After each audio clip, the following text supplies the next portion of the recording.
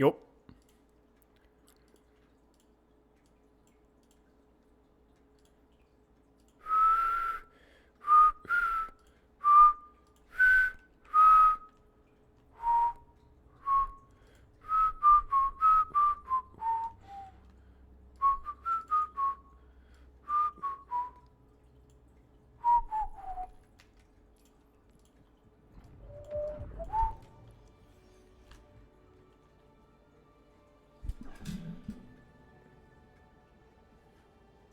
Hey, Wasim, Skitter. Always you too. Lucky. Indie streamer. I guess that's technically true. You got no chains on me, man. Or no, what's it? No strings. No chains.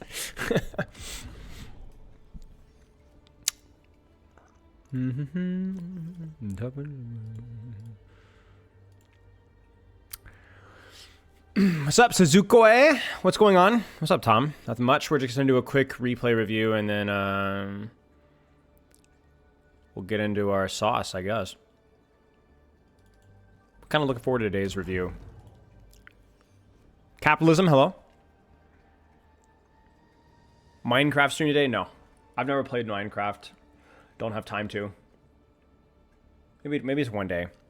When do we get a Spilo mode in the arcade that has all the hero reworks you want, all the other balance changes you want? Yeah, surely. I don't know.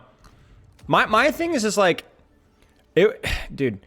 Here's the thing: is like I'm not stupid enough to think that like all my ideas should just go in the game or like they would be a fun arcade mode. Like I just want to try them and then like be like, all right, that sucks or that's good or that's decent, but like that, you kind of get what I'm saying? I would be like, I wouldn't be a fan of having a lot of my suggestions go in the game immediately. I would just be a fan of trying them and then getting some feedback and then trying different, like making adjustments as necessary. But what's up, Tom? How's everyone doing today? Good? Bad? Medium? My legs are cold. Might get some socks. Good? Nice. Medium? All right. All right. Same. I'm actually doing pretty good. We're going to have a pretty busy couple of weeks coming up here. But it's all good. Looking forward to Christmas. Should be a lot of fun. I'm not traveling for Christmas for like the first time in a long time, which is like actually kind of nice. So I'm looking forward to that. It's going to be like, in theory, a nice relaxing Christmas. Making the buff hardtack special. We might do some more buff hardtack again. We'll see. We'll see. I haven't seen him in a while though. Hello, Zane.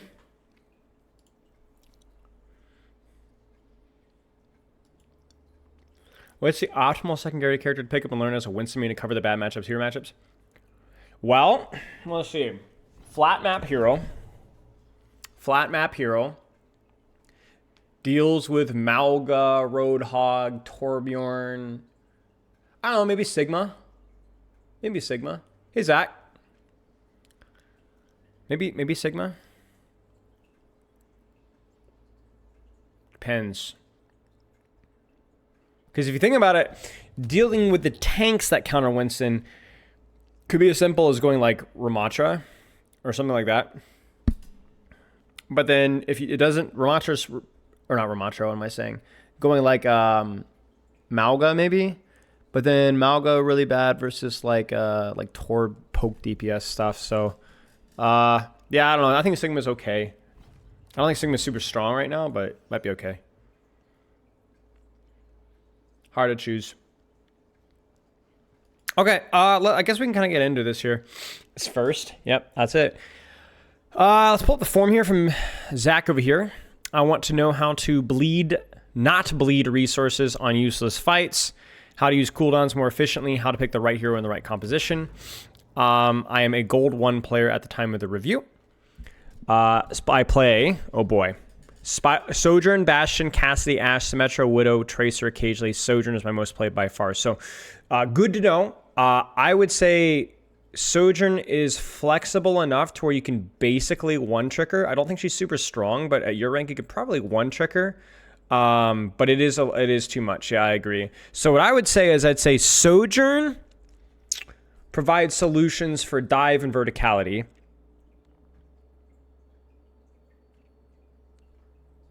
Yeah, you're playing too much. I think for your goals, which are to rise in the ranks, I think you need to trim your hero pool down by at least 2 or 3 characters with how much you're playing right now. You're playing around 6 hours per week. So I would say Sojourn plus 1 other character, probably. Maybe Sojourn plus 2 at most. Because you got to look at your weak points, right? Your weak points are extreme short ranges or extreme long ranges, right? So character like Cassidy can shore up the short ranges. Character like Widow can shore up the long ranges. Or Tracer, because she can close the distances, right? So I would say if we're like ignoring the heroes that you like biggest thing is play what you enjoy. Play what you enjoy. It's the biggest thing I would say. Hey Vrashi, hey Survivor. But I think if you were to 2-trick, it would be Sojourn Cass would probably be my first choice based off of your hero list because it seems like you like Cassidy. You love Widow? Okay, well then that's good because I think Sojourn and Widow is a decent pool. Because Sojourn is super flexible, so Sojourn can cover a lot of things, right? I don't think Sojourn's very strong right now, but I think she's decent enough and she's very flexible, right? So what I would do is I would dump the characters that you don't enjoy immediately, right? And then with the handful that are left, choose 2 that you like the most, and then just add that hero into the Sojourn pool, right? That would be my recommendation. So when we talk about how to pick the right hero for the certain composition, don't think about the composition. I think about the map instead, or maybe the enemy comp, right? So if they're going like full snipers on a map that's pretty open sightlines, maybe swap off of Sojourn. That would be a good situation. But beyond that, I think you can play pretty much Sojourn anywhere, and you could technically play Sojourn into that too, and that's when you would insert. Yeah. But I think you're playing way too many characters right now, and so I would just focus on Sojourn plus the other hero that you enjoy the most, and then if the other hero that you play isn't really a sniper character, honestly, I think that's okay. You just would have to learn how to play Sojourn into snipers, because Sojourn strength versus snipers is your ability to just kind of really take any angle that you want. Like Sojourn's probably the most flexible hit scan when it comes to positioning. The most flexible hit scan, more so than even Soldier in many ways. Okay. I want to not bleed resources on useless fights. How to use cooldowns more efficiently. Okay. Playtime for you. Obviously, the general TLDR is try to play as many ranked games or as many days as possible. Try to spread your ranked play out if that is at all possible. Want to rise in the ranks, get more experience while not making bad decisions plague me in the long run. Bad decisions will always plague you. Embrace the mistakes. Just do more good things. My mechanics is a little bit of a problem, but that will build over time. Nervousness. Basically taking fights when I should and shouldn't. Okay. Love your VOD reviews. Appreciate that, mate. Okay. Let's take a look here. So this one is for sure first. A Tracer only in Esperanza. So you want to improve your Tracer? Is that like you thinking that like maybe Tracer Sojourn's the hero pool here then? I mean, I know this is kind of like we're retconning this just a wee bit here because this is something that obviously maybe you didn't think about as much when submitting the form, but I want to make sure that we're looking at the right codes right here for the situation. Let me change my headline. Gold hit scan coaching. We'll just kind of leave it kind of broad there just in case. So, Zach, you still down for, you still want Tracer feedback? Looking at the rest of this, there's a Widow only Coliseo, there's Ash Cassidy and Suravasa. So no Sojourn, but there's all the other hit scan here. So you tell me. One tricking is for the real ones, yeah. Oh, it's okay. You got 6 ads. Well, then there you go. You survived. So Tracer. So are you currently here? I guess is the question. Or are you still in? Okay. I was asking you, do you want to reevaluate which characters you want to look at? Do you want to look at Tracer, Esperanza, Widow, Coliseo, Ash Cassidy, Suravasa? Now that we've talked about hero pools. Thank you for the gifted subs, Sterling. Cheers, Shepard. I appreciate it. I try to make sure that I'm well prepared for the interviews, so I'm glad to hear that the work is paying off. Yeah, the weird thing is I have pre-rolls disabled so people don't hit the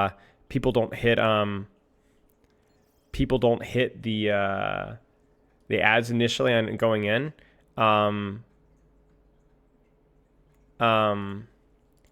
obviously that might mean that you get an ad roll like 5 minutes in, you know? Yeah.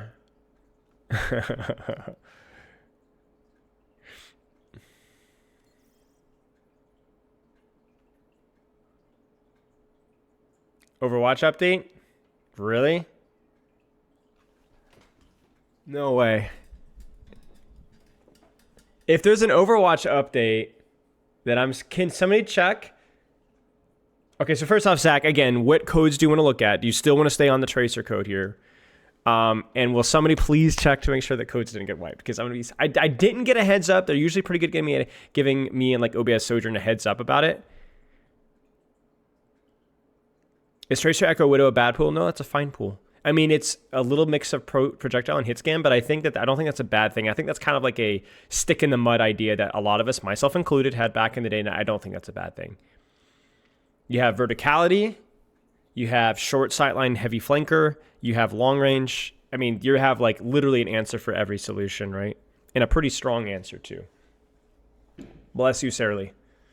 Hello, Fisher. Can I go into Discord call? Wouldn't it be easier? I mean, if you'd like to, we can. That's fine with me. I don't normally do it for replay reviews, but I'm all right with it. I'm all right with it. Let's hop in. We got 35 minutes. Let's make it count. Let's get sauced. Hey. Yo, what's up? What's up? What's up? What's up? Nice PGE profile picture. Try not to hold that against you. All right. So you thinking Tracer still here? Huh? What'd you say? You thinking Tracer here? Yeah, Tracer first for sure. Okay, let's take a look here. I don't have like any. I have like 2 hours on Tracer all time, so I'm trying to learn her because I have to learn her. She's like meta. Okay. And yeah. Okay, we are going to cross our fingers because codes apparently were wiped. So. Oh really? Okay. Yeah. So we're gonna stay very carefully in this code here, not migrate at all. I was not expecting a wipe today. Yeah, if you see like whack stuff, it's because I'm not used to playing her. I have like a lot of trouble with her, so. Yeah, so what I would recommend to start, I don't know how familiar you are with some of my other coaching with Tracer. Short off angle, that's it. Okay. Short off angle, that's it. Take the short off angle and shoot. That's all there is to it, right? So for you, when I mean short off angle, I mean the range that you're shooting at. Like you don't want to be sniping with this character, of course. So like right now, don't second guess yourself, commit. Sometimes you're going to take an angle and just shoot tank. That's okay. Sometimes you're going to go really deep. That's okay. It just depends. But I want you to commit to an angle. This is not an angle. This is you sitting inside of your team. Does that kind of make sense? Yeah. Okay. Your strength is your ability to be a little bit self-sufficient such that you're able to take positions that other people can't and not die for them. Ramacha pushes you here, you can run away. You take a deeper flank here or a pressure here or even flank here, they can't kill you for that. So you take the deepest position that you possibly can. This is compensated by the fact that you have really bad poke and honestly kind of low damage, like low DPS compared to a lot of other characters. So if you don't take the best position all the time, or at least a good position, you're going to underperform this character.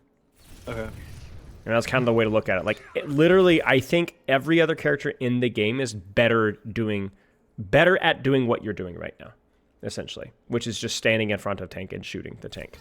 It's not that shooting tank is bad. Hold on, I do that a lot here. So well, that's okay. Well, that's okay. If we do get repetitive here, then are you open to doing some live coaching, especially with this code wipe? Sure. No pressure. Okay. All right.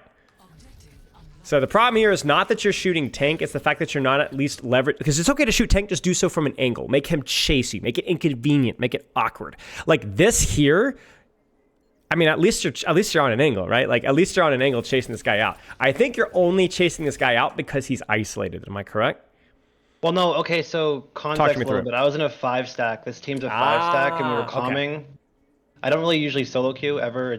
I hate it. I hate solo queuing so much. Okay. But yeah, so like someone's like Genji behind, and I was like, wait, he's alone. So I just went for him, and that's why I got the kill. Sure. Totally fine. Totally fine.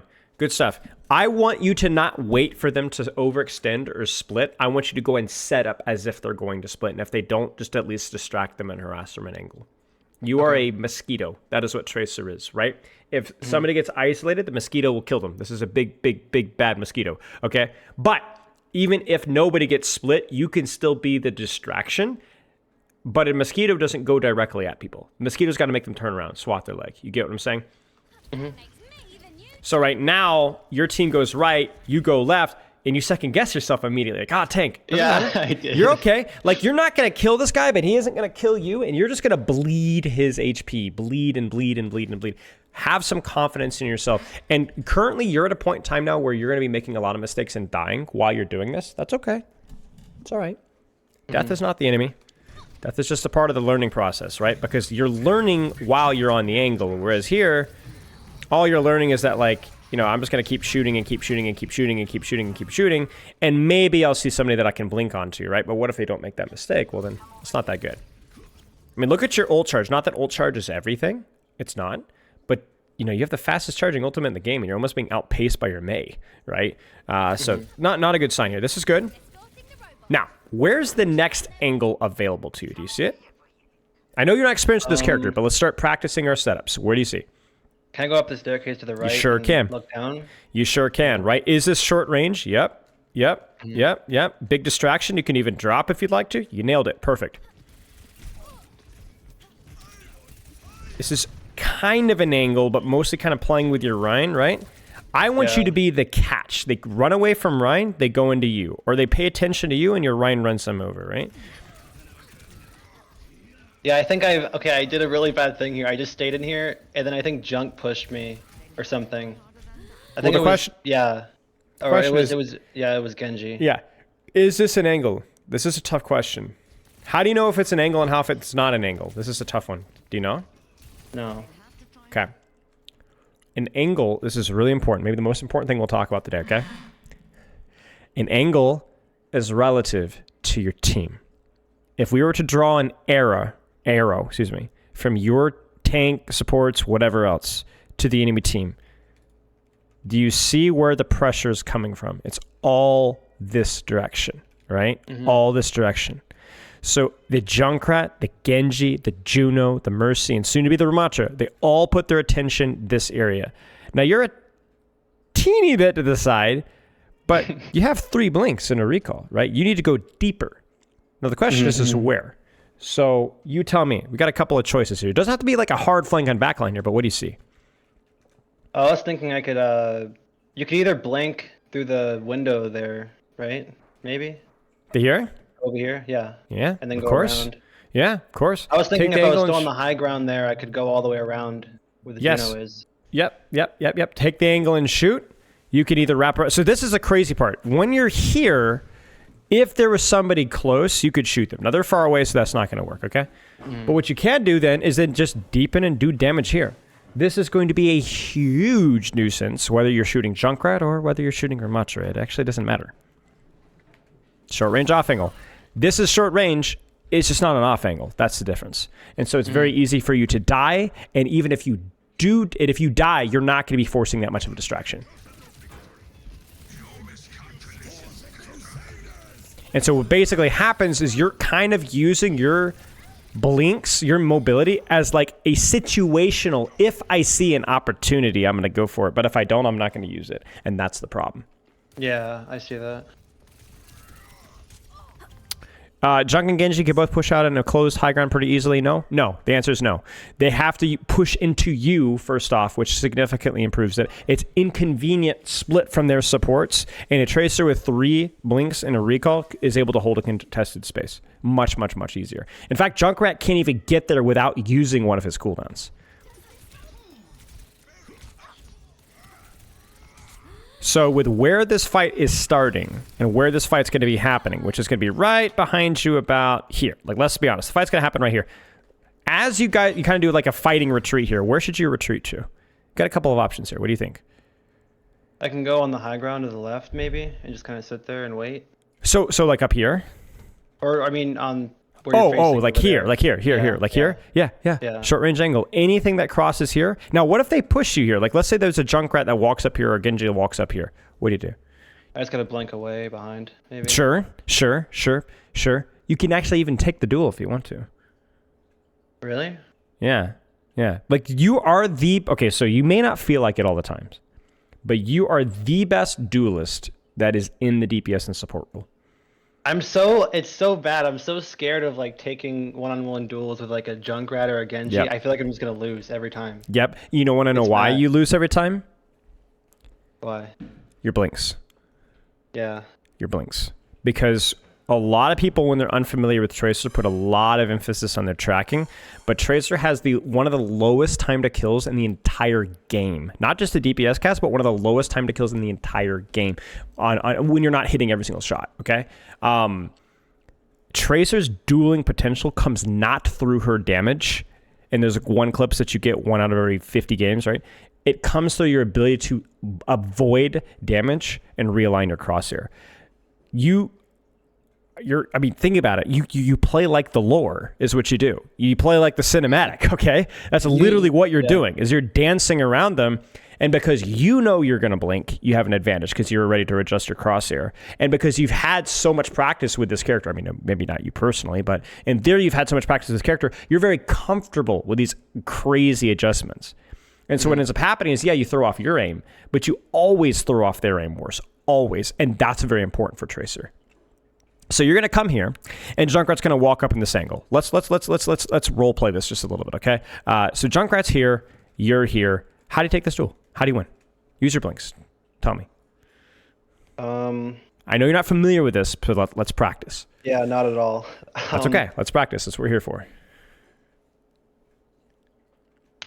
I don't know. If he pushes me, I just back up a little bit and shoot him. So blink up and bait him in the corner to the right. I don't know. All right. So he's now shooting at you now, and you've done a little bit of chip damage. You create a little bit of distance. Now what? I blink behind him through the room, maybe. So you blink behind him through the room? Okay, so then what's he going to do? I don't know. He's going to kill me. He's going to... Right. Realistically, yeah, he's going to kill you. But in theory, he's going to turn his crosshair, and then what are you going to do? He's going to turn and look at you. Now what? I can recall, maybe. Okay, at this point, you probably still have another blink, right? That's why you have 3. So you blink back, shoot, he pushes you. You blink through, shoot, he turns. You blink through him again, shoot. Now you might have to recall. So you're going to recall back to here, and he's going to be very low in HP, and you're going to have 1 coming up on 2 blinks, okay? Now what? Now what do you do? He's in that room. How do you peek? How do you peek? What do you do? Jiggle. Oh, a little bit, right? Jiggle. And then you still have a blink or 2. Maybe then blink through, cut through. Maybe you jiggle a little bit here, and then you blink out this way and peek out this door. You gotta get in the role play, right? You know what I'm saying? Like, you gotta be like, I'm gonna be such a little rat here, and I'm gonna make you look so stupid, right? That's how you win duels. Yep. That's how you win duels, okay? So your question is not, should I be doing that? Because the answer is always yes. Use your blinks. The question is, can I do it? And the answer is probably no, but that doesn't mean you shouldn't try. You don't play Tracer any differently from gold to top 500. The question is just the level of execution. So if you try this stuff and you fail miserably, do it again. Okay. Do it again. And do it again. Because I'm going to comfort you and say that if you had been doing that from the start here and dying, you still would have provided more value to your team than what you've been doing instead. You get what I'm saying? Because what have you really done so far? Your damage is garbage. You've done almost nothing outside of clip somebody who's earth shattered. That's basically been your grand contribution here. You've not forced CDs. You've not forced distraction. Actually, that I lied. There was one other moment when you were on like the bad angle. We talked about this, and Genji got distracted and Ryan pinned him, right? It was very lucky, right? Yeah. But you've done very little, right? You've not provided a lot of direct value. You've not really provided a lot of indirect value. There's no distraction. There's no damage. There's no picks. It's been garbage, right? Not because you're stupid, because you just haven't played this character enough, right? So I want you to be comfortable with stepping a little bit outside of your comfort zone, playing to your character's strengths, and being okay with getting punished. Because you not only will you learn more along that path, but even if you scuff it up, you're still doing more right now, this game, than what you're doing without it. Does that make sense? Yeah, it does. So I like this. I think you're here because you have pulse bomb and only pulse bomb, right? I don't know if you do this without pulse bomb. Guess who I pulse bomb? Guess who? Ryan. It's Ryan. It's Ryan. Ryan. Now let's see and what he goes down to half, and he goes right back to full. Let me see how much HP he had when you pulse bomb him. Because if you pulse bomb him now, it's a mistake. That's the problem. If you waited, if you shot him a little bit and then went for pulse, it's not the worst thing you could have done. Not the worst thing. Pulsing tank is not always bad. You know what? I'm just happy to see you on an angle. This is the most you've done this entire game right now. You've done more in 2 seconds than you've done in 2 minutes. This is great. I probably didn't need to recall that. Just blink back instead, but I don't hate it. But, okay, you don't have recall. So, to be fair, you probably needed to play it, quote-unquote, slow. But then if you're going to run away here, where should you run? Through the room, right there. Sure, maybe. Probably better than what you did. Can you find me another angle to stay on with 2 blinks? I don't know, I can just back up and go up the staircase. Sure. 1, 2, yeah, go up here. Why? Because so that you can hold the angle. You don't go in right now. You're down blinks, so they know where you are. But at least now when you get those resources back, you're ready to go. You got it. Because now what are you gonna do? Womp womp womp. Like, congrats. You know, you're shooting shield, right? Congrats. I mean, there just isn't a worse character in the game. Like, Genji's better at this. Bastion's better at this. Reaper, Torbjorn. Every character is better at this, right? So you could have at least been a continual distraction. Your team pushes with Juno ult. You go through here and so on. Yeah. That being said, nice job leading up to this. You didn't get the kill, but you did create a lot of space. You created opportunity for your Rein. This Rein's going to die because he still is not full HP, thanks to your pulse bomb. So it's not a good play, but it's all right. It's all right. Oh, no. This is why you play angles. I mean, this is also why you play angles, right? This is why, like, this guy had no intention of going for you. You're just a casualty, right? Yeah. You're just a casualty. Wait. No way. Okay. I'm going to flame your duo. I'm sorry. I'm sorry. This just is community service.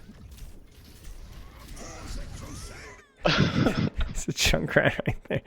Okay, dude, I'm gonna be real. Okay, now I gotta flame your other duo. I'm sorry. This just has to be done. Okay, never mind. That's actually excellent. You know what? I was skating Ryan there, and I was like typing in chat so much. I was like, L. I'm like, bro, I was dying so hard when I saw that shatter. Good.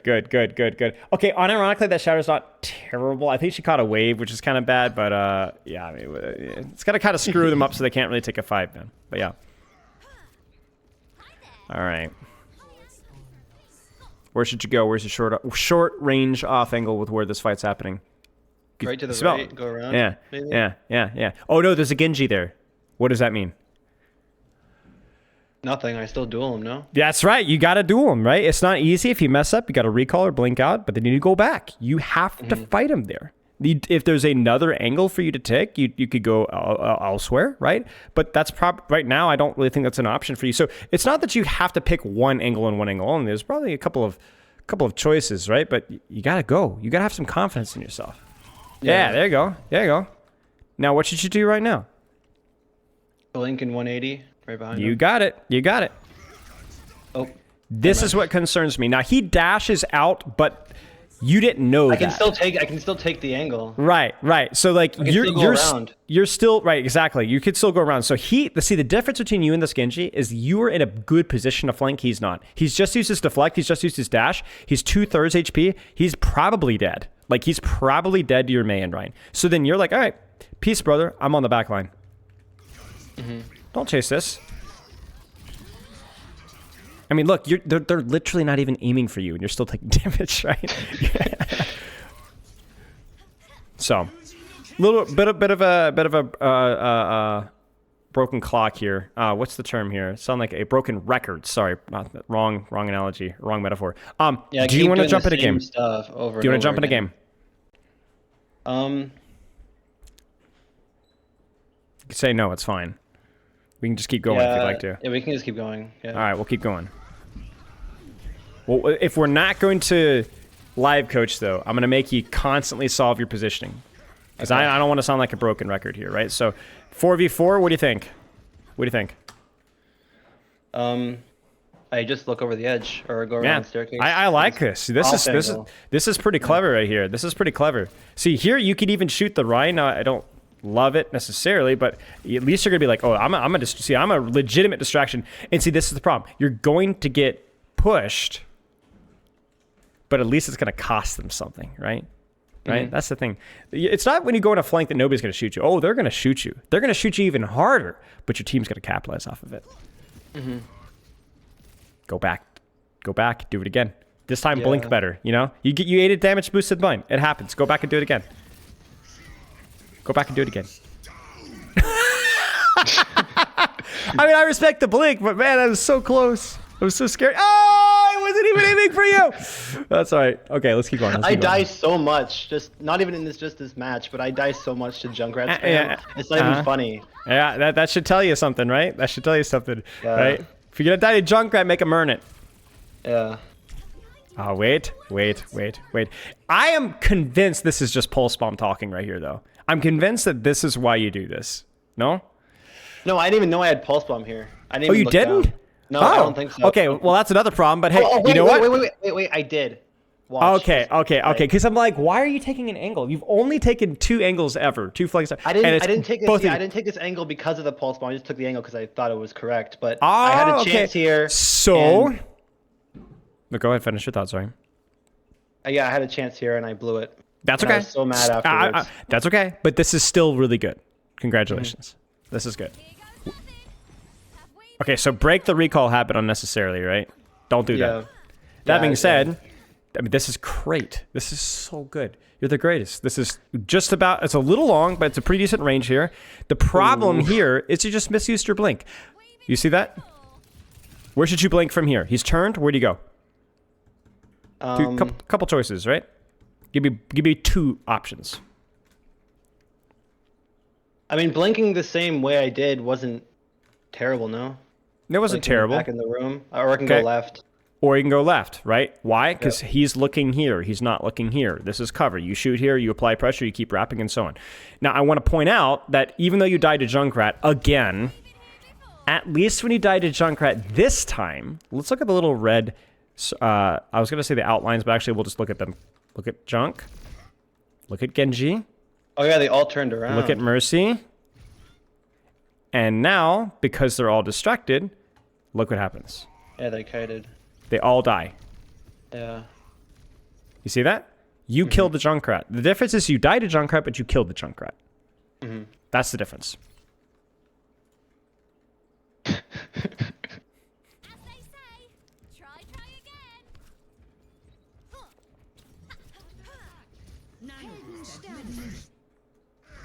Now this is challenging. Where's your angle?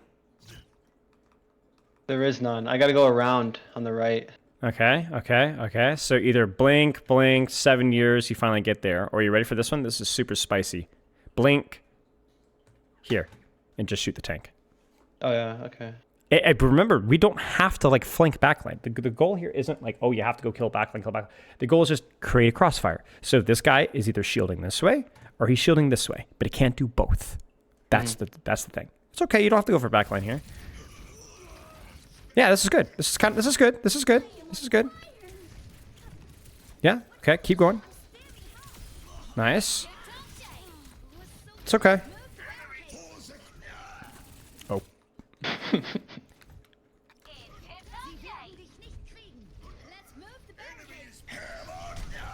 Oh my god.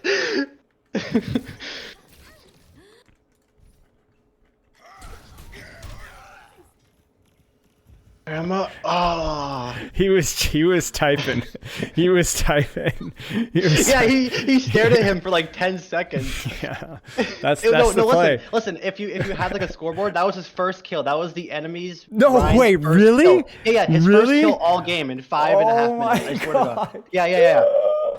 No way, that's crazy. What a way to start. I was like screaming. I was like, it's his first kill. It's his first kill. That's crazy. So. You're on the angle, you die in the angle because you screw up your blinks, you screw up your recall, but there's something even more important that you screw up. Do you see it? I bet you won't. I don't.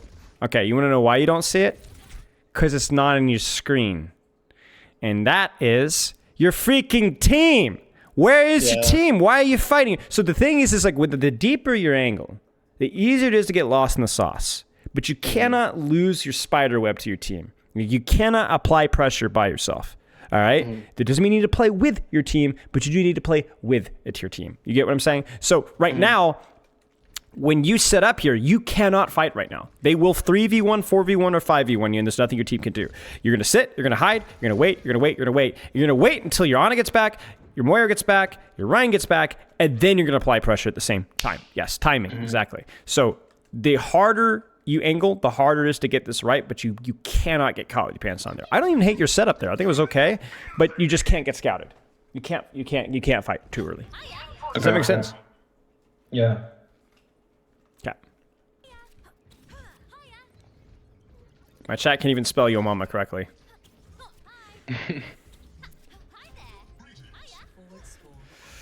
Okay, where should you go? Yep. Yeah, I thought it was a good idea. I was like trying to like use Ana's cooldowns here. She used the sleep, and then I went back, and then she used the anti, but she didn't even hit me with it. It's good use of cover. You ready for the answer here? Why are you blinking away? Use the cover. Sit here. Sit here, shoot. Blink here. Now what are you gonna do here? So you're gonna peek here with 3 blinks. What do you do? Your choice. I can blink in front of her. Blink like okay, so to here. Yeah. And then what is she gonna do? Look right, and then I blink again. Yeah. Then or I can go into the room maybe. Yeah. You could blink here. You could blink here. You could blink back further. If you get practice with this character, I've played enough Ana and Tracer to know that if you blink through her and start shooting close, she's going to anti-nade. So basically what you're gonna do is you're gonna blink through her shoot, and then you're gonna blink back to avoid getting splashed by the anti-nade. And then you're to have one more blink, in which case you could start to reload, get the reload, and then blink through her again, and then finish her off, right? The problem with, sorry to cut you off, but the problem with taking like these fights and I just don't do the blink 180 or whatever is because I'm so bad at it, I will just die. So how are you gonna get good at it? A 180. I have to do it. I have to actually do it. You just have to do it. Yeah. And again, I'm going to clarify again. You doing it and dying is still more value for your team right now than standing behind your Reinhardt, shooting shield, and dying to Junkrat spam. You know, I mean, really, like have been a waste of space for like 3/4 of these fights, right? So at least you're going to be a waste of space learning and progressing, right? And I'm telling you, these are gold Ana players. These are not GM Ana players. So if you blink through them, they're not going to outplay you constantly. It's going to be a pretty even match. You get what I'm saying? It's okay to make these guys aren't going to perfectly punish your mistakes. There. Keep going. You took all the time to set up here. Look at this. Bam, bam, bam, bam. You get what I'm saying? You almost got pulse bomb too. Don't second guess yourself. You were a threat to this Ana because he took an angle. You got the cooldowns that you wanted, then you banded it to go back, right? Now, would you win this fight? No. It's a damage boosted blade and a rip tire. The fight's lost, but get a trade, right? Yeah. Get a trade.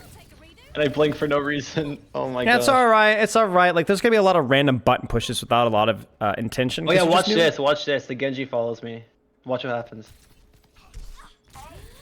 I'm so happy that I did this. I'm so happy. Okay. I was like so like. I was like, I actually stuck him. I actually killed him. It's a good pulse bomb. It's a good pulse bomb mechanically. But you know what the bad news is? What? You didn't blink. He dashes in here. How do you strategize? How do you play this duel?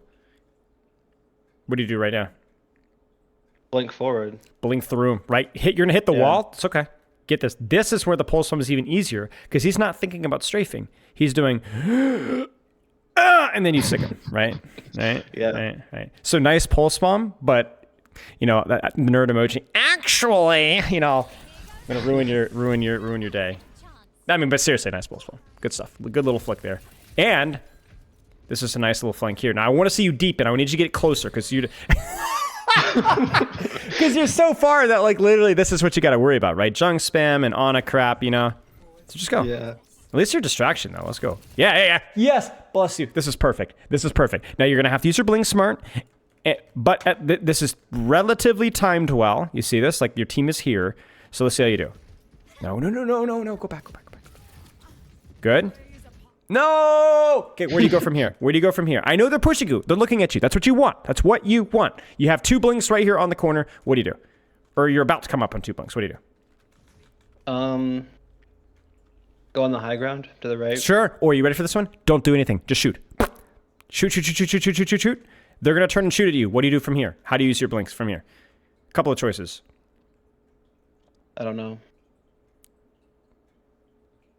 I'd have to back up. I would back up, to be honest. Got to blink to cover, right? So you can back up to here. Can you deepen with blinks? Frick! Take a picture in your mind. Take a picture in your mind. Where would you blink? Can I go into the doorway? Sure could. In front of me? You sure could. You could blink through them, behind them, and then go back. Yeah. Or, you ready for this one? After shooting a little bit, then you can blink to the high ground. You kind of get what I'm saying? Make them look at you, and then rotate around, but keep that short angle. Yes. Yes. That's what I'm looking for. See, what I'm looking for you is I need short range off angles. If they look at you, use your blinks, but try to keep the short range off angle. Mm-hmm. Use your blinks to duel, use your recall to stay, and keep going. Does that make sense? Yeah. Okay. I want you to explore this more. I don't want you to be worried if you make mistakes and get punished. Your blinks are for duels. You need to get into duels on the angles and on the flanks for you to get better at them. Think more about your movement and less about your aim. That's the key thing. Does that make sense? Mm-hmm. Okay. Do you have any questions? Obviously, bit of a info dump, but I'm confident that you'll be able to experiment and figure some of this stuff out. No, I don't have any questions, I don't think. Okay, let's take some notes. Tracer, take short range off angles and time your pressure with your team. When contested, focus on your blink movement and not your aim. And that's it. Mm-hmm. Does that make sense? Mm-hmm. Okay. No questions? Mm-mm. All right, mate. It was a pleasure. Good luck. And tell your Ryan friend he got diffed by a single elimination Reinhardt. Did you end up winning that game? Yeah, we won. Nice, mate. Like nice, outright. mate. I don't think they got any more meters. Nice, nice. At least you got your pulse bomb. At least we got to see your pulse bomb on the stream. That was the big one that we needed to see. But, all right, cheers. Have a good rest of your afternoon, mate. All right, you too. All right, bye-bye. Yeah, coach is white for the 3 bug fixes. Unlucky. No warning. Thank you for the bits. Talk. Hello, Mr. Spillo. Long-time fan. I've been lurking and never really spoken too much. But your tips helped me reach silver on Bastion, Junkrat, and Moira after 6 decades.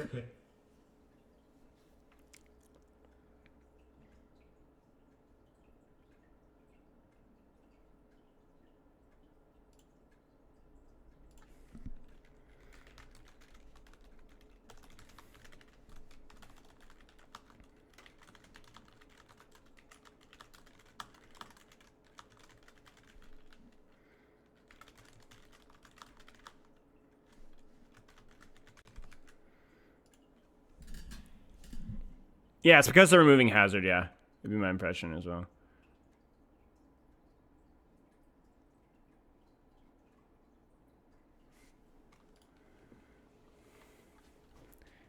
Is the review completely blind? I know the result, and I mean, I'm pretty sure I know what comps were being played.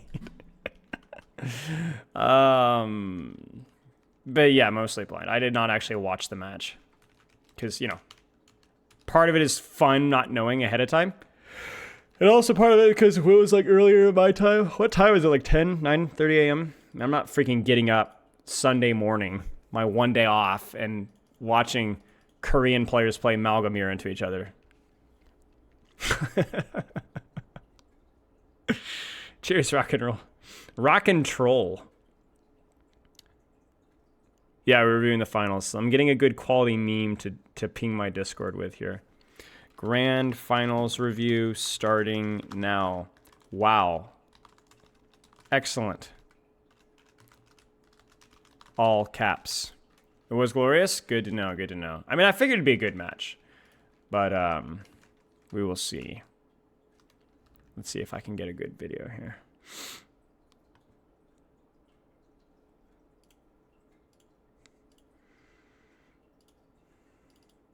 This is kind of an old meme, but hopefully.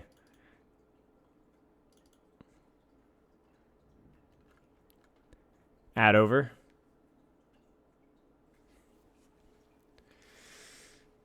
You've got plenty if you're lacking them. Yeah, maybe. Odd stream so far, Coach. Thank you, Nietzsche said. I'll take that. Notice you posted a matchmaking interview. Great title. Yeah, I figured why not. That's not actually my idea. Full credit goes to my video editor. He was like, yo, we can get away with a really cringy title, right? And I'm like, well, I was like, I felt like the interview was a lot of like pretty straightforward, funny myth busting. So like, I was like, yeah, screw it, roll it. And so he cooked.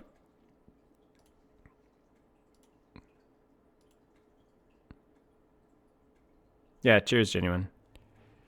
Yeah, the YouTube comments were predictably hilarious, but I will say there have been I've talked with many people in my community. That was my concern. I was like, is this just shouting to the wind? But I do think that a lot of people, there were a lot of people, at least in my community, that did change their perspective a little bit off of that interview. So it's like we're not like revolutionizing and changing people's mind necessarily, but I do think that there was a lot of people that did have their perspectives change. I mean, and it was also just very informative and very educational. Chief Rig Officer. Dude, my favorite comment was, where was it? Hang on, I gotta find it. Where is it? Ah, frick. No. There's one about Gavin Summer. It was really funny. Gavin Summer be like, I am personally dictating the outcomes of each of your matches. That was freaking funny, man. Oh, man. But yeah, it was a fun interview. We had a great time. It's definitely going to change some people's minds. It's not going to change enough people's minds because people don't change their minds based off of, information or logic. It's usually an emotional response. Here's the, you know what the sad part? You know what the sad part is, chat? More people will change their minds because of the charisma and clear and frank communication from Gavin and Morgan than the actual information being presented. So it's a comment. It's a compliment to you, Gavin, and you, Morgan, to how well you guys communicated in that interview. But I think more people will change their mind because of how well you communicated and not actually what you communicated. Because you're like personable, and that guy wouldn't gimmick matches, but they don't even really pay attention to what you're saying. And that's just the truth, and that's just life. So it's like, oh, I think. What's with the Zoomer broccoli hair? Have you seen anything? My hair is like this. I'm not responding. I think you're cute. Should we make one? Yeah, sure. I didn't get a chance to look at the pictures yet. Oh, it's a video. It's pretty cool. Oh, is it? You should watch it. Okay. But yeah. Anyway, it was a good interview. I had a lot of fun. It's not going to change everybody's minds, but it will change some people's minds, and you can, you did what you can. So, what do you mean if I wash it? I wash my hair once or twice. I wash my hair too much. I get too sweaty. He showers too much, chat. Well, okay, I don't use a lot of soap for every shower. I use like a little. He's the cleanest guy. He showers like every night. Yeah. See? In this post-truth world, it's not about what you say, it's about how you say it. I understand. I think social media exacerbates that a lot, but I think that's always been the case. So I don't think that's I think that's kind of always been the case. But yeah. Paid actor? My wife is a paid actor. Although he does give me treats. Yeah. So, maybe a paid actor. Do you shower with shampoo every night? No. I only shampoo like twice a week. Because if it's just like sweat, like,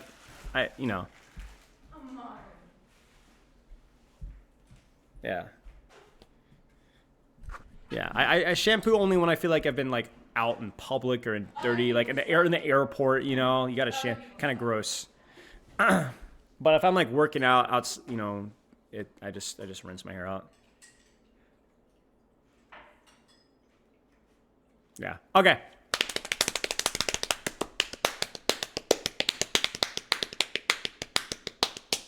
Let's do some finals. Mark, can you she does this every time. She sits right here, drapes her tail on my keyboard, and it gets mad when I put my hand on the keyboard. Move, please. Please move. Thank you. Good girl. Absolutely extra. Rinse with, yeah, exactly. OWCS. Mike, Grim, don't instigate.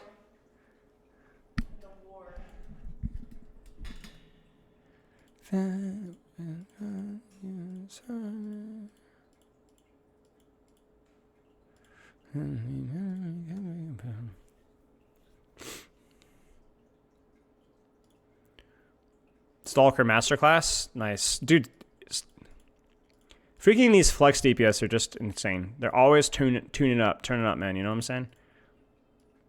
I'm pulling up the VOD. Just give me a second, y'all.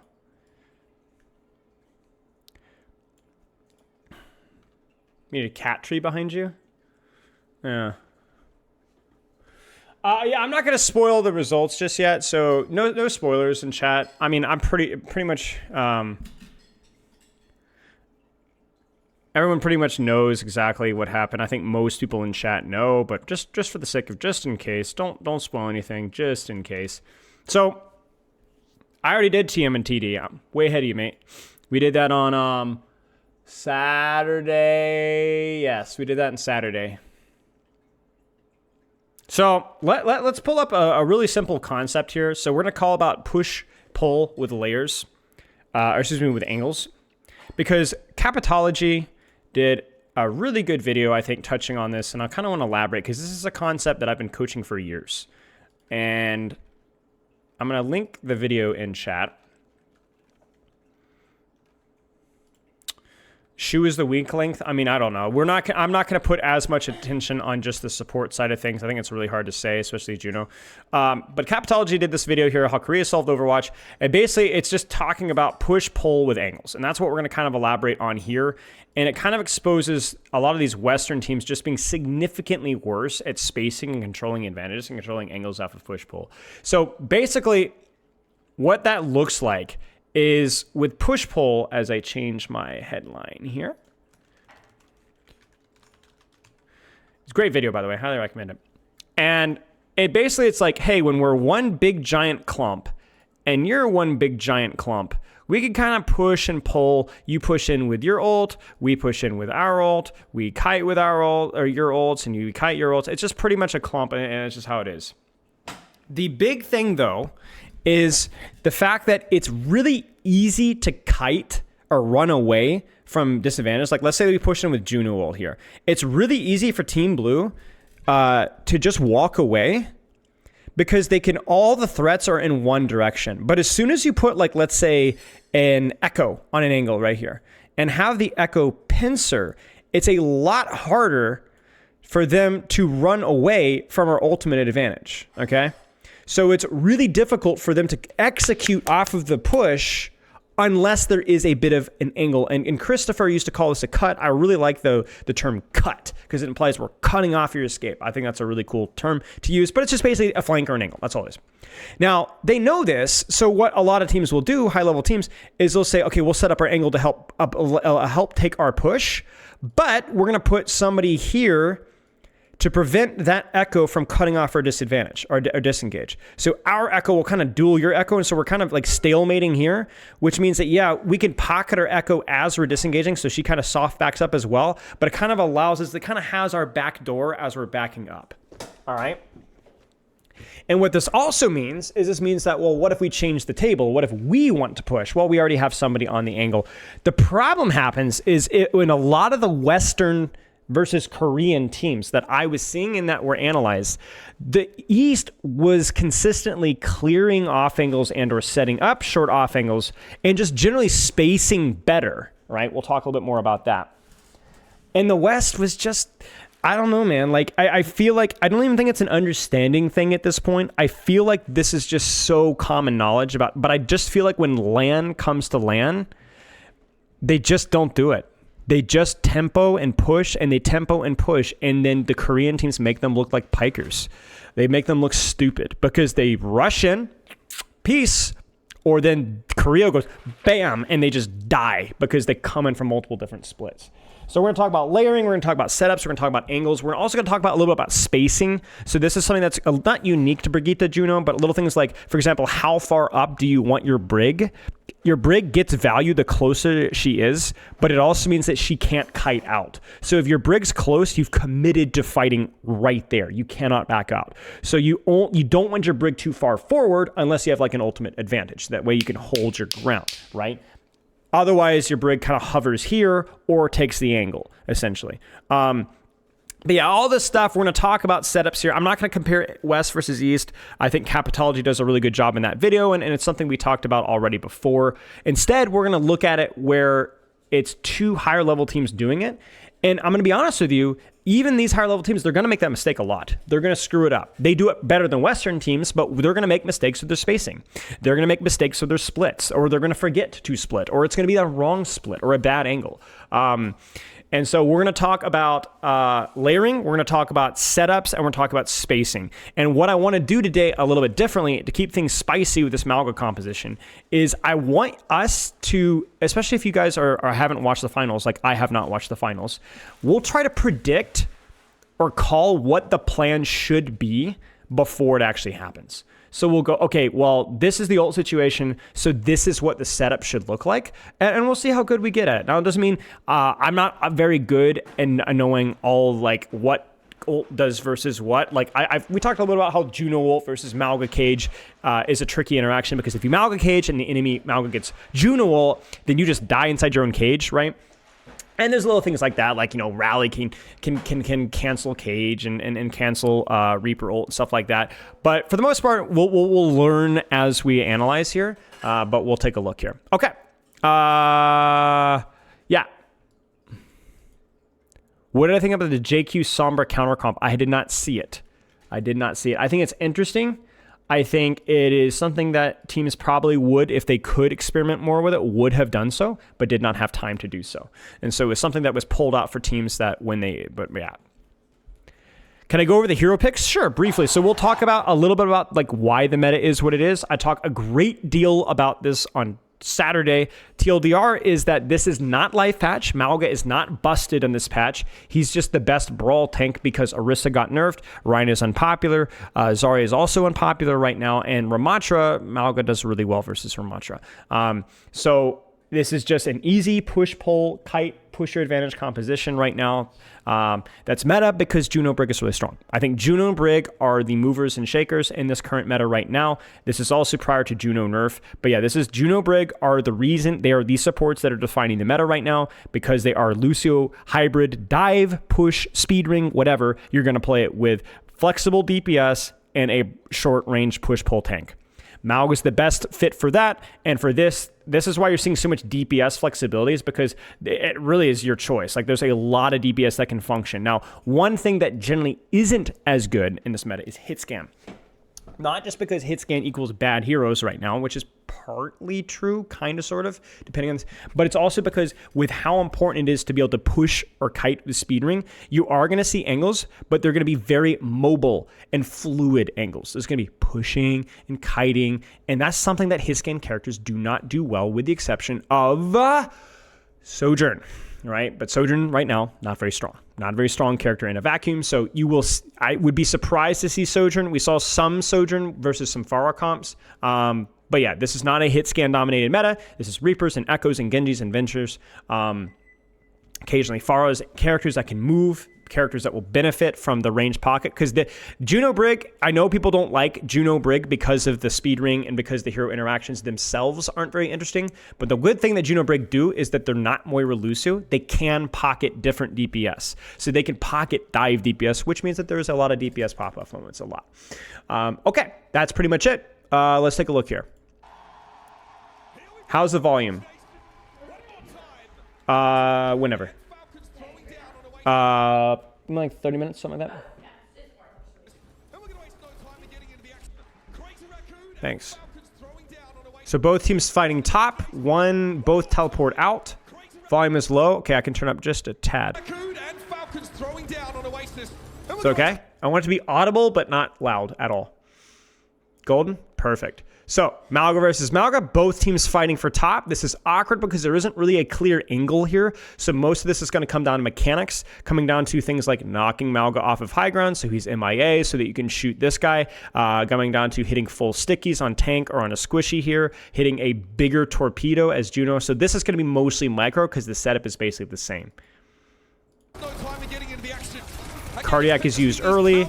The Cardiac is really useful for Reapers because it allows them to lifesteal with more efficacy, and it looks like Lip doesn't get the lifesteal, but Proper does, so there's a slight disadvantage.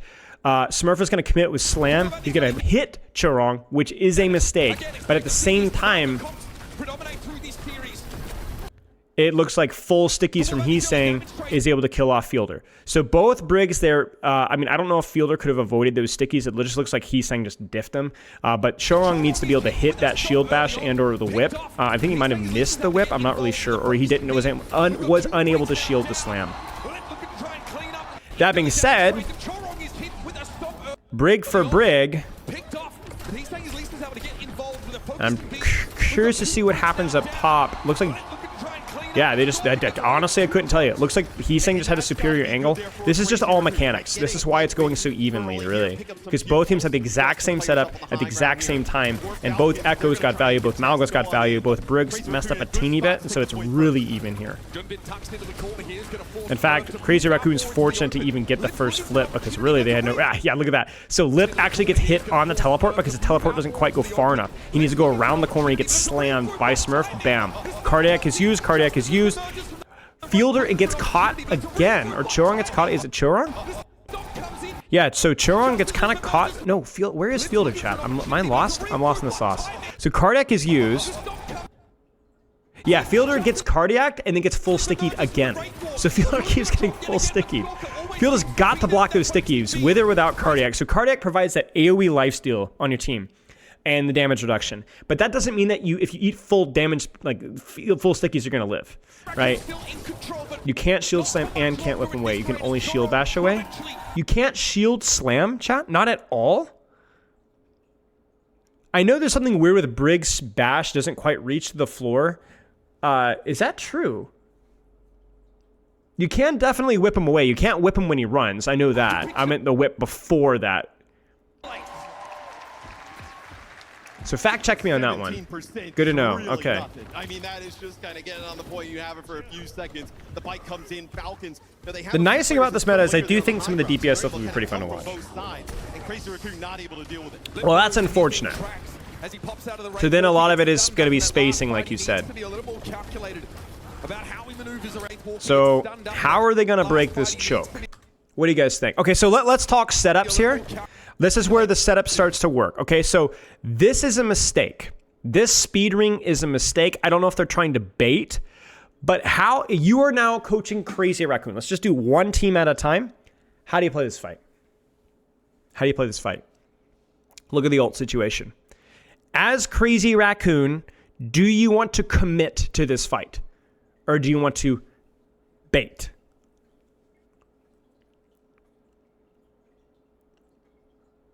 What do you think? My thought is this. I see here, here, I think here, here. I think you've seen speed ring, which means they cannot kite your disadvantage. My thought is this. I think you should commit. Even if it's even ult and you're pushing through a choke, I think you've seen speed ring. I think you should commit. So if we're playing to commit, show 4 fingers on your left and 3 on your right. What am I doing?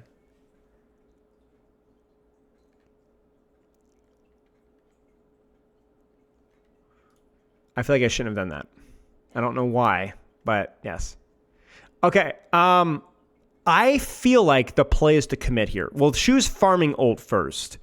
I think you commit here with Juno ult.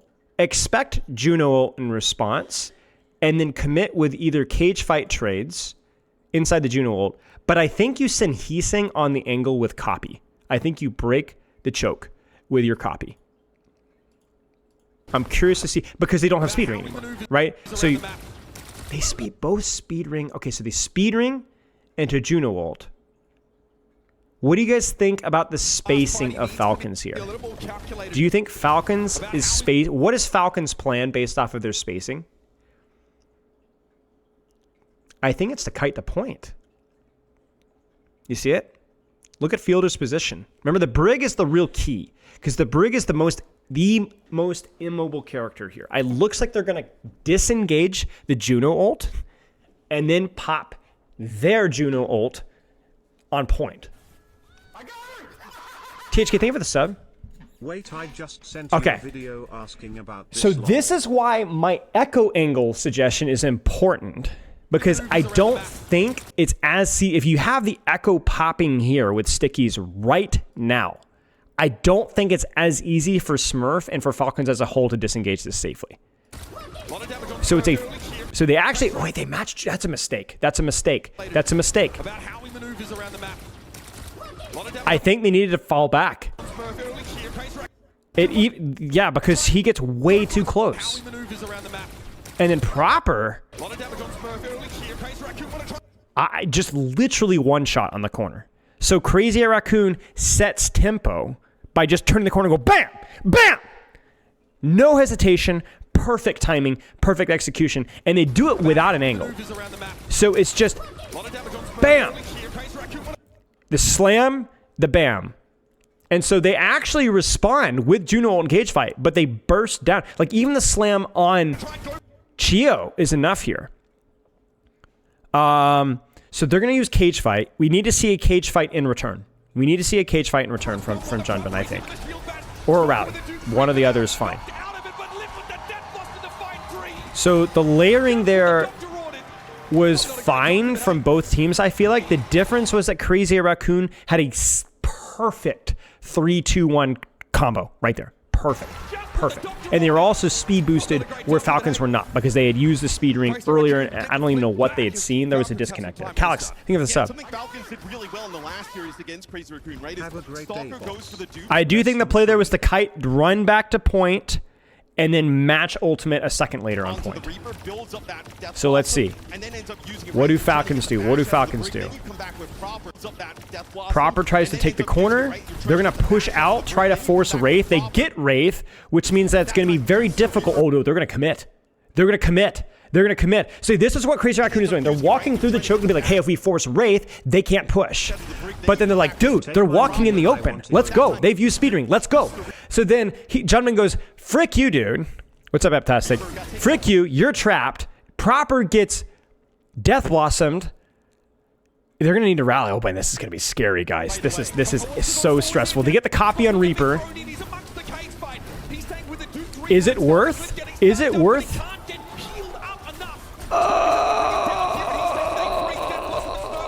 It was such a risk from both teams. Just better execution. Okay, so I think here... I don't know, man. Like, I could see logic on both ends. Is it worth pushing out of a choke to force Reaper Wraith to kill the push? Sure. I think it was well done from both teams. I think good response. It's just... like, you could argue that they shouldn't have pushed, just hold the choke with the advantage that you have. But then you just might get your cage fight canceled by rally at that point in time. I think the setup was pretty reasonable from both teams. This is again going to come down to mechanics. It's going to come down to mechanics, which frankly, this is where this meta really falls behind because it's really hard to know exactly what made the most sense given the situation. You don't know who is doing what at any point in time.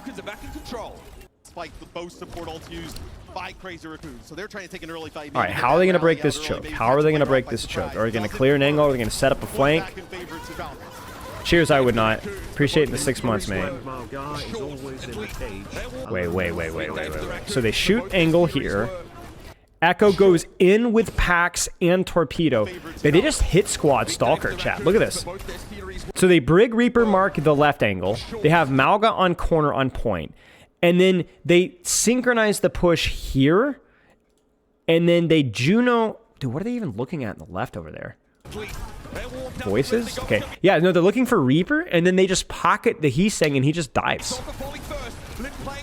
Maybe they tracked Echo ult as well? They commit rally even. Probably not even necessary, honestly. Yeah, I mean, what happened is the Brig Reaper were inside, which meant that Stalker didn't get healing support, and he's saying got double pocket. He got armor pack and torpedoes, which is a heal over time, don't forget. So then he just takes the duel. Much more competitive in these fights. There's a lot of mechanics in this matchup. The problem is it's not visible mechanics. Like, okay, so here's the facts. Okay, you guys want the facts? This meta is not anti-skill. It is very high skill. Very high skill. The way this is being executed to this level of expertise is just as skillful, not visibly, but almost just as skillful as dive composition. It's very, very high level. The problem is not how easy or anti-fun or lame. It's just you can't see what's going on because the characters are operating in much closer conditions.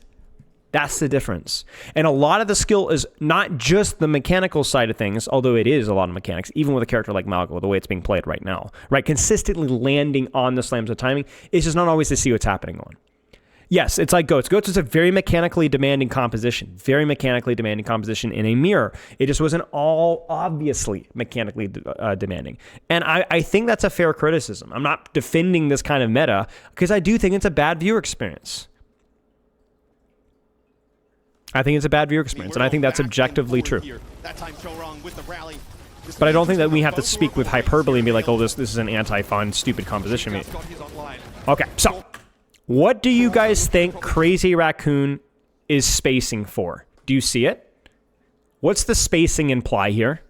And do you think it's correct, given the ult situation? Remember, look at the Brig. The Brig is the linchpin. Look at the Brig for both teams. Look at the Brig for both teams. What's the linchpin here?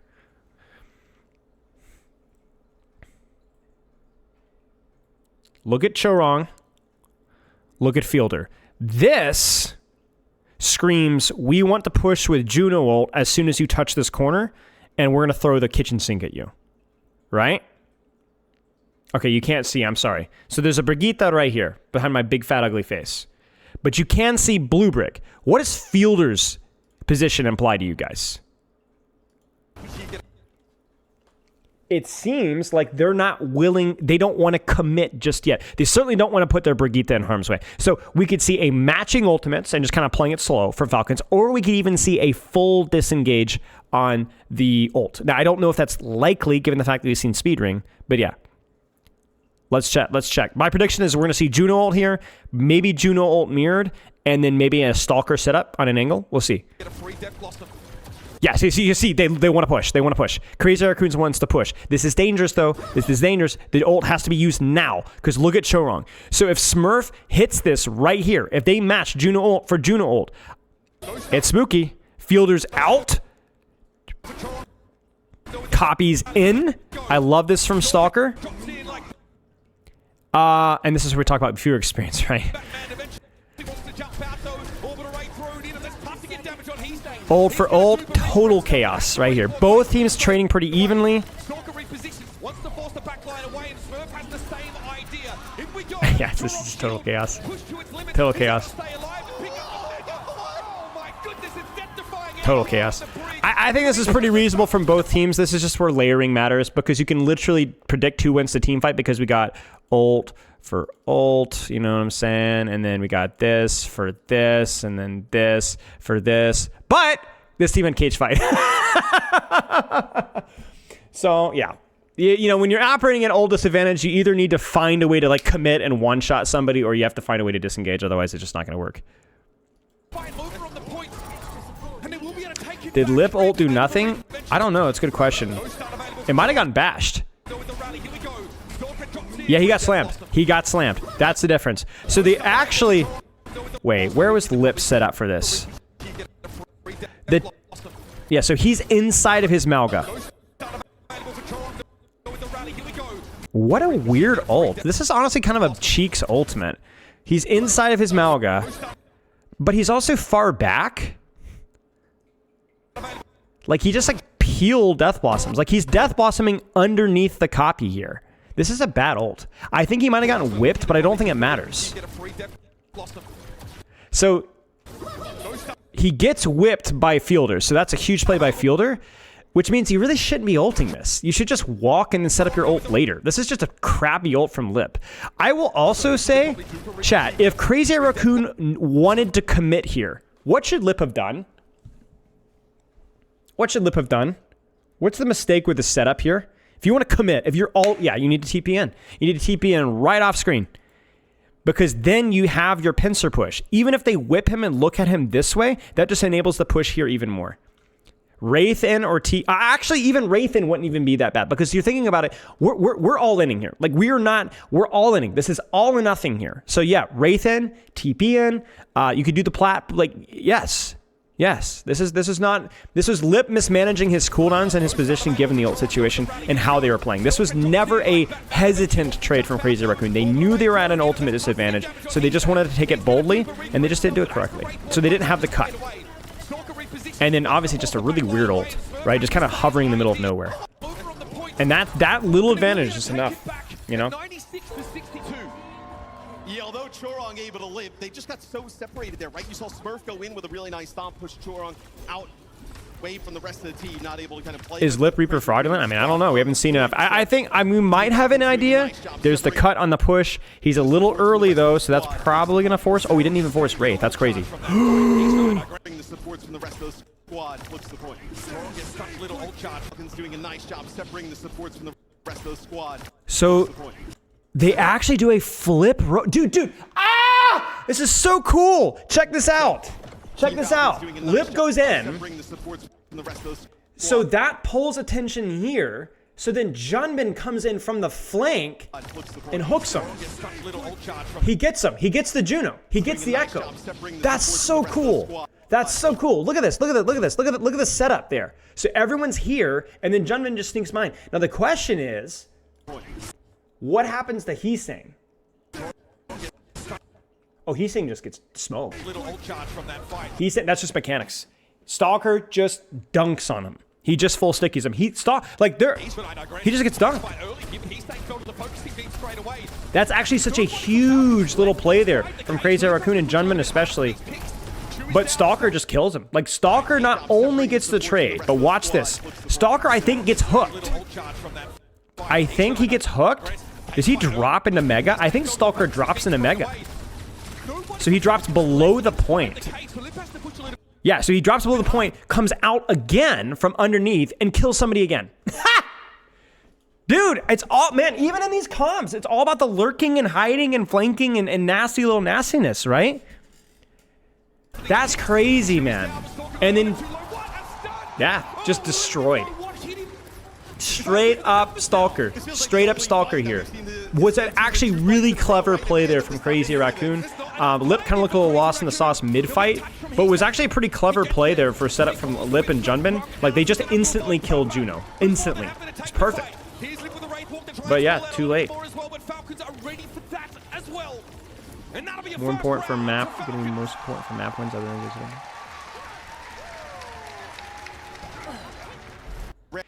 Yeah, I don't fully understand your phrasing there, Calix.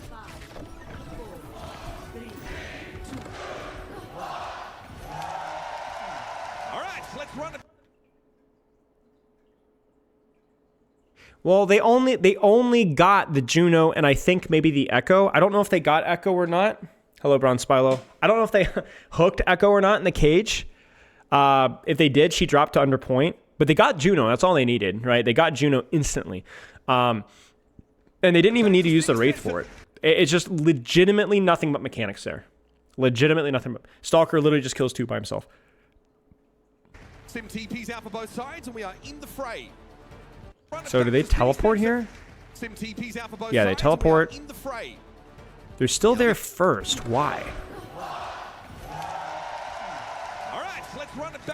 Maybe just a cleaner rollout. It doesn't look like Smurf runs, I think is the key thing. I don't think Smurf runs.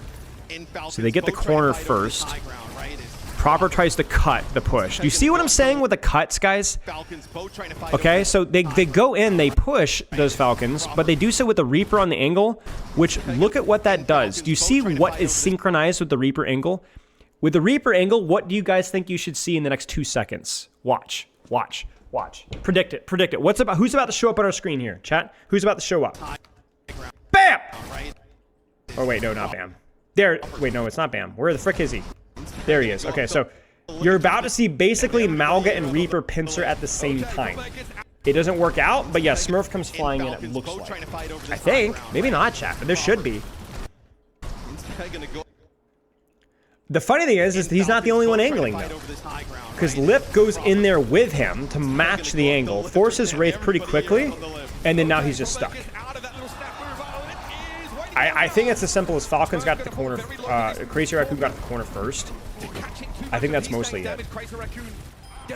So Dive is Giga Space Control, and with weak DPS, it's not too ult dependent, but I'll call the ultimate combo too. So no. Okay, so let me clarify. Okay. Why did Reaper see so much play in the finals instead of Genji? Echo doesn't sound like the reason for the swap, and Genji overall has been preferred. I think Echo probably has something to do with it, to be honest with you. I think Echo probably has better ult economy and more flexibility with her positioning and a better matchup versus the Malga specifically. That would be my prediction. It might just be something they have more reps on as well, but yeah. So I don't think this comp is more ult reliant than Dive necessarily. I think partly true where Dive has more opportunities to clutch, but if you guys remember the last time we had a really truly fully quote-unquote honest Dive mirror, Sombra Tracer, Winston on a break, do you guys remember what that meta was like? Like if you had Nano advantage, EMP advantage, Primal advantage, Rally advantage, you kind of just won, like really a lot of the time, you know? The reason why people look at these compositions as being less map control and more about ults is because the ults are more clumped, so it's more visible, but it doesn't necessarily make them more important. Setup is very important in this. Joan was just as important as Dive. It's just the setup is less split. If anything, setup with this composition is easier. It's just as punishing to mess it up, but it's easier because you don't have to go crazy hard flanks, right? So I would say compared to Dive, map control is almost as important. It's just not so spread map control. Ults are just as important as Dive, but they're a little bit less visible because they're more spread out. Now, Reaper doesn't have too bad of a matchup into Echo. It's more easy to consistently apply pressure onto her, and you have a larger HP pool to live off of her stickies. In the same way that if you have Nano or Primal or you're consistently getting value out of your EMP and Nanos and Primals, you win Dive mirrored as well. It's just more visible. I don't think that you're wrong. I'm just playing a little bit of devil's advocate. Just playing a little bit of devil's. It's a balance. People like to look at like Dive is about space control. Brawl is about ults and macro, and that's true, but that's an extreme exaggeration. It's basically, all comps basically function very similarly. In fact, the only comp that I think is the least ultimate comp dependent composition is actually more sniper comps because there is just more RNG involved in that. I think Dive and Brawl are both extremely map control and extremely ult macro reliant. Getting control here first, quite big. Awkward, both teams obviously fighting for that high ground control. Falcons really knew they had to kind of commit. Now, setup-wise, what is Crazy Raccoon setting up for? What is Falcon setting up for? Do you see it? Do you see the difference here? Crazy Raccoon for push. Falcons anticipating and catching a push. Brigitte on the angle with Echo. Reaper, Malga here. Juno hovering here. They're expecting a push here, in which case they get pincered. Right?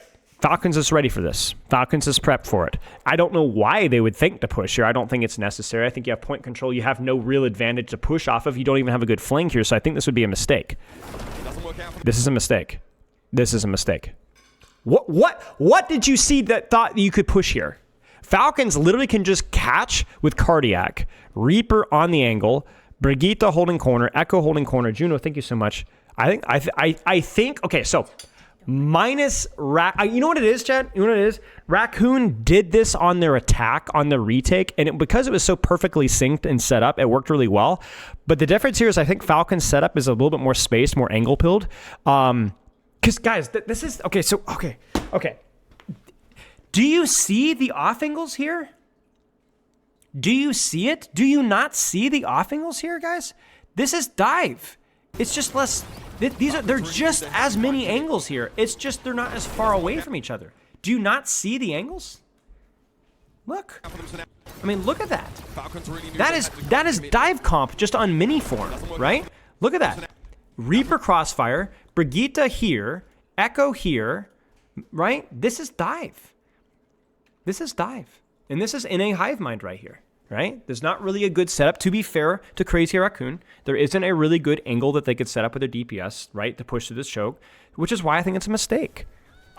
Think of the gifted subs, GK. I appreciate you. Thank you so much. So this is dive. You cardiac this is Smurf. You have proper on the angle burning everything, right? Anything walks through. Lip can't even properly push because he's got to worry about proper, right? You catch this guy and Junbin dies. Junbin should die here. Junbin should die here. There's nothing to connect on. And I know why they're doing this. I think you guys nailed it. I think they're trying to catch the backline off guard, but Falcon's backline knows this is coming. They know it's coming. They know it's coming. Now, I have no idea what happens here, but I'm telling you on paper, this should not be a Crazy Raccoon. On paper. Mechanics obviously plays a big factor there. And there it is. Look at this. And so now they've used cooldowns to push through the choke. They got nothing. They got toasted. Everybody's low. So then Falcons can then push their advantage with speed ring. And that's the aspect of this Malga comp that's special. Because you have that Juno, really the Juno comp. You have the ability to speed. So you're able to not just take advantages, you're actually able to take advantages and secure kills. There it is. Right there. Secure space. Phenomenal setup and catch there from Falcons. My question is, I just don't know why Crazy Raccoon felt the need to push there. You have the map control, you have the space control. If you want to set up a push, to me it makes more sense to set it up here-ish, where you can have more angles to set up. Now maybe the corner is a bit weirder, but you could do more things with your Reaper Echo here to allow the push. Yeah. Did they not know where proper Stalker were? No, they knew. I mean, they definitely knew. They just were trying to catch them off guard like they did last time. The difference is that Falcon's spacing was significantly better. Their angles and spacing compared to the last first retake. So just, I mean, honestly, just really great job from Falcons. Like, just really, really well done. You're going to see lots of damage, a few kills. The Falcons taking the point. Maybe ult track miscalculation? Could have thought they had Echo at ult. I don't think so. I don't think anyone would have expected an ultimate there. Yeah, so the ult situation was just totally naked, which is why I'm questioning this. Okay, so now Crazy Raccoon, pretty much an even ult fight here. I think Falcons definitely has a bit of an advantage for sure here. So then let's look at how Falcons plays it. Speed ring early. What do you guys predict? With the actions that you're seeing here, can we see Fielder's positioning here? Fielder's the linchpin, right? Fielder's the linchpin. What do you guys predict being done here? What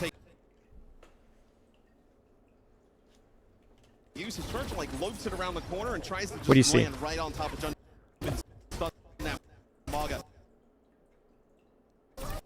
Fielder, I think, is here. What do you think? Feels pretty close from Fielder, no? Fielder feels pretty close now. To me, okay, so, and remember, angles, guys. Angles. We're angling. Great Falcons is angling. Look. Malga, Brigitte, corner. This guy back here. This guy here, right? From Falcon's setup, it looks like they're fighting. They're not backing up. We are matching you on the nose right now with how Fielder's being positioned here. So I'm going to predict Chio ult. And then fill in the blank. We'll see. I think there's a lot of different ways to look at this. I think your Reaper's not set up for Death Blossom, so not Death Blossom. I don't think it's a good angle for Echo, so not Echo. So we might just see a rally layered on top, and then kind of use that as your and then we'll see as this fight evolves. Smurf's going to commit. Now, I'm surprised to see that, excuse me. Maybe he thinks Chorong or Shu are too close. But they don't have the setup for that commit. So there's the Wraith. They're going to try to push off. Yeah, so they are trying to push off of it with Death Blossom. But it doesn't feel quite as well. Yeah, see, dude, do you see it? We can predict the outcome. Why does this not work from Smurf? What's wrong with this push from Smurf?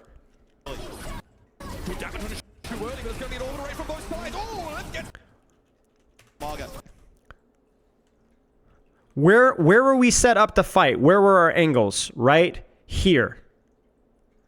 Where is my Reaper? Where is my Echo? You know what I'm saying? We're not set up for here. So when Smurf walks through the choke, now he's the one getting angled on. Proper Stalker, I actually don't even know where Stalker is. Maybe Stalker's flanking. Maybe that was the play. Yeah, no, Stalker's here. I think Stalker's here. Yeah, it's not a good push. It's not a good push. So this should be a massive ult advantage win for Falcons, but instead it's becoming a mess. It's a mess. Right. So Crazy Raccoon or Falcons tried to NA hive mind without a setup, and then they're getting punished for it. So this is a mess. And this is where I think really it just comes down to mechanics. It comes down to who died versus who died. Falcons maybe hangs on here based off of just old economy alone. But yeah. Really weak players there for Crazy Raccoon, and there's no way you're gonna just kind of barrel into the Reaper. Yeah, so what's happening is my prediction why a lot of these teams are prioritizing going first is because I think you can cheat your setup with your Reaper Echo with teleport and flight. Like you can just go, right? And I also think hitting slam is so powerful that it can cheat the system, and we've already seen that a couple of times. But I am gonna keep nitpicking it as I see fit. So for example, there, I would have preferred if Falcons pushing through the choke. I would have preferred a Reaper hiding. That's what I would have preferred. I think they would have known he was missing, but I think I would have preferred a Reaper hiding in this room. I would have loved to have had a Reaper in this room right here. You have a Reaper in this room right here or an Echo in that room, I think this play works. Especially given the fact that we had copy. I mean, maybe Echo is even the better one just because you know that you're not going to get punished in there. That would have been my preference to make that look pretty. Messy. Okay. And there's no way you're gonna just kind of barrel into the Reaper, even though he doesn't have great. They also maybe push to keep Crazy Raccoon out of their Juno ultimate. Yeah, maybe that's something that they develop in scrims. That's true. For like damage at range to deal with the Echo. Still, you're gonna. What is Crazy Raccoon's plan here? I think they're building Echo ult here and looking for a push off of the height. Nice stickies, holy crap. Like this kind of stuff, like I cannot understate how important this kind of stuff is. Like look at that prediction. He hits full stickies, Chio's low, Stalker's low, hits Fielder too. And this really just, it's little things like that, right? Like that peeking the angle, launching the stickies and hitting, it just really puts you down. It really puts you down. And then now he can take the height. And then now, do you see the angles? Now, what is Chorong gets a little close. What does Chorong back off from? Chorong's on the angle here. Oh, he just procs Inspire and disengages. Good catch. Wow, good catch. He needed cardiac. He didn't get it. He's going to die. He's going to get hooked. I actually really like the cage fight versus copy matchup because you can basically insta-force and he can't even wraith. You notice that? So if you cage fight the Reaper, he can't even wraith, so you basically get him out instantly and then you kill the Echo inside. I think that's like an ultimate matchup thing, whereas like Juno ult is really good versus cage fight. Maybe cage fight does really good versus copy. No, it's Juno. Juno is enabling this kind of meta, this style of meta. That being said, let's look at Falcon's setup here. You think I'm getting coaching would be beneficial even though no mechanics aren't great? Yeah, probably. Yeah, for sure. Yeah, it's not the best synchronized push, I will say. Like, for example, do you see, who's mispositioned here? Who's mispositioned here? Asking the salesman if she'd buy his product. True. Yeah, I think Lip is mispositioned. I don't want to blame Lip here, but this is why coordination, even mid-fight, is so important. Because this could work if you had Junbin and Lip inside this cage fight now. Because you could just murk Smurf. And so what happens is that the timing is off, and so then by the time Reaper's in, it's too late, right? You have to synchronize your pressure. Whereas if you look at Falcons, there are 3 people shooting here. Look at the Malga, Reaper, and Echo spacing. Look at that. Look at that. Look at that. Look at that. Look at that. Perfectly synchronized. Perfectly. I mean, this isn't just Reaper Gene though, guys, right? Like, I mean, I think that we can criticize Lip for some other things, you know? Maybe there's some other Reaper mistakes that he's making, but the big one for me is just the fact that there's just team coordination issues. Let's focus on that. And that's not necessarily Lip's problem. This is a mid-fight push. This is hard. You're going to have Rally and Orbital Ring. Both your damage dealer ultimately. This should be an unwinnable fight. You're going to have absolutely nothing to work with. It's going to be. You're going to go early? Or are they going to bait that they're going to go early? They don't have to set up for it. That builds Juno ult, and they should just Juno ult. Bam, there it is. So they're going to commit Juno ult. They're going to commit. Yeah, this is just, there it is. And also check it. They don't, look at this. Bless! They don't just push. They could just push because they know I have a massive ultimate advantage. Do you see what I see? Okay, look. freaking proper on the cut. Nobody's going to know this son of a gun's here. Bam! And everyone's dead. Pincer. Perfect. That's it. Nicely done. Nicely done. Okay, so I hope that you guys are getting a little bit of respect for how this is executed and how this is done. Hey, there's my goat Avril. Hello, Avril. Because this, I mean, Falcons are the better team right now. They're the better team. They're like not in that. They're also, I think, consistently. They've had not just like the push pull and the macro. We've seen slightly more mechanic situations, right, where somebody makes a crazy play. Yeah, it's good stuff so far. That teleport fell so fast. I mean, yeah, that's a huge thing. Yeah, I know what you meant. Yeah, that buff was huge. So we talk about the importance of setup. Are you talking about the setting up crossfires? Yes. Yes, that's all it is. Better setup is two things. Well, actually, that's not all it is. Playing your range and setting up an angle. So playing your range would be fielder knowing the ult situation and spacing himself appropriately for the ult situation. We have ult advantage, I can play closer. We have ult disadvantage, we might be kiting or we might be splitting or we might be playing kind of gank mode. I need to space myself. We're expecting to get pushed, right? And then the angle or the range is basically setting up, or the crossfire is we are committing to a push, or we think they might commit to a push, so we're going to stop you from pincering us, or we're going to pincer you.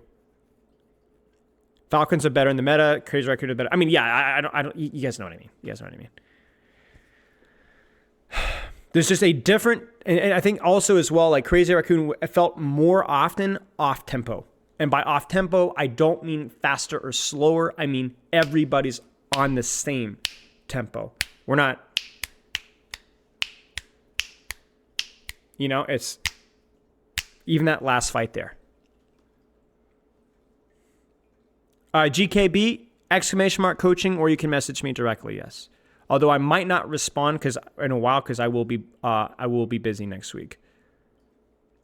Why so much Malga? We talked about that earlier. Malga's more just kind of following the meta and not really enabling it. Around the middle point of the map here. And one thing was noted that Crazy Raccoon were less interested in being the instigators in that last. Okay, let's see how these setups look. Proper takes his angle on top with Brigitte. I love the little Brig angle up there. Man, this is messy. I love this freaking angle from Proper. Holy crap. Did they just cardiac him in? They did. They just cardiaced him in. How? Okay, what? Okay, man, I wish we had an overhead here. I wish we had an overhead to see what was going on. Reaper for Reaper. And Reaper swings wide left. I think his Malga eats the stickies. And it's just they get the Reaper angles sooner. He gets the angles. I mean, look at the setup. Oh, bless. Look at this! Look at it! Look at it! He gives him cardiac, and then my brother just leaves. Like, dude, look. Look at the health pools. Look at the health pools.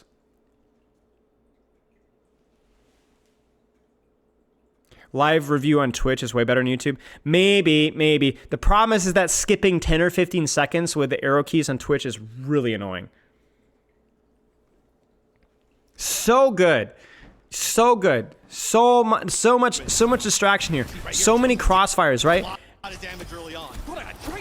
It's just incredible, right? And even though Hanman gets isolated here, I like Crazy. Like, see, this is the thing. You can sell Hanman. Hanman created the space. Hanman created the havoc that allowed his team to get the angles so that they're going to take the main advantage and the point advantage. Falcons confident enough still to move to the point without their tank.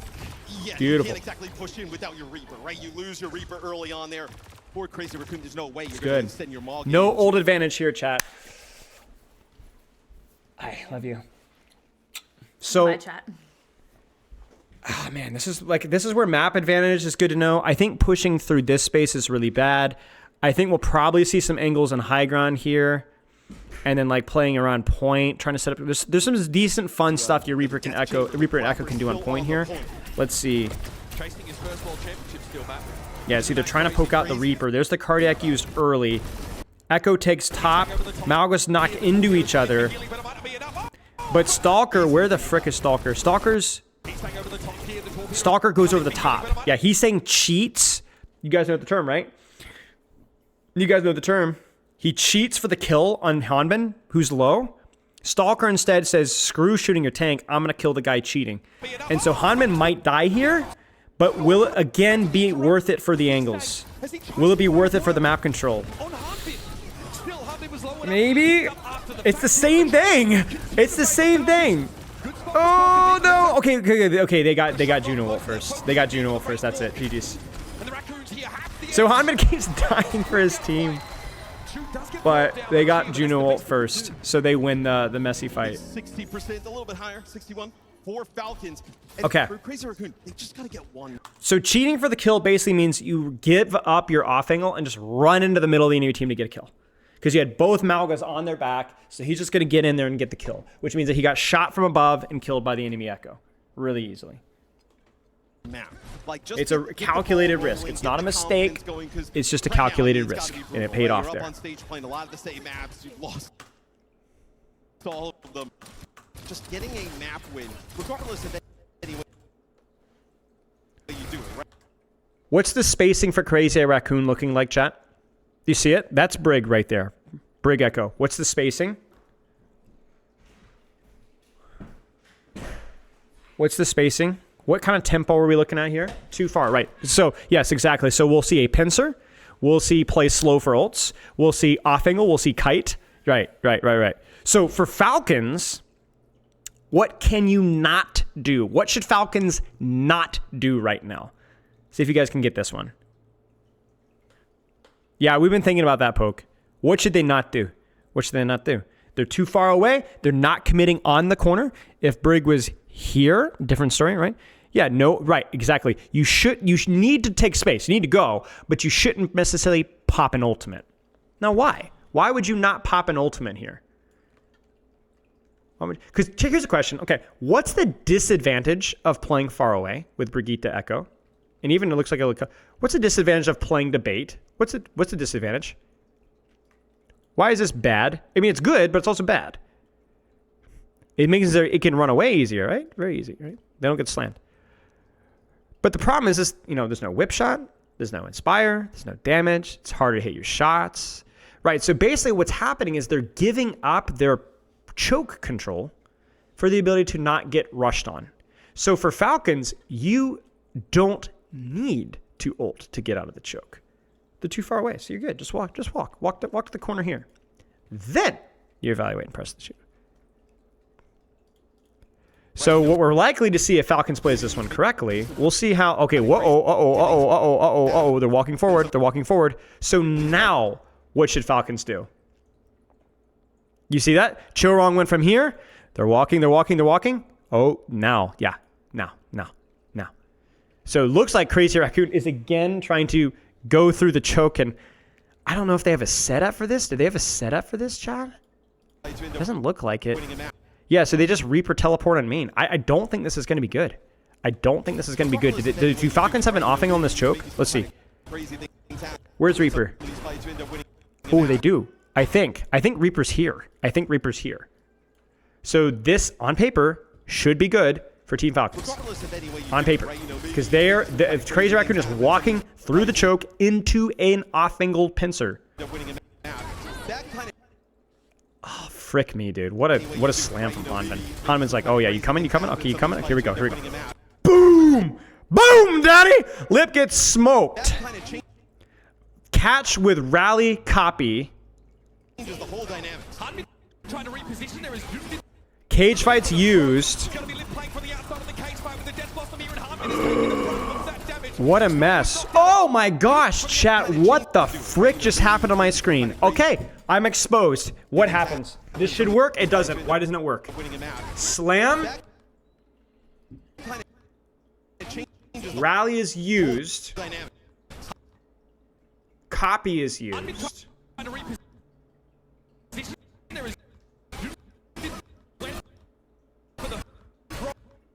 Cage fight. Death Blossom just outside. So cage fight. Okay, so this is again a micro interaction. The cage fight is such that you cannot bash the Death Blossom because the Brigitte can't bash. You understand? So I like Falcon's position for this. I like Falcon's position for this. Who's the fraud? Who's the fraud, chat? Who's the fraud? Does anyone want to know?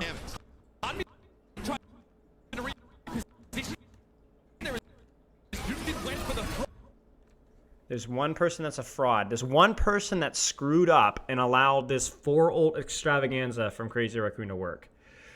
No. It's Fielder. It's Fielder. It's Fielder. Let me explain why. What is Fielder's responsibility here? What's Fielder's responsibility here?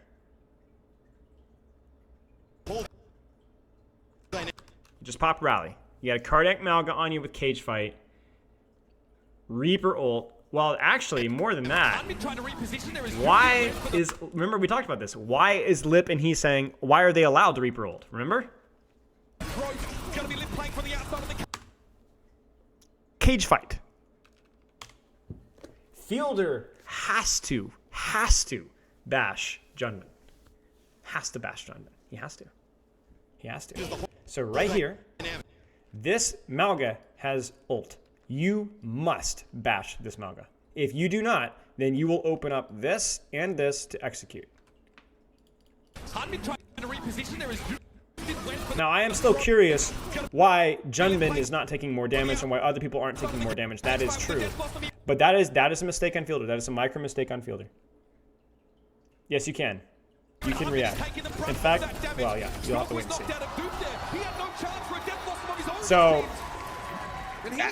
I don't, honestly, obviously Crazy Raccoon threw the kitchen sink at that one, just like the Falcons did. But hey, they cheated the system. They did set it up with a kind of a weak Reaper TP, but it worked. Focus fire him down really fast. That time it's on the opposite end, right? Stalker gets taken out right away. He's staying able to live for a while there on the Reaper to make it work.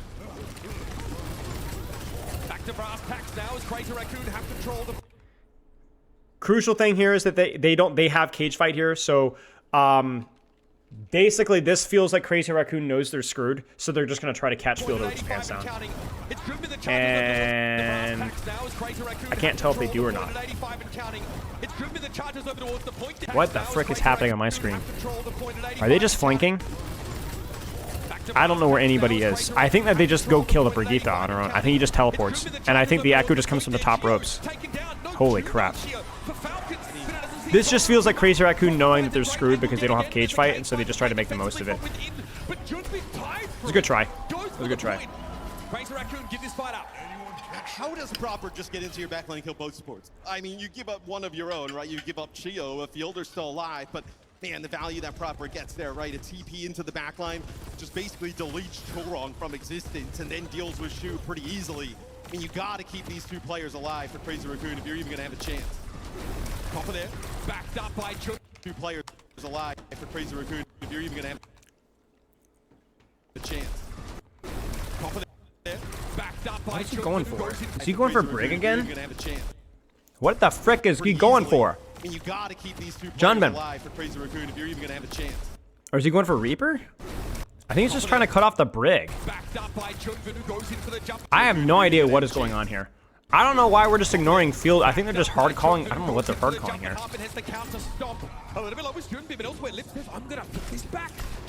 Yeah, it just looks like Crazy Raccoon just panic pushes, and because obviously they're fighting without Reaper.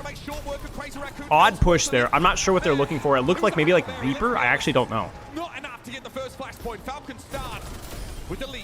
Yeah, it's like a lose-lose situation there, right? Somebody needs to go and contest the point. Lip obviously has the best. No, Fielder definitely a fraud. The issue is failing to cancel one cage fight, right? Without Lip being there, right? So he gets the points, you know, gets on it, is working towards. Yeah, I know the winner of this. Flipping it, but the rest of the team dies. Falcons easily goes and retains that first flashpoint.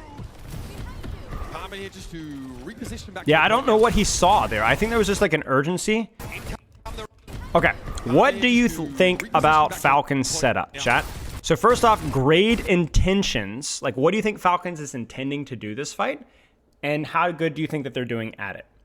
Look at Chorong's position. You just saw Fielder off to our right, off my face cam. So, what do you guys think?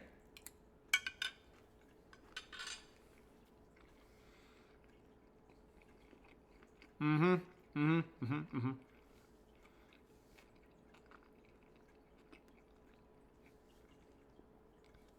predicting Juno,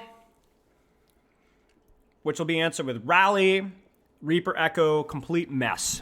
Here it comes. Oh, they're going to go in hard. No way. Wow. Wow. Now, why is this likely? Not likely, but why does this have a high chance of working? They just went in right now with Reaper ult. The timing is not even all that good, right? Like, it's not perfect, right? It's not coordinated with his slam. Echo's not even on an angle here. But why does this work? Who's, quote-unquote, out of position for this? No Rally, but not only that, because Crazy Raccoon wants to push with Juno ult, look at where Chorong is. He's right freaking here. Everybody's in this clump ready to push, and Falcons goes, boo! Surprise! This could be big. This could be big. They were not spaced for this at all. They were spaced to push, so they were clumped, no angle. And then Falcons looks like they're spreading, you know, and then bam! I think this could work. I think this could work. It does. Rally to sustain. Hanbin needs to live. He does. Fielder needs to live. He doesn't. Copy is forced. Juno ult used in response. A giant freaking mess. Death Blossom. Ah! I can't see anything! Cage fights used, rallies used. Crazy Raccoon wins it. Whoa! Okay, we gotta look at this again. I gotta look at this again. So they set tempo. Major problem here. I think Fielder needed to pop Rally now in combo. I think that what they're playing is, this is not honest Overwatch. This is just gank style, right? I think you combo ults and just catch them with the pants on. I think you pop Rally right now and you kill everybody right now. Bam! In their face. Kill them. Brigitte, counterbash, knock her down, kill her. I also think that for this play to work, you needed this and this to happen sooner. It just isn't timed well enough. So by the time that he's here, the Juno ult is already here. Stickies miss. Hanman takes a ton of damage from the damage boosted Malga. And so it's an interesting idea, and it's not a bad plan. It just obviously needed to be executed better. And I also think Stalker, I don't think does anything with these stickies. Like, was he going for Juno who just died? I think that was it. Yeah, he just goes for Juno who just dies, right? So that kind of sucks. It happens, right? But yeah, it's not good enough. Yes, I've considered it bagel. Chio isn't ready for the push. I mean, you don't want Chio in the heat of it necessarily, right? I think Chio's okay. Maybe Chio could have swung her angle a little wider, but yeah. Has Lip gotten a single Death Blossom kill? I think the Death Blossom was honestly fine. It did its job. It split proper, it split Hanman, it was also damage boosted. I actually think the Death Blossom from Lip there is one of the reasons why the push didn't work so well. You know, kill feed, we can't be kill feed readers here, you know what I'm saying?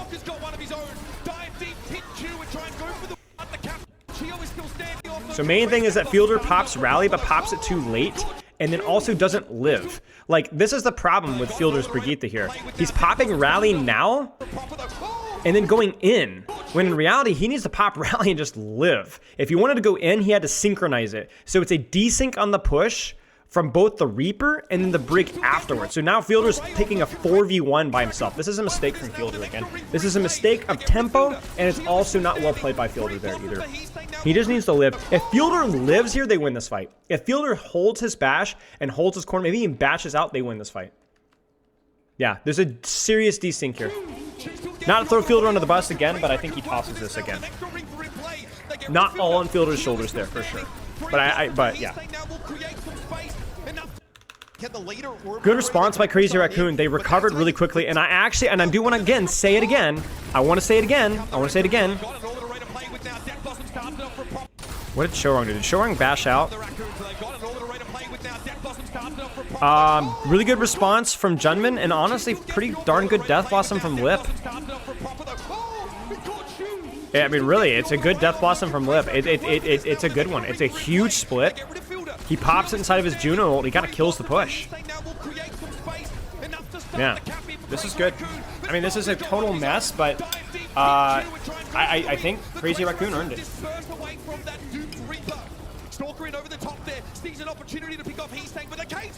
I mean, they had to work for it, but hey.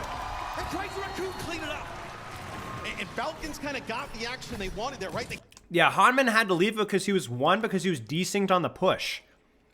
He needed a hit at the same time, you know? And so then he's fighting a damage boosted Malga and a damage boosted Reaper. Of course he's gonna get murked. The later orbital ray, they kind of push on in, but that time it's a really nice cage fight plus a rally there from Chorong. They're able to actually kind of use some of the pillars to get away from that Death Blossom that Stalker had in dupe, you know, avoid a lot of that damage, use the rally to keep everybody top of and inside that cage. They lost Shu right at the start of the fight. It's crazy how the Raccoons were able to bounce back. Right.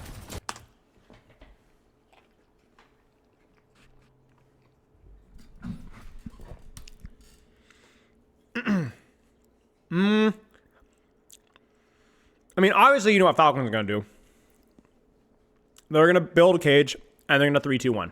Now, they need to clear angles before they do so. So we might see kind of like a pincer push here and a pincer push from here, or maybe they'll send in a Reaper TP or something like that. But Shorong spacing is really important here. Now, chat, correct me if I'm wrong. I believe I just said this, but does Cage Fight cancel Reaper Wraith? I'm going to get some water. Give me a second.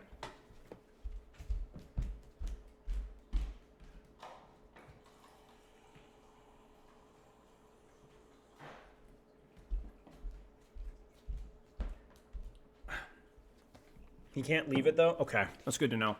Oh, you can't bash is what I'm thinking. Gotcha. Okay, so then Lip's probably not too scared of Cage Fight. Unless he gets his Wraith Force, then he's really scared. Chorong just needs to keep his space. Let's see how Crazy Raccoon sets up. I like the setup. Do you see the angles? Ah! This is how it plays. Look at this, right? You're not going to win the fight grouped, right? You can't even kite properly if grouped. Like, actually, they're probably not even playing the kite at all. This is like 1, 2, pocket here. Don't tell me this isn't all grouped up garbage. Like, just stop talk. This is how Overwatch is played. Screw off. So the question here is, what do you do if you're Falcons? What should Falcons do here? What should Falcons do here? Because this is a mistake from Falcons, I think, with what I'm seeing. What should Falcons do? My thought is I want to see a hit squad. Because Juno's here, I want to see a hit squad of Malga controlling this here, and I want to see like Echo with double pocket from Juno and Brigitte from here, clear these guys this way, right? Not even kill them, just clear them this way, then cage fight here. This is kind of a lot of what Capitology was talking about in his video. Yeah, you can clear this side pretty easily because this Juno is so far away. Because remember what we saw with the previous fight, a couple fights ago, where if they're playing super split, it's pretty easy to ISO and clear one space. So I hope that Falcons doesn't just run it down. They might make it work, but yeah, so they're trying to clear. They're trying to clear. Yeah, see? They're trying to clear. Look at the hit squad. Speed ring, push, and then Reaper, Echo, Juno takes the fight here, and Brigitte holds the corner here. They're going to try to push. Hanman's going to try to catch, and he does. And because Fielder's on the angle right here, he doesn't die to the push. You notice that? I mean, that's pretty darn good. I want to give credit to both teams here. This is the only way for Crazy Raccoon to win. Was a kind of a gamble push with a little bit of a split, right? And it was and Falcons was ready for it, and they responded perfectly. This is really well done from both teams. Really well played. Really well played from both teams. That is good Overwatch right there. Both Crazy Raccoon recognizes the situation, knows that they have to try something a little bit aggressive to win. They can't kite it out completely. And Falcons expects the shenanigans and sets up appropriately. That is a really clean fight. I think that's what you want to see right there. but you eventually lose Isang and Lift. About as good of a result as you can expect for Raccoon. Full kiting is hard. Yeah, good stuff.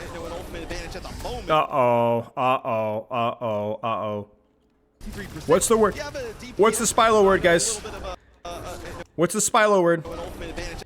What's the Spilo word? What is Falcons doing here? What are they doing? No, not one. But you're going to be able to even this up though if you're Falcons. Proper's going to get caught here. Comes out with a blossom instead. Okay. Yeah, it's cheating, exactly. They're skipping the angles, they're just going. Now, is there an advantage to cheating? Is there an advantage to cheating? Do you see the advantage to cheating? Look carefully. Look carefully. What do you guys see? When you have ultimates, sure. What do you see? Who's in a seriously bad spot because they were not expecting this?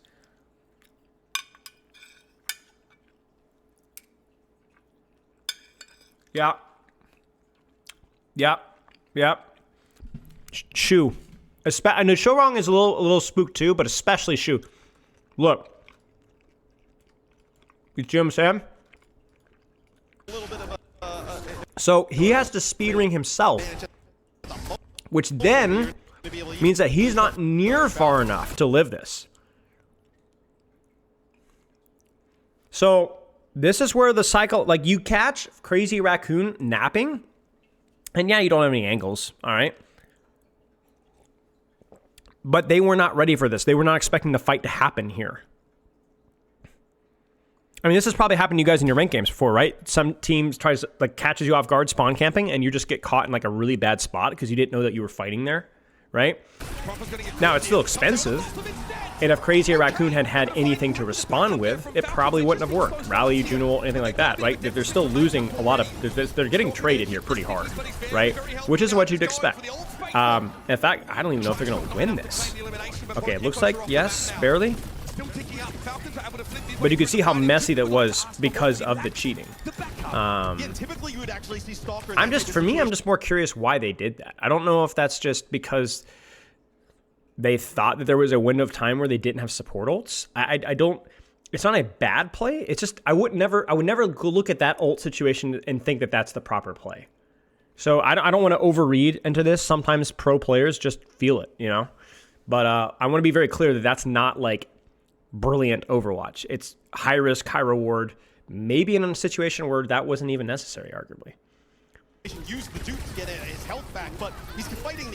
The timing was good though. That with the timing, the team play was much better. What is Chorong doing? What the frick, dude? What is he doing? Am I going crazy? So 1, 2, 3, 4, 5. They speed ring rally N. Not super well synchronized. I'm gonna be honest with you guys. Like this, everything has to be married to honestly to a Amalga Slam. I prefer Amalga Slam, right? Especially when you're committing it with support ults. But then freaking Chorong bashes in. What is Chorong doing, man? Chorong! It's rally! It's rally! I know he's used bash, but it's rally! What are you doing, sir? I don't get that at all. He should have died there. He should have died there. Because if he bashes out, this is actually like, look at the pincer approach from this, right? You got to rally. Like, it's actually like Falcons are kind of cooked here. And this means that they Juno ult, but yeah. They actually, Crazy Raccoon was actually perfectly set up to kite and counter that. But two things go wrong here, which makes this a lot messier than it should be. Chorong bashes in for goodness knows why. And then also, Shu doesn't have his ultimate yet. You see it? 92, 5, 6, 9, now. So it's like a full second lane. That's not Shu's fault. Part of it could have been like, hey guys, let's be a little bit more careful. But what it was about Lip's Death Blossom.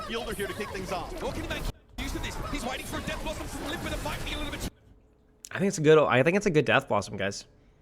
It's a cage fight combo. And to be fair, the cage fight, he just gets melted. I think it's a good ult. I actually do. He basically pulls everyone's attention and lives. Again, you can't be a kill feed reader, right? In theory, you're inside your Juno ult. Rally is hooked inside cage fight. so it can't be canceled. The only problem is that Lip took a lot of damage prior to that. I think here, if any, you can actually blame Chorong for Lip dying here, because this is where Chorong should be playing a lot more aggressively, maybe even popping Rally, right, to be able to keep his guy up. I think this is okay from Lip.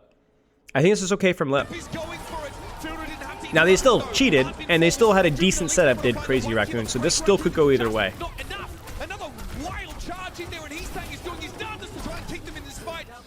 Yeah.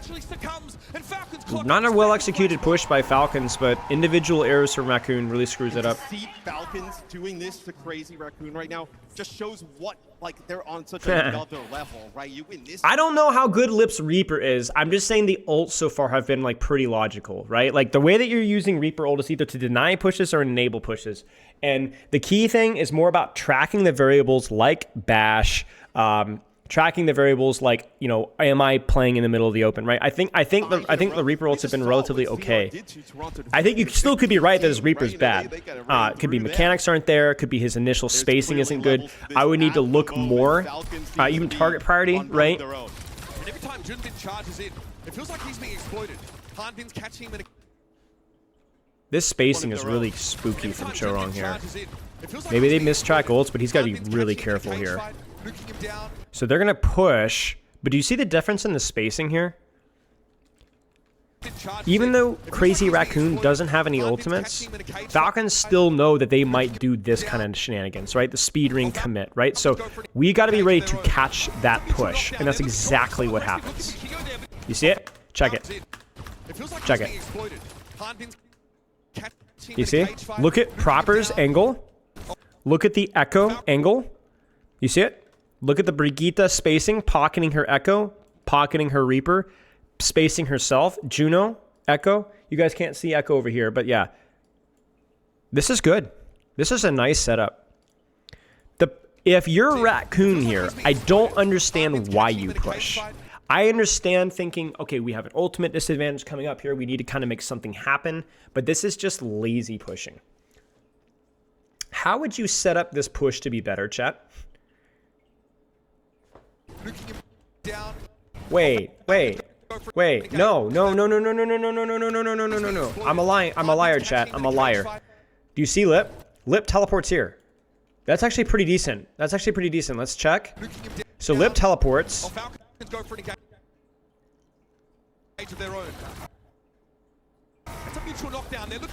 Okay, I know who the fraud is. I think I know who the fraud is, Chad. Who's the fraud? Who's the fraud? Who's the fraud? Watch carefully. I bet you guys won't get it. This is a tough one. See if you guys got it. It's not Lip. Lip actually gets a nice angle, good pressure on backline. Who's the fraud? Can you guys spot it?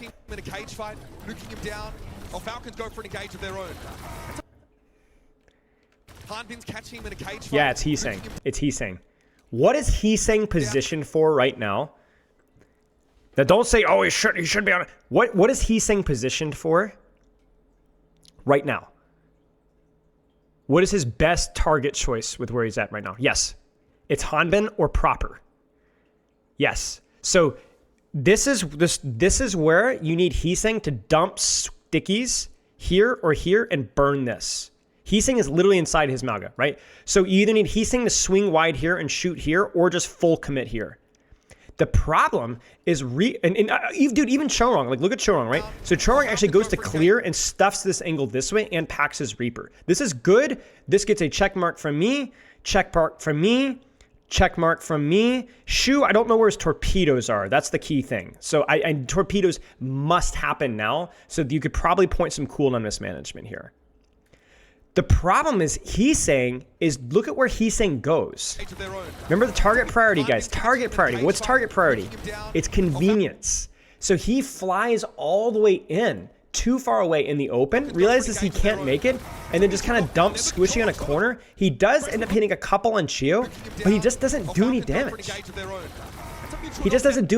Whereas Proper is murking Junbin right now. This is, if you dump stickies here in lifesteal on either the Malga or the Reaper, this is a pretty equal trade.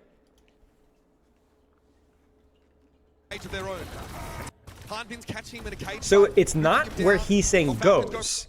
It's the fact that he even goes anywhere. He should have just stayed and shot. Or maybe committed on the angle with this way with Brigitte. I just think his approach is poor here.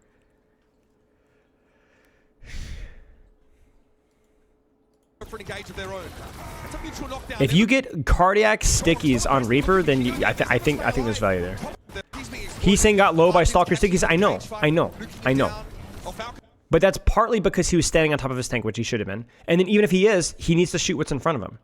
Basically, you have a cycle of pressure. Remember, chat, it's not about who you're shooting necessarily. It's about where you are, okay? So if you're here, you need to do damage here. If he wanted to go for this, the plan was always to go for backline, then where did Heesang need to be right now? If the plan was to go for backline, where should Heesang be right now?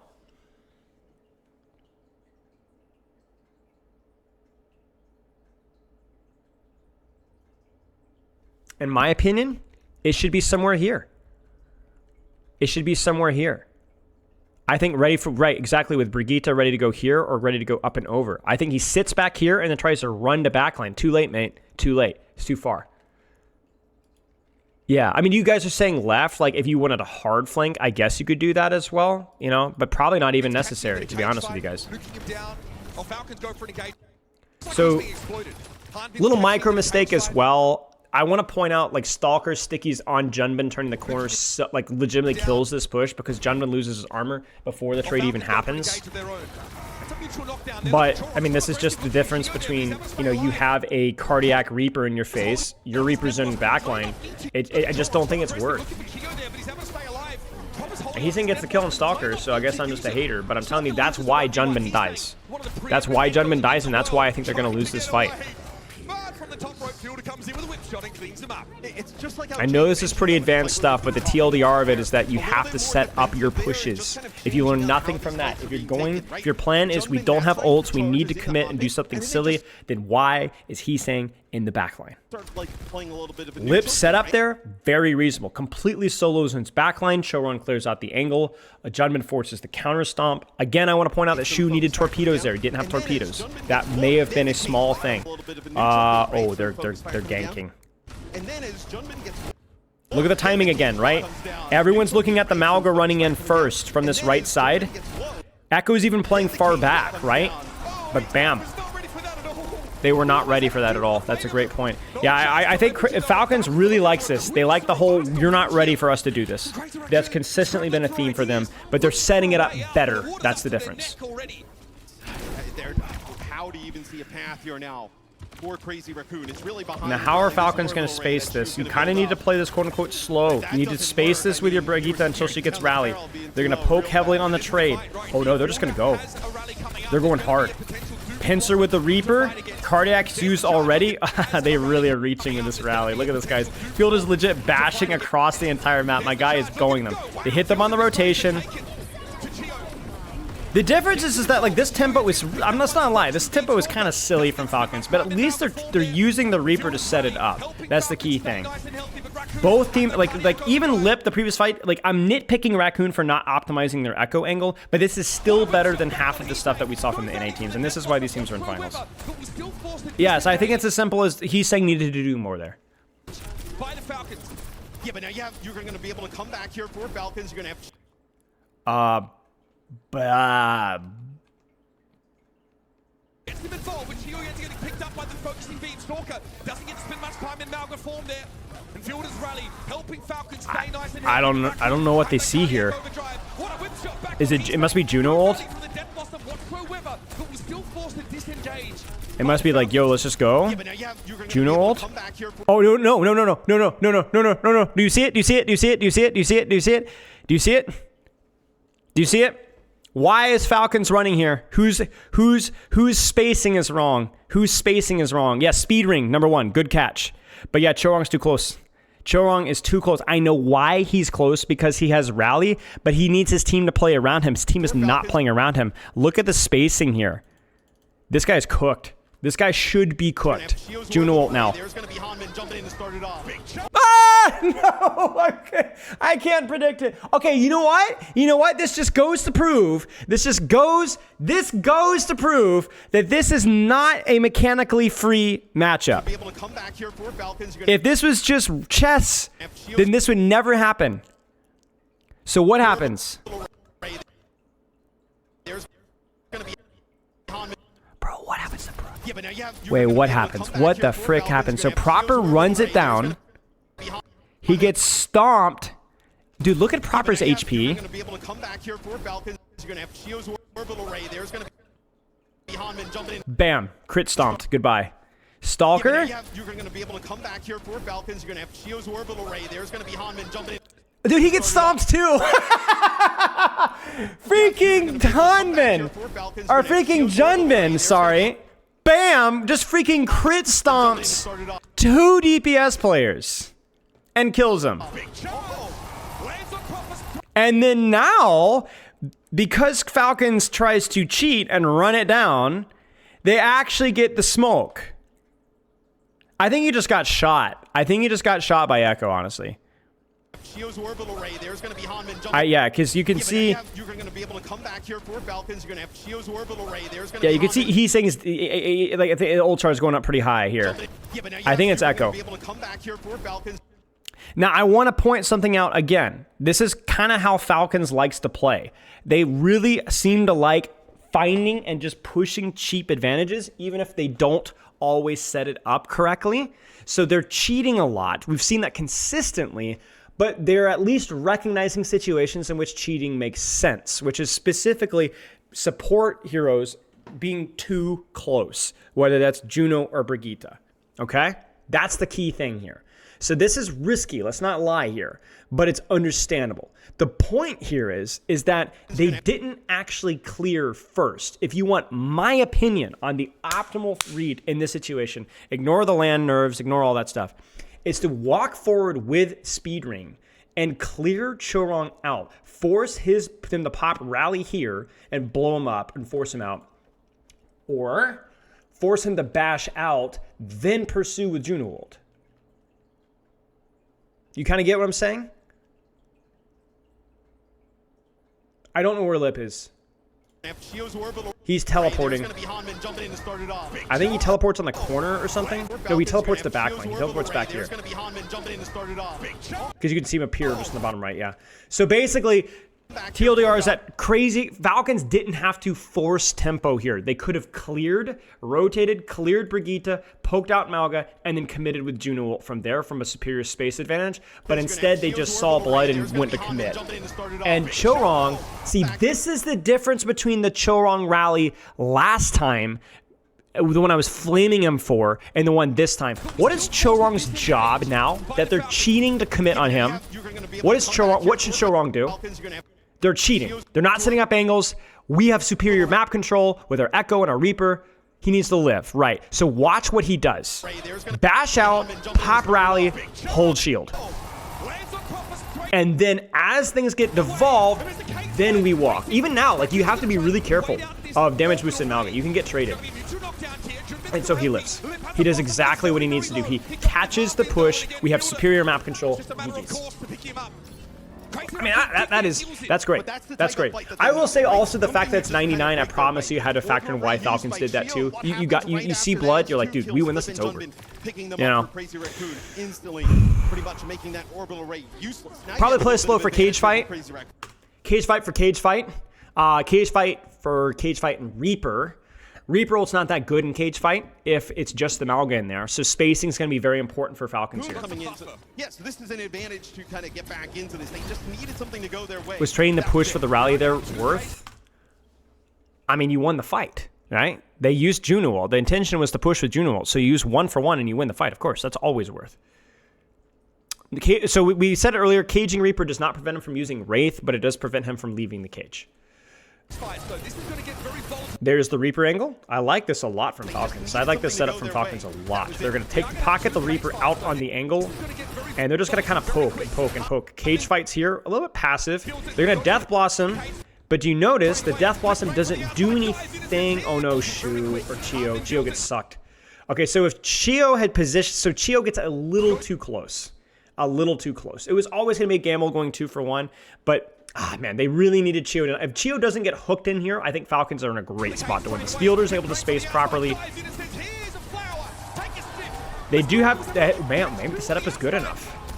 Yes, that's it. That's it. That's it. Wow. So even though Chio gets a little bit sloppy, the setup from Falcons is just superior. Basically, this is what we have. It looks like Lip tries to teleport in Death Blossom.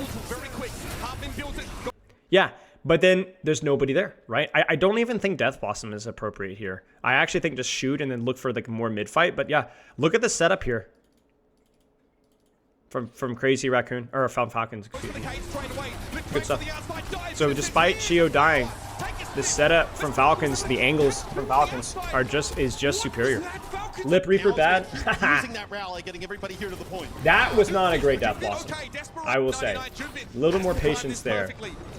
Over the top, look at the touch, whip shot, shield bash, forced away, but You got it. It'll be difficult. Yeah, wow, this is fun. So Falcons, really liking the tempo. You know what I'm saying? They like cheating for setups, and the coordination and cohesion has been pretty good so far. Couple of individual errors, but overall, like, it seems pretty cool. But the big thing is, how good is your setup of your push?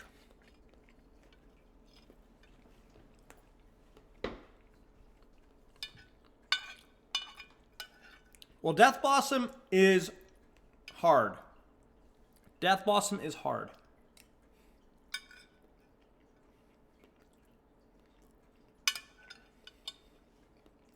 No, he didn't get whipped.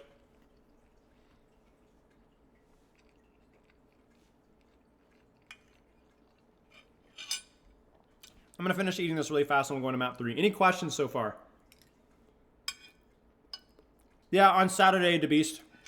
On Saturday.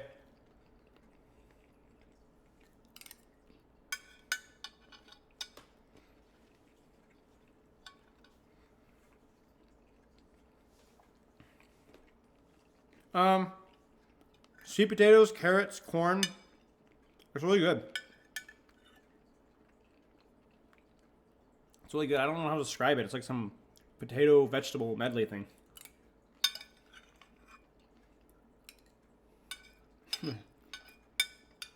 No, I'm not making soup.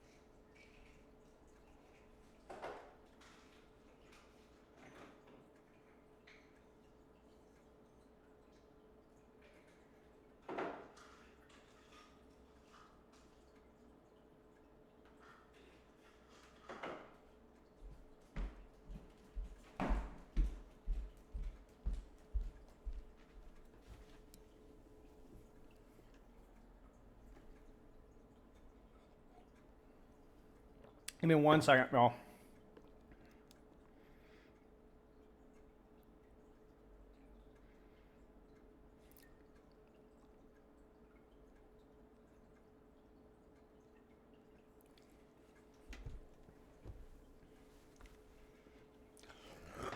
How do you play Trace in this comp? Push cart. Look for angles and backline if possible. What 2 flex DPS would you recommend to practice alongside Tracer for a professional player? I mean, I don't know. Professional meta has been very much in flux the last 6 months. Very, very, very much in flux. You've got Venture, you've got Reaper, you've got Echo, you've had occasionally Genji. Trying to think what else. You can see flashes of Mei. It's been pretty diverse. Do you know how to cook rice? Yes. What do you think the biggest problem with Crazy Raccoon has been so far?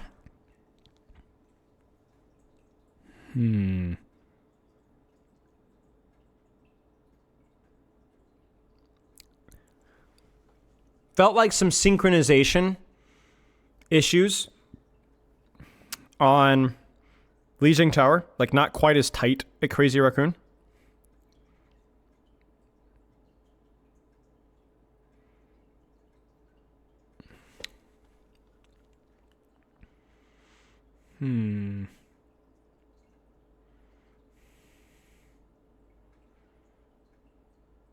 Yeah, it feels a lot of like the synchronization just would be the biggest thing. Hey, Grandma.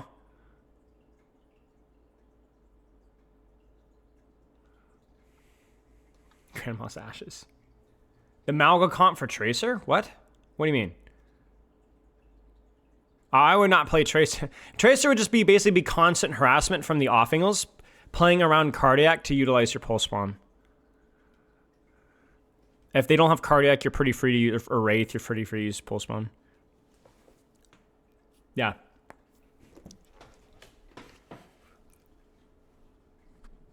Well, I mean, a lot of his comfort heroes as well, Sarah Lee. So, like, basically think about it this way. It's a lot harder to focus on macro when you're not as good at the micro. Like, if there is a Malga comfort diff, a Reaper comfort diff, an Echo or Juno or Brig comfort diff, stuff like that. I do think that there's been some questions about, like, stuff like torpedo timing. Chorong hasn't been the hero all the time either. Yeah.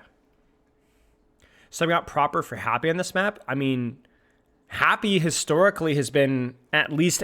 I mean, Happy's really freaking good on Widowmaker.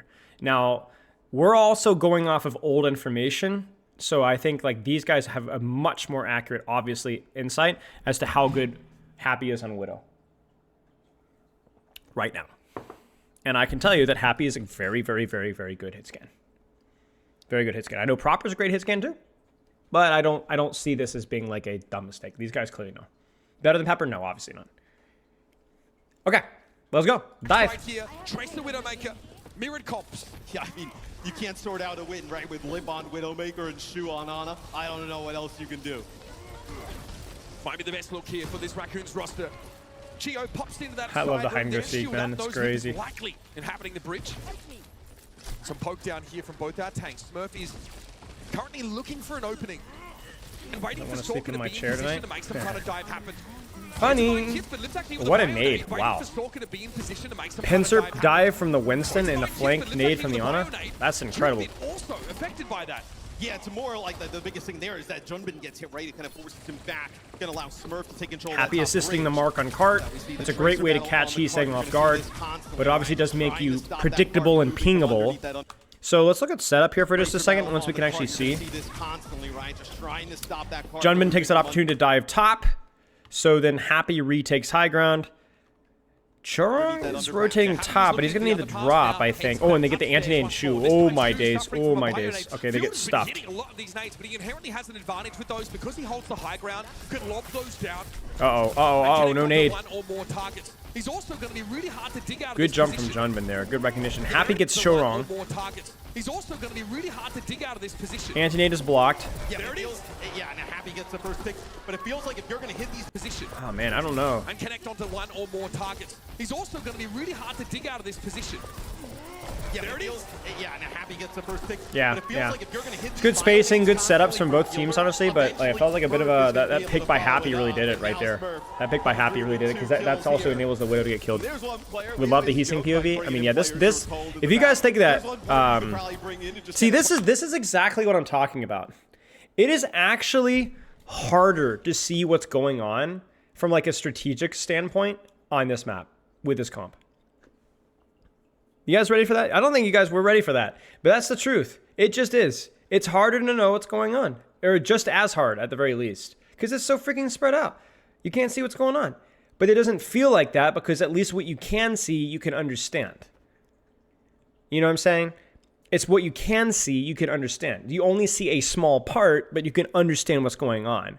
With Malga, it's information overload, and so you can't process all of it fast enough, even though you actually can see almost everything. Play Widow. So you can kind of break it down like, oh, Happy got a pick, and you know that's it, or oh, he what a great sleep dart, right? But like, if you look at that, like, what angle did Happy have? Why was Chorong not ready for it? Did Happy drop? I think he dropped. Did Lip know where he was? Like, you don't know the answer to these questions at all, but they're very important. So from like a coaching / analysis standpoint, in many ways, these comps are even harder to break They get down. stopped in their tracks here, basically. Because you can't see everything. It's a pick that starts It's just more fun to watch. That's all. I mean, I'm a coach guy, and I like watching this stuff. This is fun. This is fun.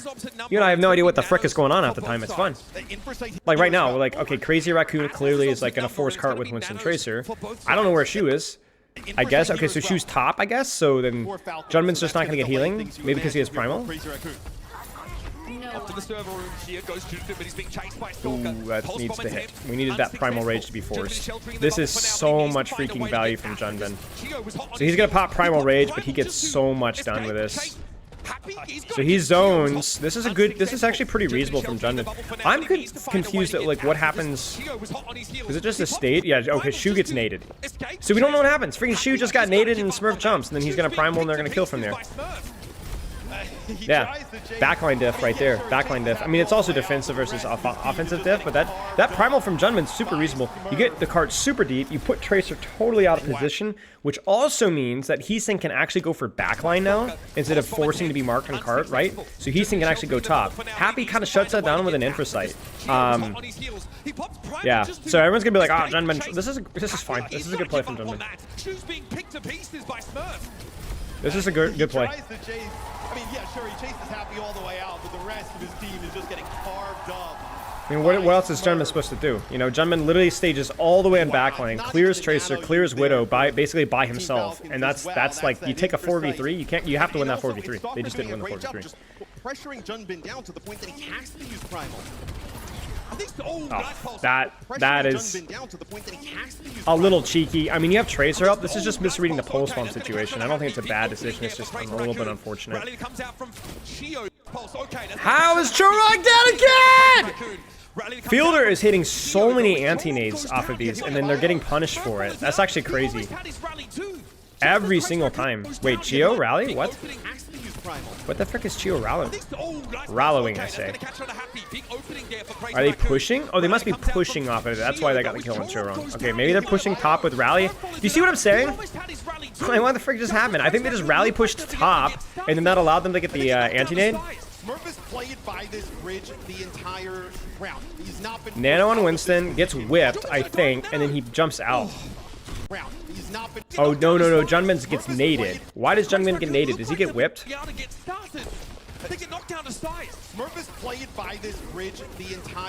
That's a bit of a mistake from Junman, I will say. That sucks. That sucks badly. Oh, lip! Oh no, Smurf. That's so unnecessary. He just needed to not peek here. That was close. Lip finally gets involved, picks Smurf off. Junman had to get a nano there from Shu. Chio is the one getting nano this time. That's very nano and Brigitte. But by getting a nano from Shu, Chio is the one getting nano this time. That's very hard to kill this brick. He gets anti-naded and then, yeah. He stays able to run him down. Messy. And finally, Crazy Raccoon get going. You're going to get another fight here, though, if you're Falcons. It's just you need to keep Fielder and Stalker alive. You end up losing Fielder here. You're not gonna have That's fine. I mean, losing your Winston for Winston, there's not the end of the world there, honestly. There's a good chance we see a cap. Junbin's going to play through that Exposed. Spylo Winston? No, Falcons give it up. Checkpoint here for Crazy Raccoon and a time extension. I'm not reading that. Lose Fielder there. There's no way you're going to be able to keep Smurf topped up if he jumps on to the point to try and keep that contested. You already did a pretty good job topped up if he jumps on to the point to try and keep that contested. You already did a pretty good job. Oh, Lip was not expecting that. Control, and that's going to be a good way to do it as the Widowmaker duel goes. Oh, a Stalker. Control, and that's going to be a good way to do it. Oh, Stalker gets murked. That nade wasn't even aimed for him. That's just a goofy error. I feel like, okay, so this is going to be stating the obvious here. I feel like this is just sloppy. I hate to be that guy. You know, these are the best players in the world, but I think they've just been out of practice with dive. Maybe it's because they probably haven't played a lot of Winston mirrors. This is just messy. These rotations are awkward. The old economy is awkward. There's a lot of random deaths. I mean, it goes to show that even these guys, like, you know, you don't play something in a while, it gets ugly. I mean, you're talking about like Chu, Chorong, Fielder, Chio, Smurf, Junbin, he's saying, Lip, Happy, Stalk. I mean, you talk about like, I feel like there's like 8 out of the 10 people in this lobby have arguments for being the GOATs on the heroes that they're currently playing. You get what I'm saying? That just literally, like you have Shu, Chorong, Jun, he's saying Lip, Smurf, Stalker, Fielder, Chio. Like that's 8 out of 10 right there. And Happy and Junbin are no slouches at all. It's great, especially recently, right?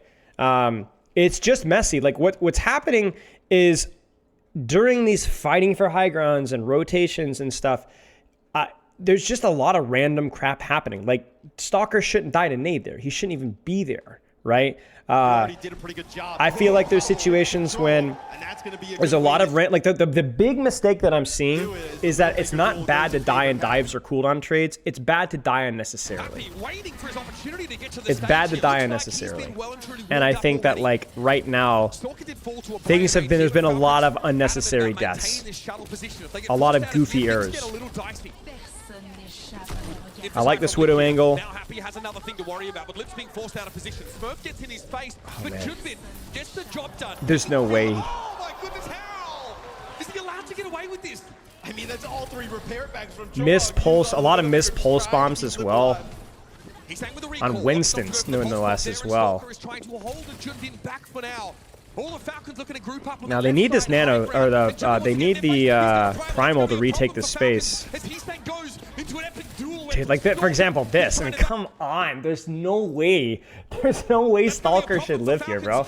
Look at this guy. He's got 1 blink. Just and then another missed pulse bomb, and they're just gonna like C9, like a lot of it's just because it is so very hard to break down, but this is a mess. They're gonna keep going though. True Nanos, he's saying that Trace the Nano of all things, but Smurf has the antidote. A primal here to get up to the high ground, deny it away from Lip, then drop good down, sleep. slept up though. That means potentially cap here. Rally's used on backline. They have Rally coming up. They retake top. He forces point. Angles set up. This should be that. That should be it. That should be it right there. Chio should die. Okay, if not Chio, somebody else, because that was a huge backline trade. And Chorong dies. What happens to Chorong? Why is he? So Chorong drops to kill Brigitte, but then ends up on the Winston and then gets pincered? And then Nano catches. Nano for Smurf allows him to net a key kill on the attackers. And they're now slowed up, dispersed. Lip doesn't have an opportunity to take the shot. He's being pressured down too heavily. And what a bubble dance from Smurf. Shu didn't know what hit him. This is a mess. This is a mess.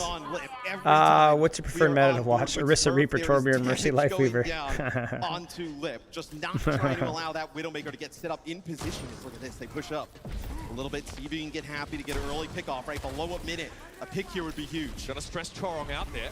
He wants to play that Legendary man, thank you for the gifted sub.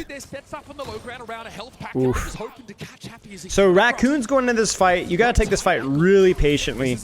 You don't have any space. Does Chorong just get naded? Yeah, Chorong gets naded. Naded and just dies. Is he naded on rotation, I think? This is a gamble for Lip. This is time ticking away. Chorong flattened already by Smurf. On that left side high ground, Crazy Raccoon are trying to set up, but they're being disrupted constantly. Chio gets naded. Where is Chio? Looks like he's in, yeah, he's in the mega room, and he gets naded too. Smurf catches Lip in their backline. Happy kills Heesang. This is just total deathmatch. This is total deathmatch. Can you pause stream? No, sorry. Seems a good primal. I don't know how Happy dies. I think just the dive on backline. Okay, primal. Makes sense. Smurf.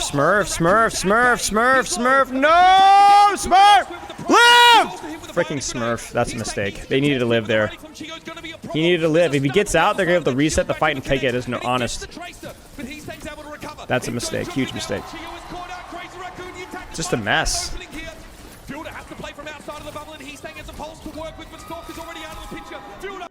That's a cap.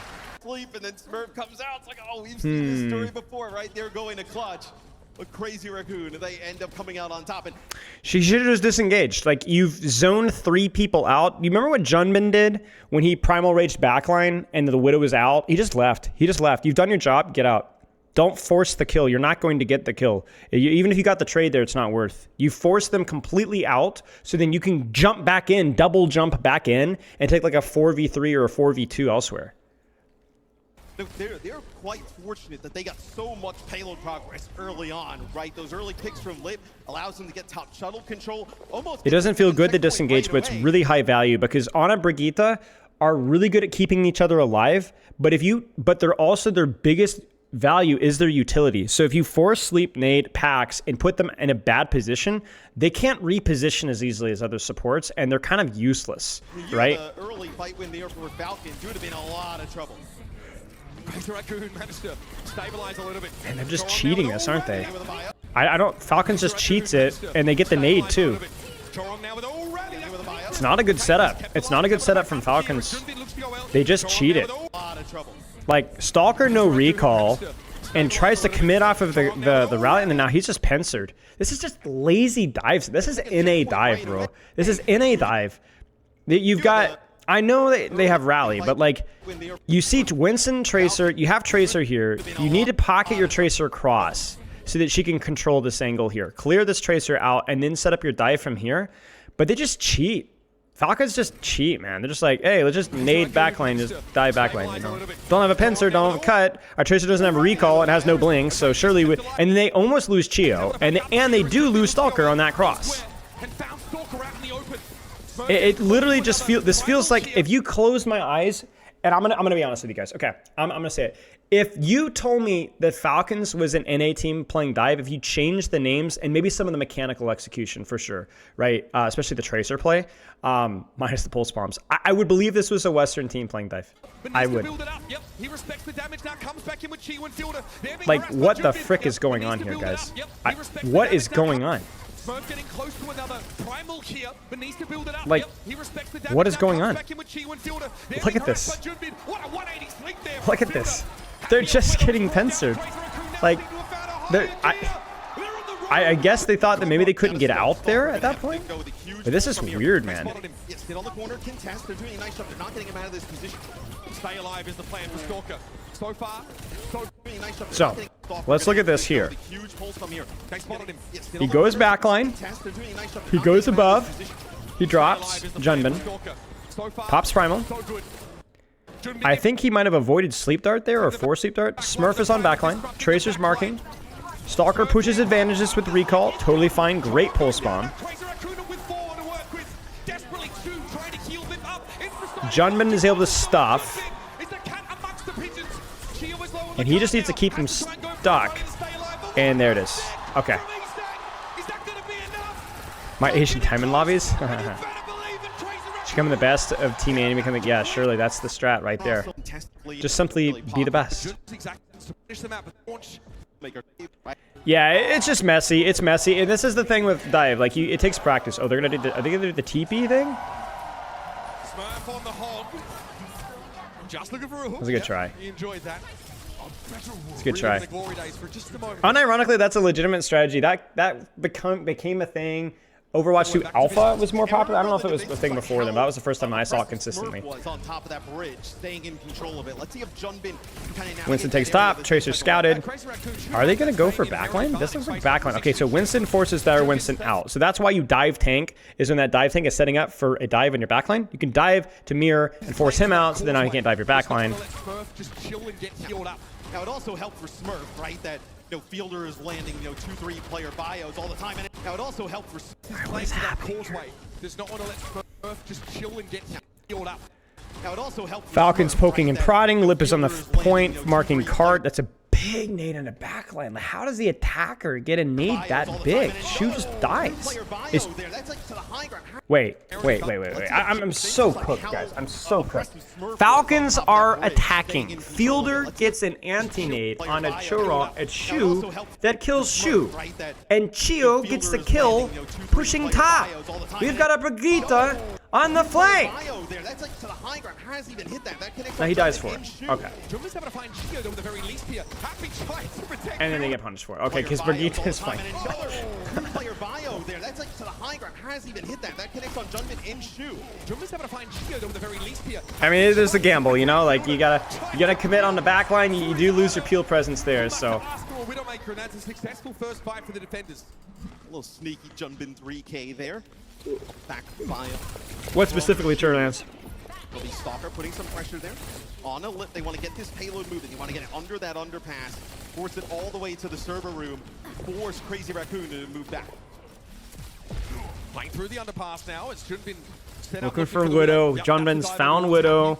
It's gonna be one. Why is this being there? Okay, Happy's forced to rotate out, dive top. Yep, that's the dive over towards Happy. Brigitte gets pincered. Oh my gosh. Shu just goes in and nades. But there's a setup. That's the difference. Like, look at the setup here. We got Winston backline to pull Ana attention. We got, look at the, dude, we got Tracer here, Ana here, Winston here. If you're going to go kamikaze with Ana, at least earn the angle, right? And he does. And so Shu does get naded, but he hits the sleep. And so he's going to live despite being naded. Oh, yeah. So the lip can just spit back and wait for his moment to come alive. Wait. So much so the lip Let's can see just this. spit back and wait Ah, for his moment I mean, to it's come a good play. alive. I thought it was going to be. Stalker reeling after that one, and Happy he's trying to get out of dodge. He's trying to get that one too. That's pulse bomb. Yeah, I saw it. He's feeling it, man. He's saying he's feeling it. Just quietly. Sick pulse bomb there. Connection towards the end. Man, Jundman, what is going on? Careful. I think he's farming Nano. He must be farming Nano. Yeah, he's farming Nano. He's farming Nano. That's what they're doing. Gonna have double support on. But this also allows, He's got to be careful, though. Like that, you could poke him out there. So you're going to come close. Lip just murders Stalker. And Happy just murders Lip. Nano here available for field, but That's a good shot. Wow. And repositions to avoid Primal Dive. And again, how are these anti-nades from Shu? Shu just nades. Ah, you're attacking. Frick. Despite a Bionade connecting onto Shu, they're not able to get rid of the Raccoon's Ana. And Junmin once more available for field, but there's Where is Shu? Where is Shu? Where is he? He's flanking. Shu is flanking. My Ana is flanking. My Ana literally is flanking. Look at where Shu is, guys. He's up here. He's up in the top right of your screen. My Ana is flanking and just jumps down in and yeets nade on backline. Is it appropriate? I don't know, man. I don't know. I mean, he hits two. He gets the kill. He gets anti-naded in return. But he's hard to track, right? I don't think it was even necessary. You had an ult matchup, but like, sure, okay, fine. Dude, why do you think I play Ana the way that I do? I taught Shu everything he knows. From Crazy Raccoon, we said they need to show signs of life. This is a map that they obviously would have went to because it plays their playstyle a bit better. And now He's looking for the nade off of Nano. He's looking for Nano. He's going to go underneath. Wait, they broke LOS. Okay, Infrasight mirrored. Judgment's trying to gatekeep Primal Rage. That's some good chip damage there. Shu gets caught. What the frick? Shu's up top. Both Widows gonna have that knowledge. Everybody on the field as well. How does it get naded? How do you have perfect information? Something happens there mechanically there. I don't know what happened because, you know, very spread out map. Shu Jr. What do you mean Shu Jr.? It's more like Spylo Jr. Shu, you know what I'm saying? They know that's coming too, and maybe they actually just Bap should be able to heal himself and not unlock his barrel too long. Thank you, Rex. Rex, Rex, I can't open Twitter without seeing your name. It's like that Spider-Man name. Everywhere I go, I see his face. You know what I'm saying? So it's like Rex Overwatch. Junman's still on backline. Tracer's still on pulse. Junman can live a long time here. He's gonna drop a pretty passive bubble. Just keep things busy. Chio's on cart, pops rally. What does he do with rally? Does he bash for reset and go for backline? Looks like it. Venture, oh my gosh. Good sleep. The nade doesn't hit, and he might just die anyway. Stalker kills Shu. I don't know where. I think behind us on the left back there.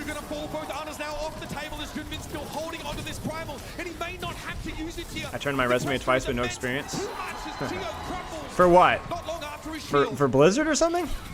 Smurf gonna have to back out. So Crazy Raccoon, you hold on to those support ults for that moment, Oh, right? yeah. To get on the point, get a touch. And now below 30 seconds, right? Primal here still available for Junbin. Happy over. All right, Primal for Nano here.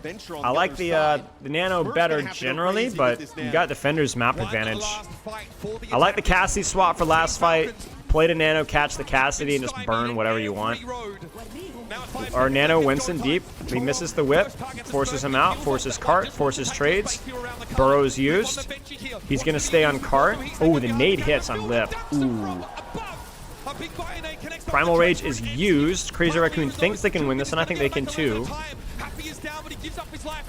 Chio low. I mean, it felt like that fight could have gone either way, right? Smurf should be able to get Primal here, right? He's getting packed. He will build. He does have Primal. They do go for backline, though. Showrun goes in deep. Mechanics diff. Smurf gets Primal, but it's too late. I think this is it. And then respawn here. Yeah, so this really just comes down to was a giant total mess. But the kamikaze trades just kind of fell Falcon's way. Crazy Raccoon's way, excuse me, more often. You know, like they did a better job mechanically. A lot of missed pulse bombs, a lot of goofy stuffs. I think Junman played pretty well, all things considered. I think both Widows played, all things considered. Hey, it's Jasmine. Wait, who is that? Oh, is that Psycho? But yeah, I mean, it was a good match. I mean, it's just the irony, like I said, there is it's actually very hard to follow exactly what's going wrong from those positions here. So, game director. All right, good.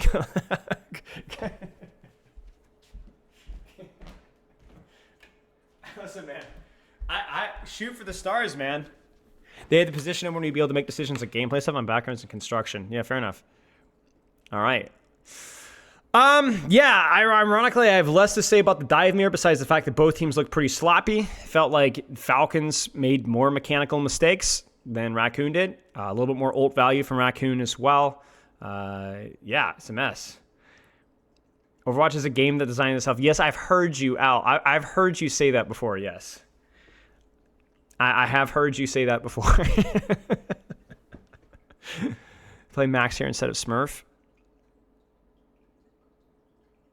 Well, I mean, the way that you got to look at it, Matt, is the way that you got to look at it is like they're pretty decisively winning the Malga trades here. Like let's be honest, it wasn't a total curb stomp, right? But Hanbin's team, they're winning, okay? They're winning. You know what I'm saying? Like it's that simple, right? Who do you think is the GOAT flex support? I don't know. Probably Shu, but I don't know. I feel like that's such a hard question to answer. But I mean, it's like, I mean, what are you gonna do? You're clearly not winning the Malga trade. I mean, maybe that you just feel like let's mix things up. Maybe Max goes in, changes the tempo, see how things go. I don't know. That would be my guess, you know. But I honestly don't know. Hey, Spilo, Rush was the best player at DreamHack. Do you share that? What? Oh, Fielder. Oh. I mean, I've seen one game, and I'm not studying his POV, so I can't share any sentiment. I'm sorry, guys. I just don't spoon-feed sauce that easily. Okay, do you guys remember the Dallas Dream Hack when I was with Avril in the in the stadium, and we were basically like hard analyzing like every single match, every single thing, like really locked in, right? I watched every single match with pretty high intensity, and even then, I still wasn't super decisive in like where I felt like some players were playing. You know what I'm saying? I've only watched 2 freaking games. I don't have an opinion. From this match, I think Fielder's done okay. I think Fielder's done fine. He's not been a super weak point. There's been a couple of moments, you know? But yeah. But I don't even think it's fair to like call Fielder a fraud for just like little things like that, because I think it's a lot more complicated than that. So they'll just have Max come in here, play that Malga. Maybe Sombra should not be able to hack the ball out or Bastion 1.0 because they aren't true abilities. a little bit of a, because the desk has pointed out, right, and we've been talking about it, right, the positioning maybe from Junbin at times. Maybe they just want to get a different look on Mog. Oh man, Raccoon just... The positioning maybe from Junbin at times. Okay, so now the colors swap. So Raccoon swings wide. They speed ring to swing wide. Hanman says, frick you guys, I'm just going to back out. And then at the same time, Proper sets up on a TP. Wraiths do, and then Falcons snowball back in. And off of that, Stalker hits Stickies. Mess. I mean, there's been a little bit of a difference in terms of tank, but for me, I mean, Proper has been so aggressive on the Reaper, so impactful. I think that's lots of angles, lots of angles. Hanman dying for his team's angles. That's a classic. Reaper on the TP setup. I like the Reaper Echo positions. That's where Beam is actually pretty good. You see that? That's just where, like, okay, I didn't get the angle that I wanted, so I'm just gonna shoot what's available. And I don't know if I love this setup here. Like, I don't know what Falcon's plan was. I don't know where Proper is. Stalkers just use flight, so Stalker's out. Proper's on the floor. Proper teleports, and I think Proper teleports behind to the right. I think the fraud here is maybe Stalker, because it doesn't really feel like. Yeah. So let's. Okay, it's gonna be hard, ironically, to point this out here. But it looks like Brigitte Reaper push on the right. Reaper takes the angle here. Stalker doesn't really get a lot of damage on the Reaper. He's trying, but he doesn't get a lot of damage on the Reaper, so they lose the tank trade. And then the Brig Reaper 2v1 honestly just fails. Like, I think Chorong just freaking out plays him. So impactful. I think that's where you got to start to even up the odds. Because check this out. They actually have a nice little... So Lip takes top. Lip angle. Lip angle. He's saying angle. Lip angle. He's saying angle. Lip angle. Angle. Reaper TP Malga in. Bam! So Malga here. Reaper behind. Brig here. I think there's just not enough output. So basically, here's what's happening, chat. Here's what's happening. I think it's a reasonable setup from both teams. It just comes down to who had CDs, who hit their shots, yada, yada, yada, yada. Like, I think Chorong and Shu just outplay the 2v2. I really do. By fraud, yes. I mean, as in they made a mistake. I don't literally mean frauds. Oh. I don't mean literally a fraud. These guys are insane. But they suck. You know what I'm saying? Nice little pick there on the back foot by Stalker means that Crazy Raccoon have to play off the point entirely. So with it, and through the hotel, other defenders, Crazy Raccoon have to play off the point entirely. What do you see from Falcons? What do you see? I mean, we've seen this before, right? We've seen this before. Look at Fielder. Look at Proper. I think, again, I really feel like the plays make them come to you here. But Falcons doesn't do this. Falcons doesn't do this. Let's see if they set it up correctly. You could catch this with Chorong. Chorong is kind of in an awkward spot. What?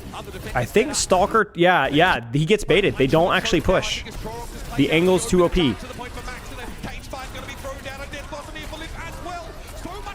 Ah!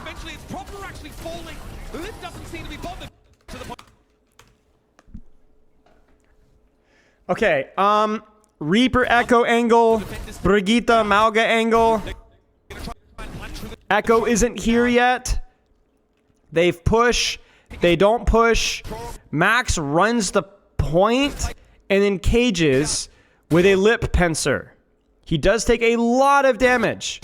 Juno is used, but Chio dies immediately.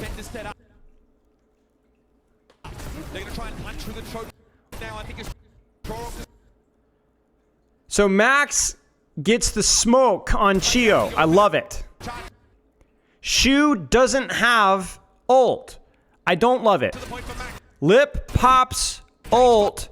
Great zoning value. And again, you're noticing that Death Blossom is tied to cage fight whenever Rally is on the field.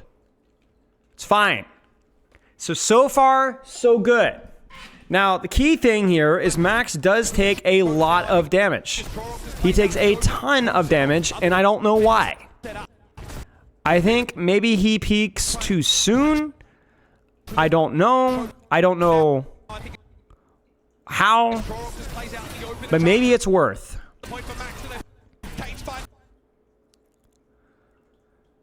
Chorong pops ultimate. I'm desperately trying to hang on here.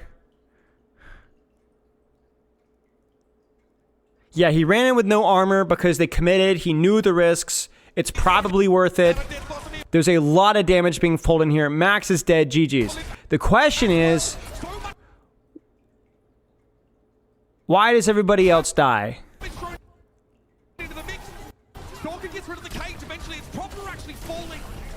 Ha! Why does Chorong die? Where's Chorong?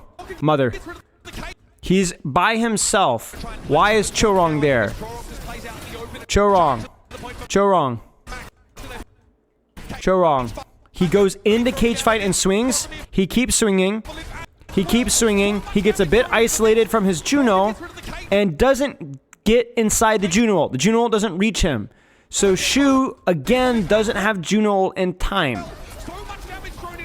Juno ult doesn't get... Basically, the deal there is Shu doesn't get Juno ult in time.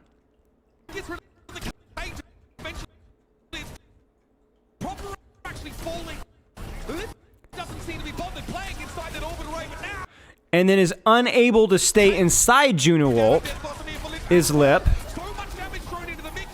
Because he wraiths in and then he falls out of it and gets bashed out.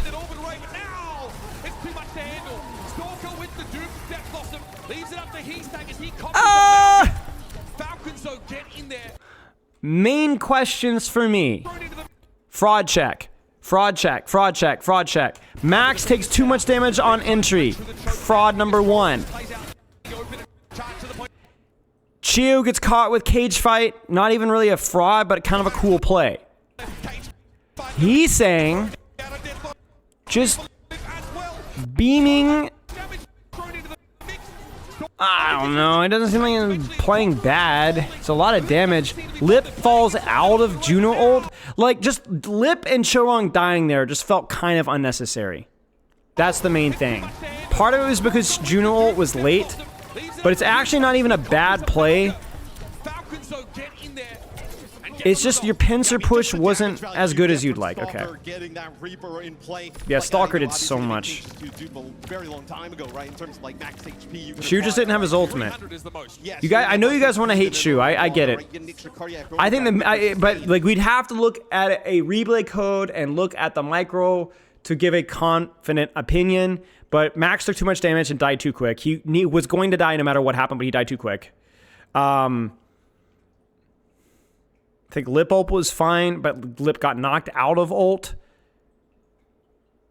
Yeah. Chorong got split and then didn't even end up die before. Like, Juno ult just didn't do anything. That's the thing. Juno ult didn't do anything. It wasn't a bad Juno ult. He just didn't get it in time, and then Chorong and Lip got knocked out of it. Shu needed to ult. Yes, Shu needed to ult. He's able to get tons of value. You have to ult. It's a 4v4. Like, you're going to win the fight, bro. There's probably some edge cases where it is the play, but maybe not there. Yeah, you're almost better, you know, getting like a support, like a brick. Oh, sorry, I misheard you. Simple, yeah. Yeah, Shu didn't have ult. If you're looking for like sustain, it just got his staying power on the point. Well, okay, so if Shu didn't have ult, was it really their call to go in? Sorry, I'm sorry, guys. Kind of was. I feel like they could have played it a little bit slower.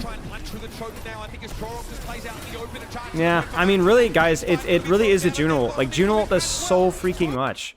Yeah, I think you're right, Night. I was just busy violating you, but I think you're right. Shu didn't have ult. Like, ult, like, you, dude, it's literally more important than another person. Hey, Megan. He's able to get tons of value. Wait, why? What are you guys harassing Megan about? Am I hired? Freaking Rex. Yeah, copying the Malga definitely feels like Megan, please hire Rex. Guys, please hire Rex. Please. Please. He will make Overwatch not a balanced game, but a support like a brick, right? If you're looking for like sustain, it just got to stay power on the point. He'll pay to work there, guys. You heard it here first. Okay, spacing here. Spacing here from Raccoon is obviously very cautious because of cage fight. Oh, they're just gonna go. Chorong, sir. How does Chorong just get freaking killed? Chorong, bro, Chorong. What is happening? Is it proper? Or no? No, Chorong is dueling proper, yeah. Does his shield break? Yeah. Or I don't know. Looks like Cardiac and Speed Ring are used. Like, I don't know. It just seems like totally random ability usage here. And then Chorong gets slammed and caged. What a mess. What are you talking about, Shepard? He's saying a Chorong immediately vaporize under the pressure of this man.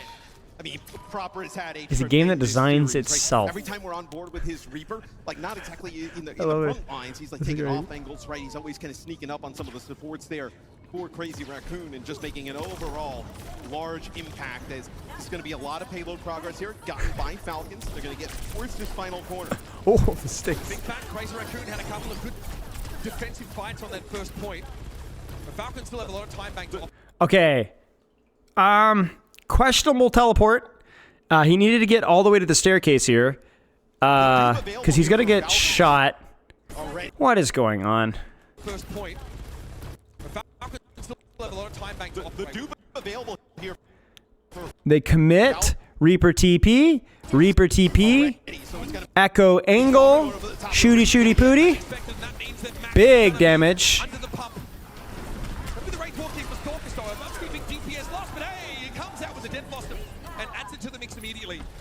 Yeah, I mean, it's a good setup from both teams, really. Like, if you look at this here, you've got teleport, echo angle, you've got a Reaper angle here. I prefer the Reaper angle here, but it's fine. I don't think he even gets shot, so it's probably fine.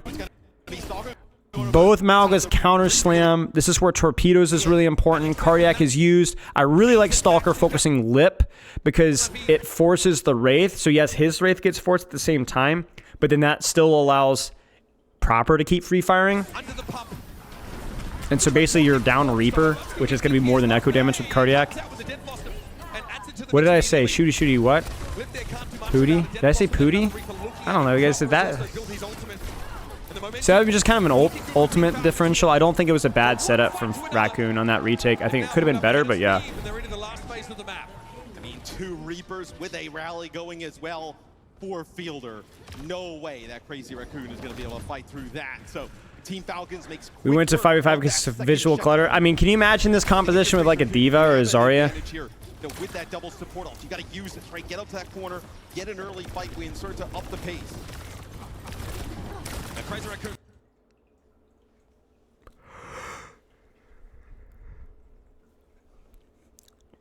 What's the plan here, chat? Thank you, Rex. There's no such thing as visual clutter when you're in the jungle. that is true. That is very true. I have never heard people complain about visual clutter when playing in the jungle, playing Overwatch in the jungle. Yeah, this is definitely a Juno ult trade. The question is, what's going to happen here? So cage fight's not relevant. We have copy Death Blossom, rally on the field. Proper's got to be careful here. Juno ult. Wait, Falcons just does the thing, guys. Falcons freaking loves this. Falcons like, let's just press W with Reaper ult. Look, he raised in, dude. He raised in, and because it's, dude, what the frick? Okay, is this like trying to make them misposition on their Juno ult? Like, there's got to be some logic here, man. He wraiths in, and to be fair, they are going to follow up off of this. There's going to be slam and Cardiac and the whole 9 yards. Like, there it is, right? He gets counter slam, but it's fine. But they just, like, go. Like, and it's always really well timed. Shoot, yeah, I don't know. Yeah, okay, so, okay. Thank goodness that didn't work, because I just didn't feel like that was that smart. Now, it does force double support ult. So maybe that's the strategy, is just brain dead it. But I see the way that I look at this is if you're going to do this here, I think you send your Echo top left on our angle and then go, because then I think you can actually kill people, but yeah, whatever. Megan is actually the game director, engineer, social media manager, Yeah, it's an absolutely mandatory fight. CEO, and janitor. GKB, cheers. With a death blossom, that death blossom has Shorong pop that rally. And here, lead hero designer. Fast, but Falcons at that point probably is okay with the result, right? Never want to lose Speed to ring. fight, but Who are they looking for? They found Heesang. They catch the angle. Angle, angle, angle, angle. Heesang's just going to go zoomy, zoomy. Go in and copy Reaper. Ult is used. What the frick? Where the frick is Shu? Shu speed rings. Shu. I don't know where Shu is. Maybe Shu just gets ISO'd? They kind of flip maps. Or flip sides. I didn't go over the ball in Ilios, no. They catch the push. This is actually pretty good for Raccoon, all things considered. Like, you had double support ult disadvantage. Like, you just need to make this fight messy. But what does Lip do with the Blossom?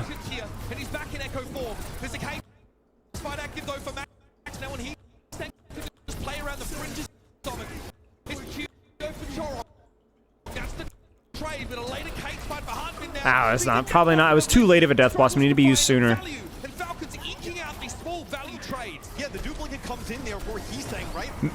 Okay. They hard commit. They overextend. Oh, this is poor from Falcons. This is really poor. You've got the trades that you need. They want to push staggers with proper, but they over push without Wraith. Proper dying there is actually just a free retake there. That's actually so bad. That's the NA hive mind here. Capitology actually made an exact point on this point about why that would be a mistake, and they actually just made that mistake. They over push without cooldowns. Proper fraudulent, yes. If Crazy Raccoon take their foot off the gas defensively, the map is going to be over. And that was a great shoulder charge out of spawn by Max, catching onto the Reaper. Putting Crazy Raccoon in the front seat. When Stalker goes with this. Gavin, did you tell Megan about your alter ego, Gavin Summer? Speed ring. Swing wide. Tempo. Torpedoes. Rally to pursue. I don't love this, but at least they hit the spikes. It was spooky because Crazy Raccoon's spacing is such that they could theoretically live this, right? You see how far back they are? This feels like a reach from Falcons. I don't know if Chorong Chorong gets slammed or Chorong gets bashed or something? Or no, he just doesn't get out in time. And then Max needs to kite to corner. He cardiacs, but he needs to tuck in, not out. So Max trolls this with his kiting location, and that ends up being the cost there. So Crazy Raccoon's setup was really close to being able to kite 2 ultimates at once, and they were so close to having Rally, so close to having Juno ult. Falcons is like in a hive mind level 2. They're actually not even consistently setting up all that well, but they're generally fairly cohesive and more cohesive than Crazy Raccoon. I don't even think this is as high level as we've seen earlier at times. How do we have Gavin Summer isn't the good one? That's true, actually. Winter does sound like a lot spookier, you know? Yeah, and considering, right, Falcons, they just kind of ran through that second part of the map. Angle, angle, angle, angle. Oh, they've ISO'd Stalker. What the frick is going on? Okay, trade for trade. That favors Raccoon, though. Because you're at a disadvantage on attack. Fun, fun, fun. Counter pin to protect the Brigitte. Both Brigs playing pretty aggressively. Hanman gets ISO'd.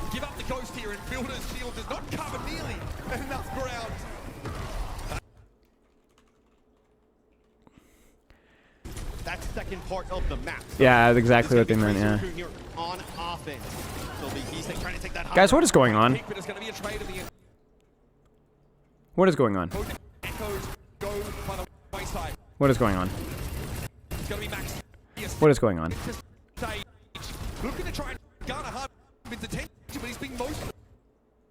Why does Hanman have less HP than Max?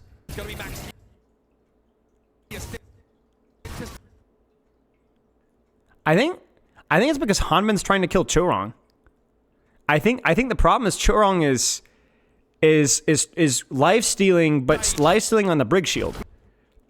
And he's trying to punish Chorong for overextending, but Chorong plays the corner and then gets the counterpin from Max. Now, it has nothing to do about later Cardiac versus sooner Cardiac, because in theory you can get an advantage sooner. Because you can use Cardiac to keep your armor and then burn theirs first, and then they can't come back. But I think it's just they're shooting the wrong person. I think they're focusing Brigitte. And, you know, yeah, that's it. Yeah, so then they make a massive HP differential. It's not bad going for backline here. It's just like you have to basically do it off of a slam and not off of static shooting. So Malga's still not in a point where in a mirror you're safe to shoot anything other than the Malga, unless you're crazy running onto something, right? Yeah, so that's kind of unfortunate. Well, it's a 4v4, it's even. Parlay that into a fight win, so now you can actually get this payload moving a ton of time. You win another fight here, like around this first corner, you're in great shape. Spacing for Falcons, playing around their Juno ult very cautiously. We don't want to take an initiation because we know Crazy Raccoon will just zoom through. We're close, we're close, we're close, we're close, we're closer. Good angle from the Reaper, costs him the Wraith, but it costs him cooldown to do so. Juno ult out, no. Raccoon says, get the frick off of my lobby. You're not allowed to go out because Max has slammed in. Or no, Hanbin has slammed in. And that means this guy's stunned, so this guy can kill. Or no, I don't know what I'm saying. I'm completely lost. I have lost the thread. We are now into map 4. I don't know what's going on anymore. I can't see what's on my screen anymore. I just okay.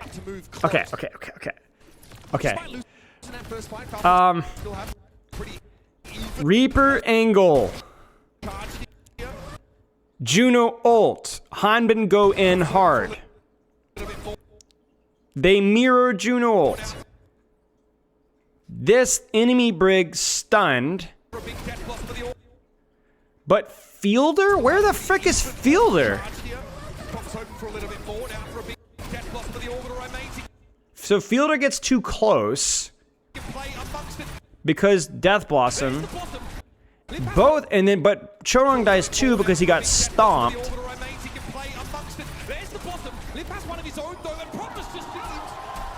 Yeah. Because the Juno ult was moving with where Falcons were going, and... Hey, Jobby, long time no chat, mate. Proper on cleanup duty, a team wipe there for Falcons. This is going to be tough, right? I don't know. Break this chokehold is Hanbin and Co. You can play with that Reaper right on that off angle. Come on, boys. Come on, boys. Come on. Energy. I gotta lock in, chat. I gotta lock in. I gotta lock in. I gotta lock in. Put themselves in harm's way. Looks like they back up, though. Spacing. I think Falcons wants to gamble. I think they know they're at ultimate disadvantage. I think they want to gamble. Now, Max needs to catch this push with Cage Fight. Does he? He does. So that gives them enough of a CD advantage where it's going to be really hard for Falcons to press W. Stalker copies. Heesang copies. Double Malga, because just, you know, why not? Rally for rally maybe here? Yes, rally for rally. Stunnage. Tries to go for the Reaper, misses. And Stalker's able to push back with Death Blossom. Death Blossom. Shu gets caught a little close. Smoked. I think the main takeaway for me is that the Malga copy is not worse. It's just higher risk than the Reaper copy. Reaper copy is way more consistent. Guys, I'm trying. I might need something illegal to make this work. Alright, you know what we're gonna do? We're gonna stand on our chair. We're gonna stand on our chair. That's the strategy. I need some water. I'm definitely not doing a line off screen.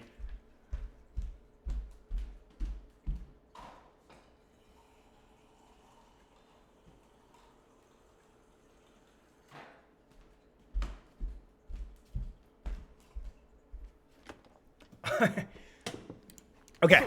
All right. So, setup for Falcons. Catch the push probably from Raccoon, kind of like the flip the script here. Catch the push from Raccoon because Raccoon's probably going to gamble a little bit. All right. We're locked. We're so locked. Chorong knocks him off. 3, 2, 1. In. Oh, they're going to go in. Hanben's going to go in. Can they catch? Are they set up for the catch? Oh, they caught Heesang. They caught Heesang. Stalker comes in from the top. Yeah, so Heesang gets caught and supports Aren. He just gets a fat cage. He just gets a fat cage. They were not ready for that. How is it set up? Where's Proper? Proper distracts on the angle. Yeah, see, this is what happens. Look at that. Distracts here, commits there. That's what sets it up. Does he hit anybody with slam? I don't think it matters that much. Yeah, he hits the... Yeah, he just gets like 4 people on cage. Spacing is just goofy. Well, it's not even bored. It's just... It's so much. I'm literally confusing players and teams. I don't know where I'm at. I forgot my name. Right, they got finishes him off as now. I mean, look at how Proper. What are you doing? Focusing beam finishes him off as Proper. He's not getting out. No way. Frick. Focusing beam. Proper just touches spawn door. Now, I mean, look at how that's actually so free, man. Come on, man. Okay, so probably try to catch and trade here. Yeah, they try to, but it doesn't work. Oh, they do. They get a trade. But they might stagger Hanben here. Okay, well, now they'll just kill him. Okay. So spacing going to be pretty interesting here because Raccoon is in a situation where they're on defense where they, like, Falcons kind of has to press the Q here. So Raccoon could probably just speed ring out now. Right there, right now, speed ring out. I mean, they could, they don't. So instead they hold space, but the problem is, well, I guess they have the echo angle. He's on the right, which is pretty nice. So they Juno ult rally for extra sustain. But this means, honestly, if Max gets this cage off, they need to really focus Max, because if Max gets this cage off, it's all she wrote. Chorong cage fight, he gets it off, and then Lip Death Blossoms. Holy cheeks. That's it. Because, like, you got to think of it this way. Cage fight is huge if you can get it off in these massive support ult trades. Because it isolates people. It's just it's the only barrier on the thing, right? So if you can get it off without getting bashed. So Falcons honestly doesn't really set up that well on the retake. And Crazy Raccoon just matches ult for ult with the echo on the angle. I mean, Heesing's not even doing all that much in the angle. Like, I don't even know what he's shooting. But, yeah, okay. I mean, it's not so much Lip's not a fraud. Like, you blew 5 ults versus their 4, so it's like you're gonna win that fight most of the time. Or 4 ults versus 4. The defender's advantage. It was a fine ult. Lip uses the TP, get to the high ground here. Gonna try and control this, right? Because you want to have Heesang control this area. It's so effective for the Echo. Yeah, you cannot allow someone like Proper or Stalker to perch up here. Even Chio. I think you play slow for the echo ult here. I think you play nice and slow. I think you take your angles. No. What the frick is going on my screen? Okay, Echo Reaper top, hit squad on the Juno. Same time, Malga for Malga trade. Chorong is able to live it. Heesang gets the smoke because he doesn't quite build ult. 99%. Tragedy. 1 HP to Ryan directly translates to more wins. Thank you, Rex. Heesang actually ends up getting caught out by the torpedoes, but Lip gets rid of Chio. So Cardiac to catch, so they catch the push here. But Shu dies to the voices. I actually don't know what the frick Shu died to. I think maybe Echo going top right. Yes, Echo going top right. So Stalker, Flanker, Chicken Ganker. They're gonna trade. They're gonna try to trade. They are not going to trade. They're losing the Echo. Slows them up.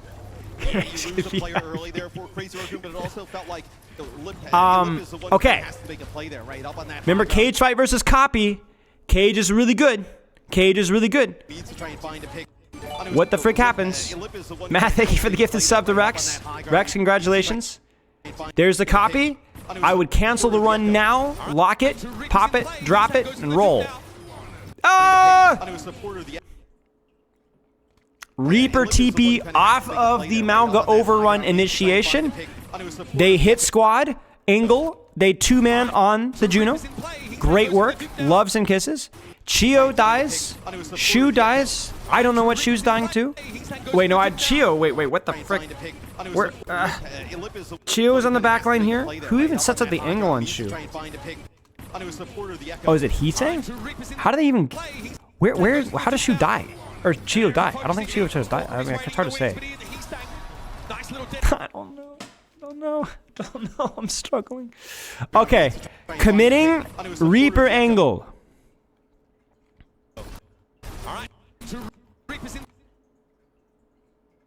It's a good setup push. Cage fight.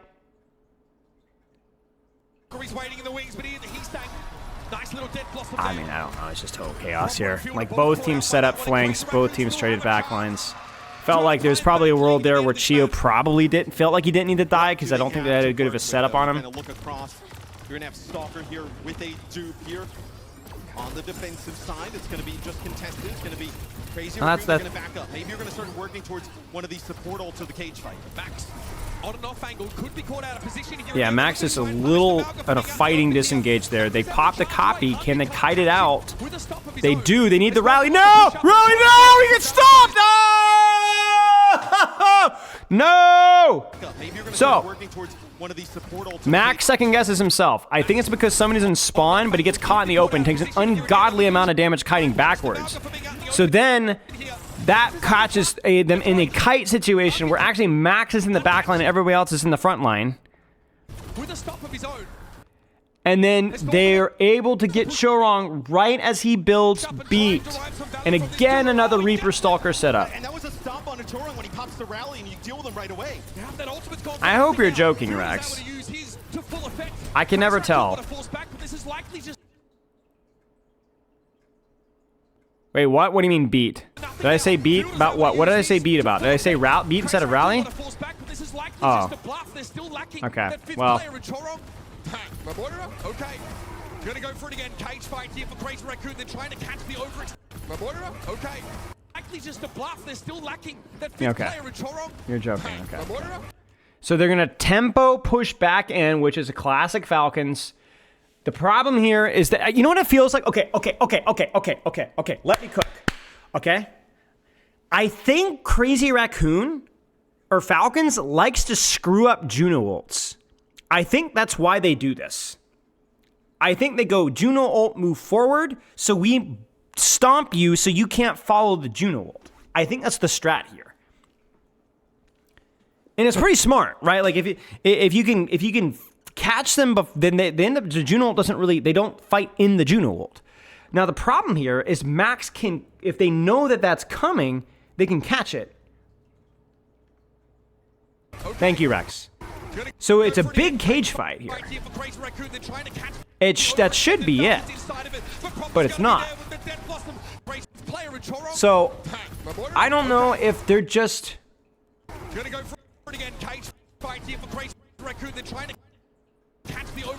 It just looks consistently like Shu gets a little they're just surprised. You know what it is? It's surprise. They just keep getting surprised by the aggression.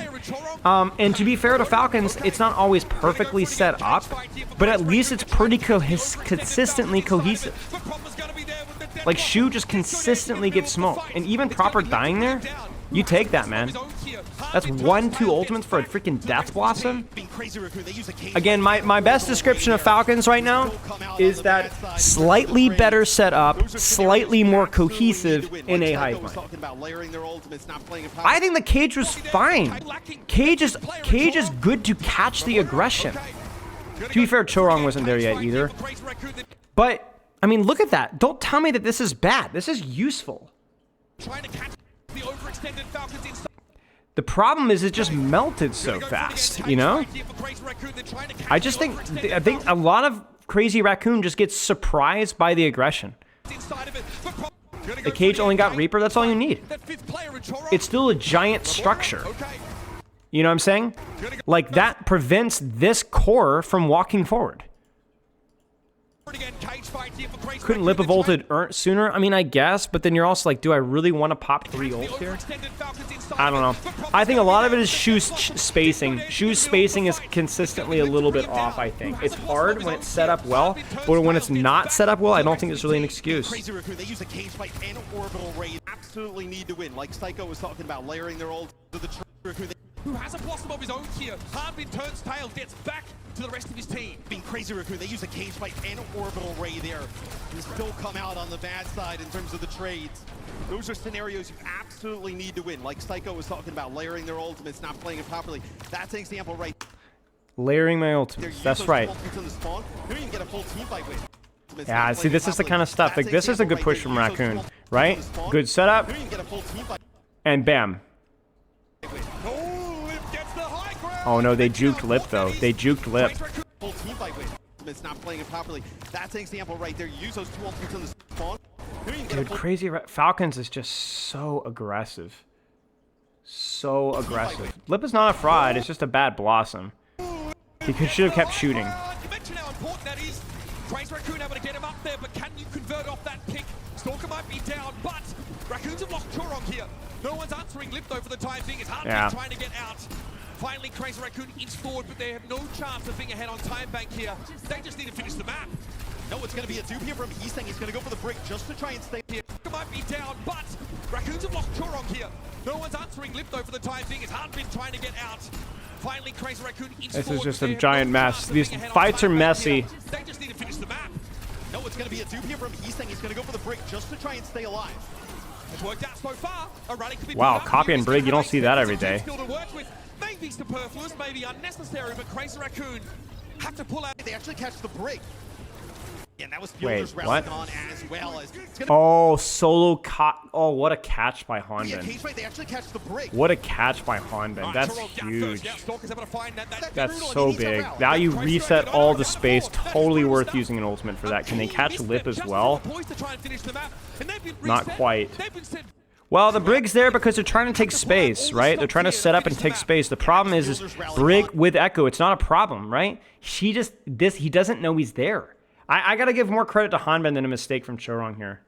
Like, because Brig Echo controlling the space is really good, right? Giving value, getting heavy poke, right? And then disengaging. It's just a crazy gutsy play from Honbin. This is a difference between a goat and a fraud. You mess that up, you completely look like a clown. A key misstep just You can see through the X-ray, right? Honbin's kind of like lurking on that corner, and then as soon as he sees Strong, I feel like Falcons want to go. Knowing Falcons, they probably just want to go. They're gonna go in. There's Rally. We're gonna see a copy. They're gonna go in. Cardiac, and there it is again. Bro, Shu. Oh my gosh, dude. Stalker is literally hard flanking backline right now and just kill Shu again. Shu doesn't even get his ultimate off. And now all they have to do is double copy Malga, double Cardiac, burn Max. So just freaking shoot Max, bro. 2-on-1. Oh, Honbin dies. That's why. Okay. Lip, no Wraith. Lip dies. Big slam. Big cage. Focus Brig, you're gonna die anyway, so you might as well. He doesn't even die. Dude, I'm telling you, man. The setups from Proper and Stalker just a little bit better than their counterparts. The old economy just a little bit better, and crucially because... Okay, well, we're going to keep playing. I don't want to call it just yet, but I think this is basically probably it. Especially with the Lucio. Lucio's just not fitting. Too fragile. Yeah. The problem is the number of fights where Falcons is able to, even without excellent setup, just 3-2-1 timing ent and get trades. Crazy Raccoon... I just don't know if they gave the same level of respect. I just don't know. It just felt like Falcons was setting up decently, but not even perfectly. And Shu, Backline, and Co. is just getting smoked. Like, there have been ample opportunities for Shu and Chorong to be able to live these engages, Shu especially, and it's just not happening. Yes, there's one more map.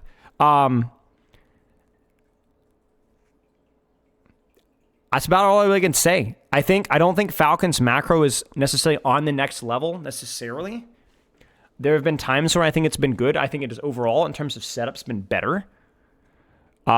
But the synchronization between this Malga and this Reaper is just really been next level, and I think that goes for Echo as well. Consistently denying ultimate value. Hanman's been playing out of his mind. I've really liked Hanman's play right now. I think I've really liked Hanman's play, and I think Proper's played well on Reaper as well. The gap, pointing a lot of these ultimates in fights that are just not winnable, and then just stacking them on top of each other. All right, last map. With no chance, and then Choron gets caught out with a wrap. They've been running Junbin most of the time. I mean, they're setting up well. That's the thing, is like Shu is getting punished, but it's also like Falcons are also doing a good job punishing. Match point for Team Falcons. All right, here we go. Are going to leave it all out there one way or another. Lock in, last map. Is massive, how it usually always is on push. You see Reaper teleport flank. Reaper angle established immediately. That off angle yet again, like we've been talking about doing it. And this is where Raccoon has to be careful. They want to hard push. Let's try to set their tempo. Let's try to be the 3-2-1, but we still got a Reaper on the angle. We got a Brig Reaper on the angle that's pocketed. Falcons catches the push. They still have the angles. That forces Junmin to go out because he's losing the HP trade because he can shot from 3 different angles. So Falcons all of a sudden playing the angles, playing slow. Then they commit knockdown, but you notice the setup here. Do you see the danger here? You got Echo from right. You got Brig Reaper left. I don't know where Chorong is. Yeah, he's also on the angle. Smurf gets smoked. I think he takes too much damage prior to poking, but yeah, see, this is the problem. Smurf takes too much damage before committing. Wait, are these team names wrong? No, they're not. I'm dumb. Wait, am I? Why is Smurf in? 529. Oh, Hanman. What? I'm sorry. We did a double tank swap. I'm sorry. They did a double tank swap. That threw me for a loop. Sorry, guys, dude. They did a double tank swap. Okay. You're not allowed to do that. You have to ask for my permission. So they're setting up the Brig Reaper mirror, both sides playing Brig Reaper.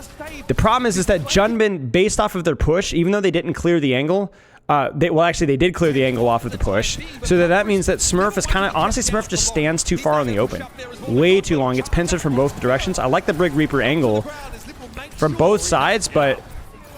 Oh, Stalker on the flank. Okay, well, never mind. Jeez. This DPS crap is insane. Chiu lives just long enough.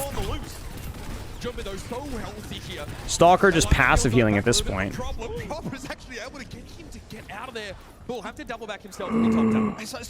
How is Shu dead there? Let's go back and look. Is it just? I think it's just Echo angle. Yeah, it's just Echo angle. Yeah, just Echo angle. Just Echo flank. Just the bot taking 2 steps the other way. But I mean, Proper's already built up towards a Blossom. Proper just, again, always asking for a little bit more on that Reaper. Staying in the fight a little bit longer. So Proper is surprising. This is a cheese. You guys ready? Speed ring. Here we go. They're not expecting it. Will it catch? It will. Yep. It will. Chorong was not expecting this at all. That's huge. Hiding Reaper, 3-2-1 speed ring. Bam. They layer Juno ult on top of Juno ult. Very good. And then that's it.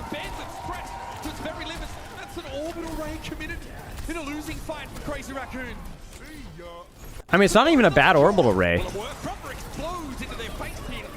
I mean, okay. It was a bit risky regardless, but I mean, you're not down when you press Q. Yeah, Chorong was not expecting that.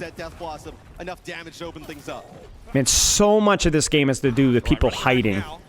Both teams did make use of those orbital rays here, so no huge disadvantage for Raccoon in that metric. Poke the angle. They're going to commit. They're going to Reaper. Can they kite this out? No, they can't, so they're going to commit. Reaper copy. Cage for cage. Crazy Raccoon. Junman's taking so much because they're walking through a cage, so he should be dead soon. Looks like he was stunned up briefly, and Junman's going to get a cage fight down. He's staying appears in the middle of it now. I mean, this is just a mess. Does Lip get his ult canceled? No, he just... yeah, he actually doesn't get his ult canceled because, again, cage fight. I think the difference maker is the Death Blossom, I think. Because of the AoE pressure. Because you just basically use ult for ult, but defender's advantage, but because the cage fights, the Reaper ult is just like... Lip just basically does a lot of damage, generally. Like, watch the HP pools. There's the Death Blossom. Just general pressure on Fielder, general pressure on Stalker, general pressure on Smurf. It's not a lot, but it's enough. It's a good ult. Perfectly, right? Where you want to be using that rally a little bit later, but keeping everybody alive, right? You don't want to lose. Yeah, of course they scrim each other. On that rally, then I'm certain they did. A player down with rally. Got to time that perfectly. Chorong did there. Allows Crazy Raccoon to get in control of the bomb. Poke. Rotate top. Watching for their echo. Clear top. Juno playing far back. Spacing here, very important. Good stickies. Clears a little bit of space. Forces speed ring. We're going to rotate around left. Are we going to play in the choke? Both Malgas are kind of approaching the choke. Huge stickies there from Heesing. Oh, another huge stickies there onto Lip. And that looks like it forces... Oh no, Lip, what does Lip do? Is Lip flanking? It looks like Lip is flanking, but the timing is off. Yeah, so Lip goes in really deep, gets his Wraith forced, gets full stickied, and so that forces Cardiac. So then I think what we see here, my prediction knowing from what we've seen of Falcons, is we've seen Cardiac, Wraith. I think Falcons 3-2-1 runs through and just Death Blossoms frontline. Let's see if I'm right. Yes, there it is.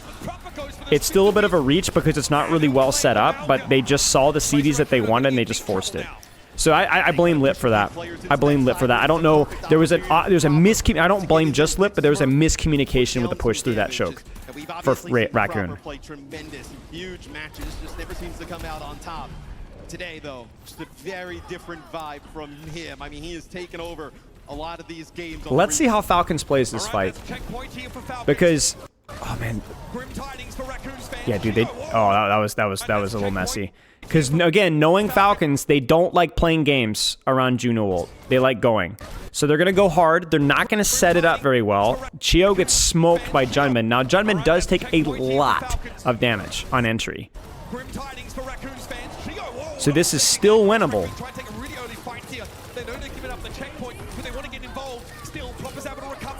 Oh, Shu. Shu needed to pop ult here, right now. This is greed. This is greed. I think it's fine to pop ult here. I think, because it's not an ult that you can turn the tables with. That hurts. That hurts. This fight gets way messier than it needs to be. Now they do commit. Again, a checkpoint given up. Yeah, but a window of opportunity here, right? You do give up checkpoint, but you're going to have a rally where both support ults used here by Falcons on the other side. It's a little bit of a window of opportunity, right? If Falcons takes this fight fast, you pop rally, you can come back, and you can get closer to tying this one up. And again, are they going to try to do the speed ring Reaper thing? Maybe take this high ground now, but they're going to have to fight for it. Crazy Raccoon pushing up. I don't know what they're pushing here. Is it Reaper with a Wraith? They have Death Blossom, but they're not able to connect on Brigitte here. Okay, there's the Brig. Here's your chance. Oh, that was weird. I think I was a weird engage from Falcons. I guess they know that they're down, but like that's weird spacing from Chio there.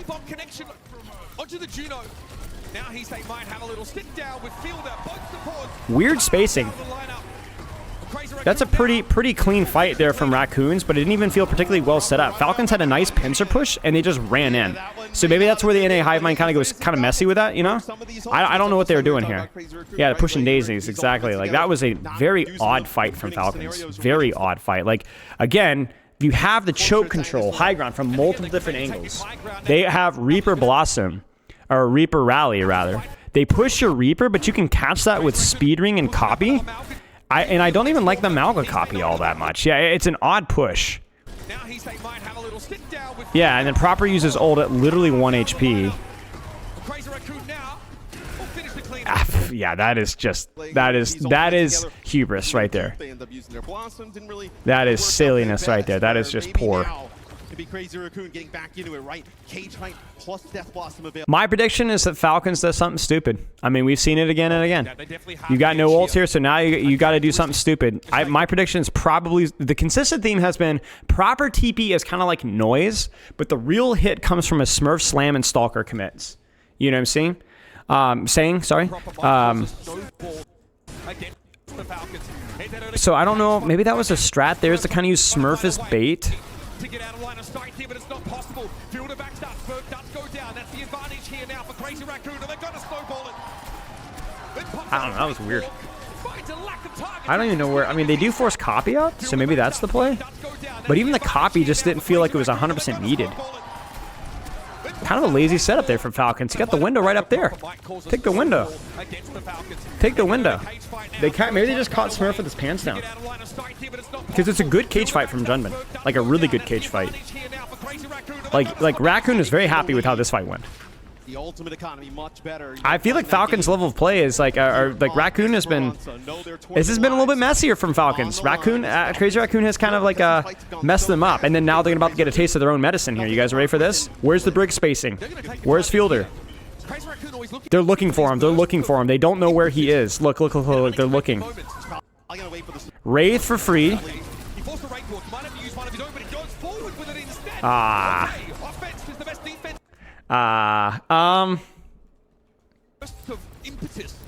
So you get Wraith.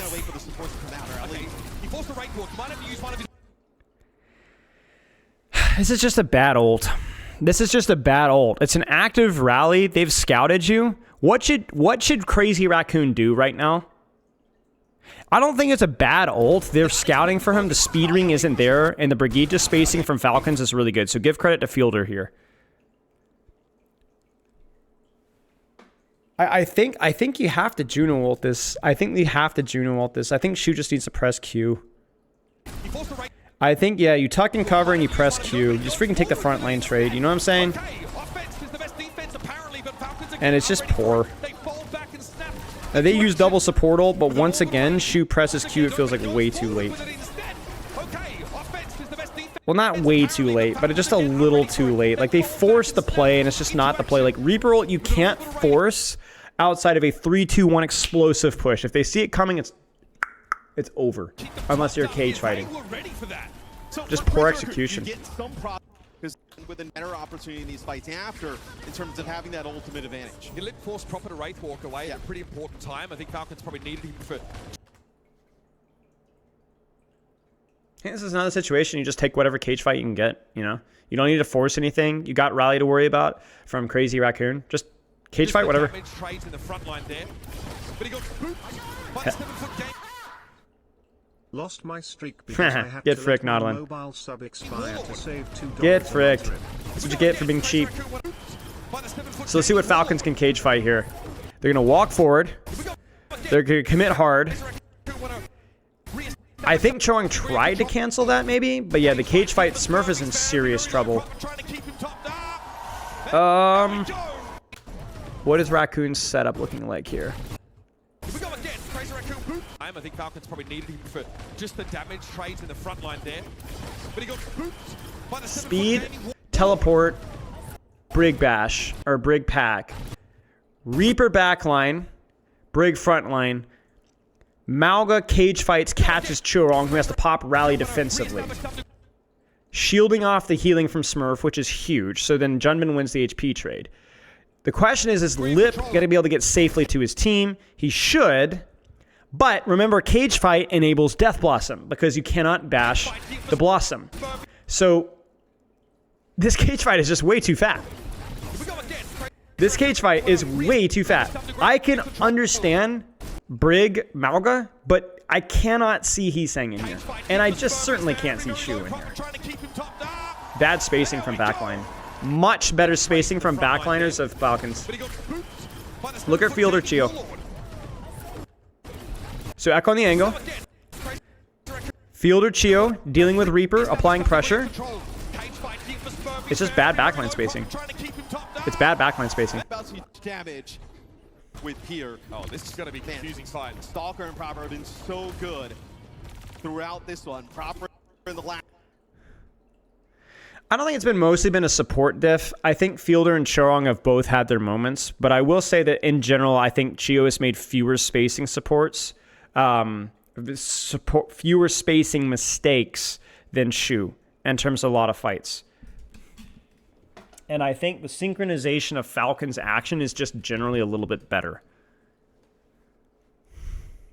Yeah, I mean, Crazy Raccoon, that's definitely a situation where you'd prefer to clear top, I think. I think you'd prefer to clear top. I think the pathing in general from Crazy Raccoon in clearing of space has been a little bit inferior. I think, yeah, there's been a lot of little things that have gone Falcon's way. A lot of little things. It's really hard to nail down any one thing here, even as juicy as that would be for a narrative, right? Like, look at the cohesiveness of this. So you've got Proper on a hiding angle. They don't see him. Chorong, to give Chorong credit, scouts it, but scouts it too late. So he gets cleared out. Bash is forced.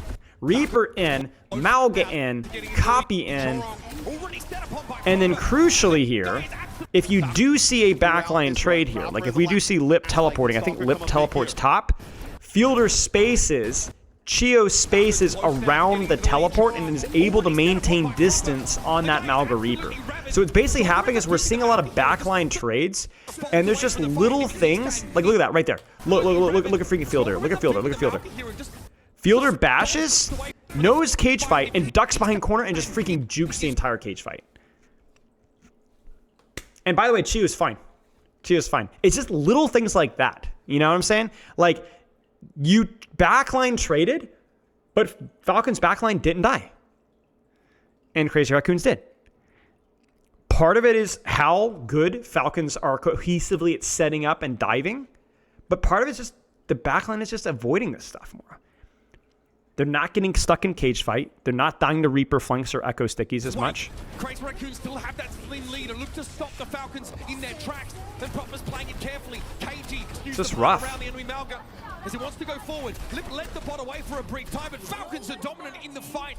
Oof. Smurf uses the charge to get in the air, go away, but they just kind of nerf Juno. I think Juno will probably receive another slap on the wrist. Juno, as I said, is just a strong support that's also very fun to play and very popular.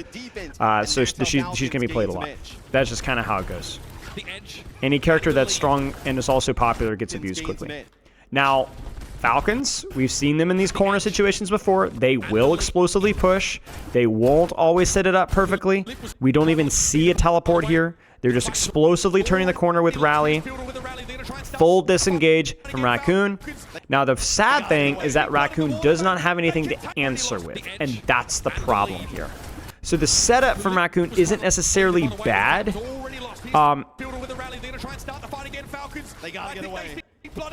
It's not even bad. It's just they just didn't have the ultimate to answer the lair. And Falcons, even when it's not set up perfectly, always has the tempo to chase.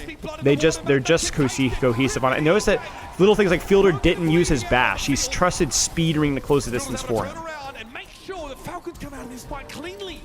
100 meters on the table. And under 2 minutes left. And you're going to have the orbital rate plus Blossom. What was the speed ring from Raccoons? Let's look. Oh, you're right, actually. That was a bit awkward. That's definitely a speed ring that you want to sit on more, because speed ring is very useful in neutral trades, but when you're at that big of an ultimate disadvantage, that's true. Good catch there, OWCS. Or Rosas. Oh. You could even get up towards that cage fight. Here's the setup. And we know exactly what Falcons does in this situation. I would not be surprised to see a Juno ult layered on top of this. Oh, they scouted him. Okay, yeah, there's the Juno ult. They go in to the Juno ult. Will Lip Death Blossom this? They flank Juno ult. And they flip the map. Oh, this is a mess. Both teams flanking each other. This is like a Spilopug.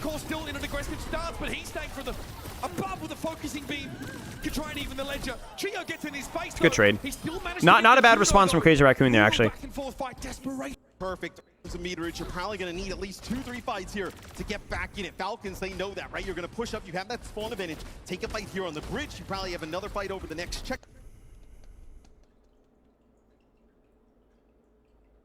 All right, well, you need to catch here if you're Falcons. You're Who in can a you great catch? spot here of your Who can Falcons Smurf to secure catch? the World Championship. Stalker, deep angle, lots of good pressure. There's Wraith, they're going to go. They see Wraith, they're going to go. Deal with now, they can come from anywhere, and they take the front door in. I just don't like this from Stalker all that much. I know we've been very complimentary of Stalker, but I look at this here, and I'm like, bro, if you're going to copy, fly up and over and just drop from here. Set up your push from here.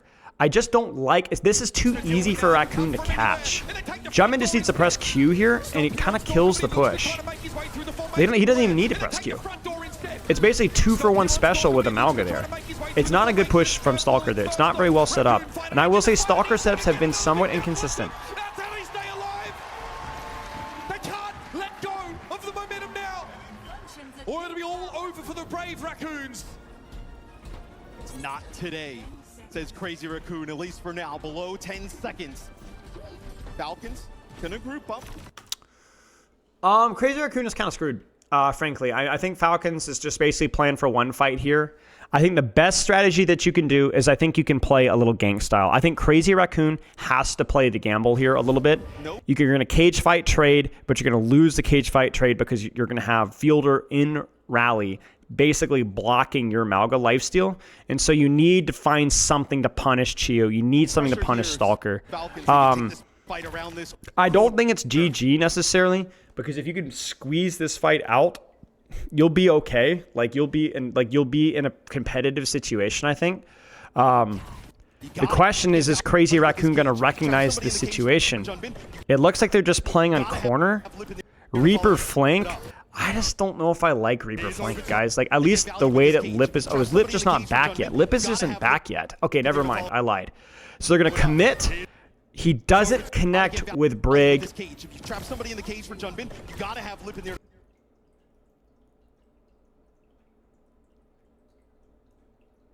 To be honest, I don't even think they needed to push here, actually. Hold the corner. Because if you're not going to get a proper push, don't push at all. So we missed the slam. Either hold the corner or hit the slam. Ah. And that's it. That's game. Falcons, so you can take this fight around this corner. That's game. Gotta get value with this cage. If you trap somebody in the cage for Junbin, you gotta have Lip in there. Fielder spacing again. That's it. That's it. Might have cost them everything. And the Wow. glorious hunt of the Falcons finally comes to an end. Wow.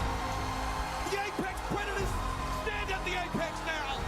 It's a 2024. Wow. World Champion. Yeah, Falcons deserved it. Falcons played everything just slightly better. I don't think Crazy Raccoon was bad. I don't think Falcons was even that overwhelmingly dominant. I think Falcons was just consistently better at push tempo, synchronization, like the team play was just a little bit better. I think Reaper play a little bit better. I think Brigitte spacing specifically, a little bit better. Juno spacing, a little bit better. I definitely think the Malga play was overall a little bit better. I'm curious to see what the strategy here is with who plays what, because I really think Hanbin played well consistently throughout the entire series. So, I don't have insight to Scrim Bucks, so, or the other matches. But I think Hanbin honestly played quite well the entire series. I think Smurf... I mean, to be fair, Smurf played first map and did well, too. A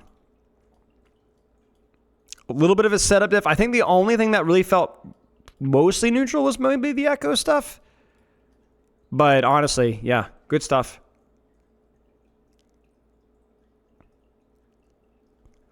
How good do you think Lip Reaper was? It was okay. I think it was maybe a weak point for them a little bit. But I don't think it was a major tossing games weak point, honestly. It was fine. It was okay. I don't think it's really easy to point to any one thing without looking at individual POVs here. So Echo is more about off-angle pressure on frontline and then finding cycles, tempo cycles where you go in with stickies on an angle and either assassinate their Echo or assassinate their DPS or assassinate their backline.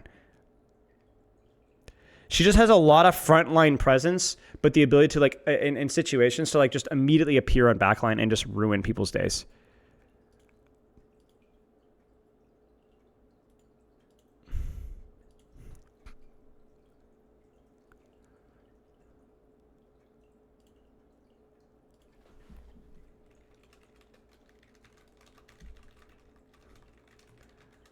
I just got a message from a certain pro player that said, Spylo, thoughts on retiring? Streamer arc would go crazy. PGE?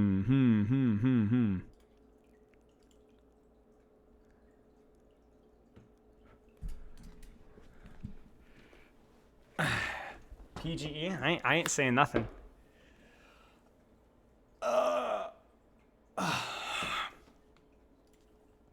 But yeah, I mean, it was a good series. It's definitely visual cancer for sure. Like, let's not lie here. It was visual cancer. But at the same time, I think it was a good series. It was a competitive series. Yeah.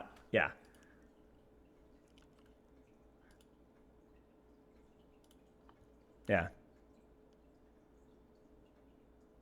It's 100% backbone. He hasn't posted an LFT when everyone SSG has. He hasn't? I actually haven't noticed that.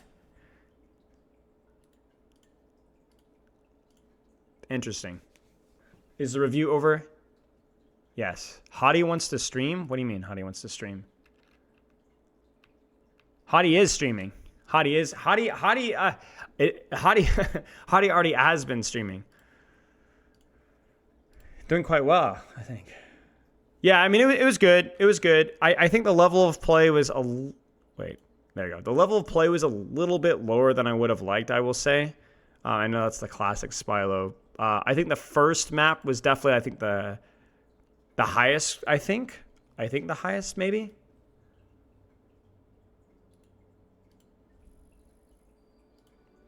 So, yeah, it was interesting. I hope you guys enjoyed it. What's my least coach character? Torbjorn. Then, I mean, historically, ever, definitely Torbjorn. Let me look here. This isn't just Overwatch 2. Overwatch 1 as well. It would be Torb. Roadhog. Roadhog is up there, very near the top. Maybe even second place. Torb, Roadhog. Symmetra, maybe, or Bastion. Idiare, Lifeweaver. Kind of, maybe. I've used to coach a lot of Moira, so I don't see barely any Moira anymore, but I used to coach a lot of Moira. Same thing goes with Hanzo. Same thing goes with Junkrat.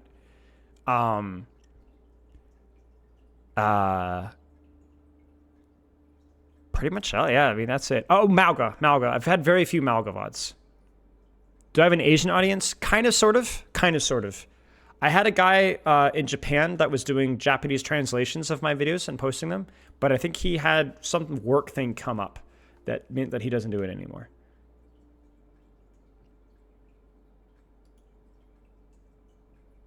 Because Malga's just not that good. The reason they run Malga is more of like his role in the composition.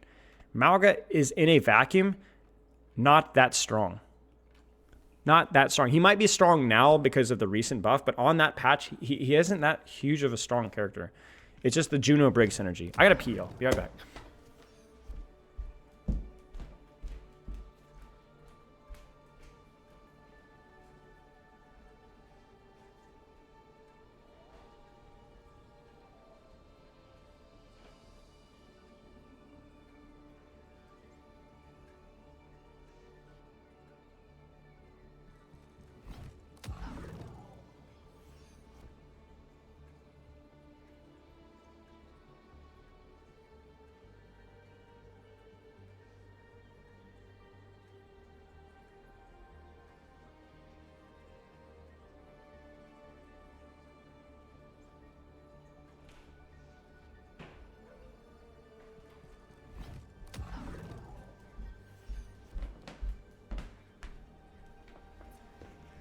He's not that huge of a strong character.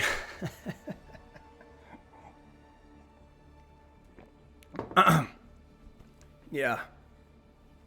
Well, what do you guys think of Hazard? Did you guys have fun playing Hazard? Final thoughts on Hazard?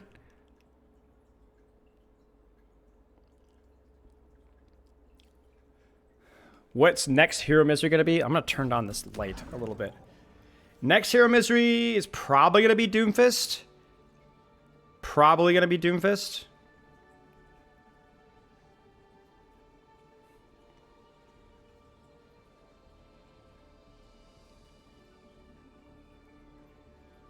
I have to do it on my freaking phone. There you go. Felt weird to play, but fun. Yeah, I agree.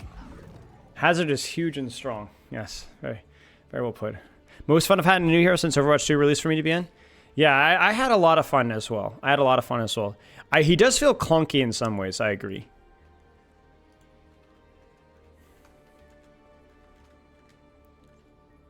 Agreed with the clunky and the wall climbing. Review of the Capitology video? I mean, I already watched it. I like it. It's really good. It talks about a lot of the same stuff that I talked about. No real complaints from me. Cheers, Shepard. Sleep well, mate. Get your rest. Yeah, Doomfist should be fun. Hero Misery Doomfist should be fun. I'm thinking about doing it with like a Zebra, potentially. What would you guys think? So instead of just having like a diamond player or myself or whatever, actually having just a straight up high level player. I think it'd be fun.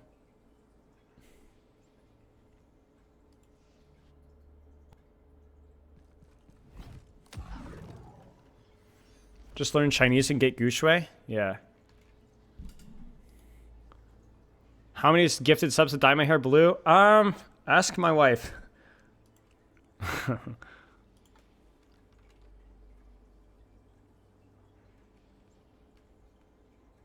Hero Misery Tracer? I've thought about that. You could do like Torb, Kiri, Moira May, stuff like that, Cass. It would definitely be like a diamond Hero Misery kind of a thing, right? Where it's like, you know, a high level player would find a way to go around it, but yeah. I think it'd still be like pretty educational. Venture? Possibly, yeah. Alright, chat. I'm gonna roll. Loves and kisses. I'll see you guys on Saturday. Thanksgiving on Thursday, but be here for Saturday. It's gonna be a really fun stream. That is all. Have a good rest of your week. Happy Thanksgiving. Thank you guys for being here. Be sweet. Goodbye. Wait, hurry, Nodlin. What? Not Discord's link's not working? Check my YouTube description. It should have a working link. You could also, I think, just search in Discord channels. What do you want, Nodlin? What do you want? Look at my Pugs ID in the Discord after you leave? Okay, we'll do. All right, cheers, dude. See y'all.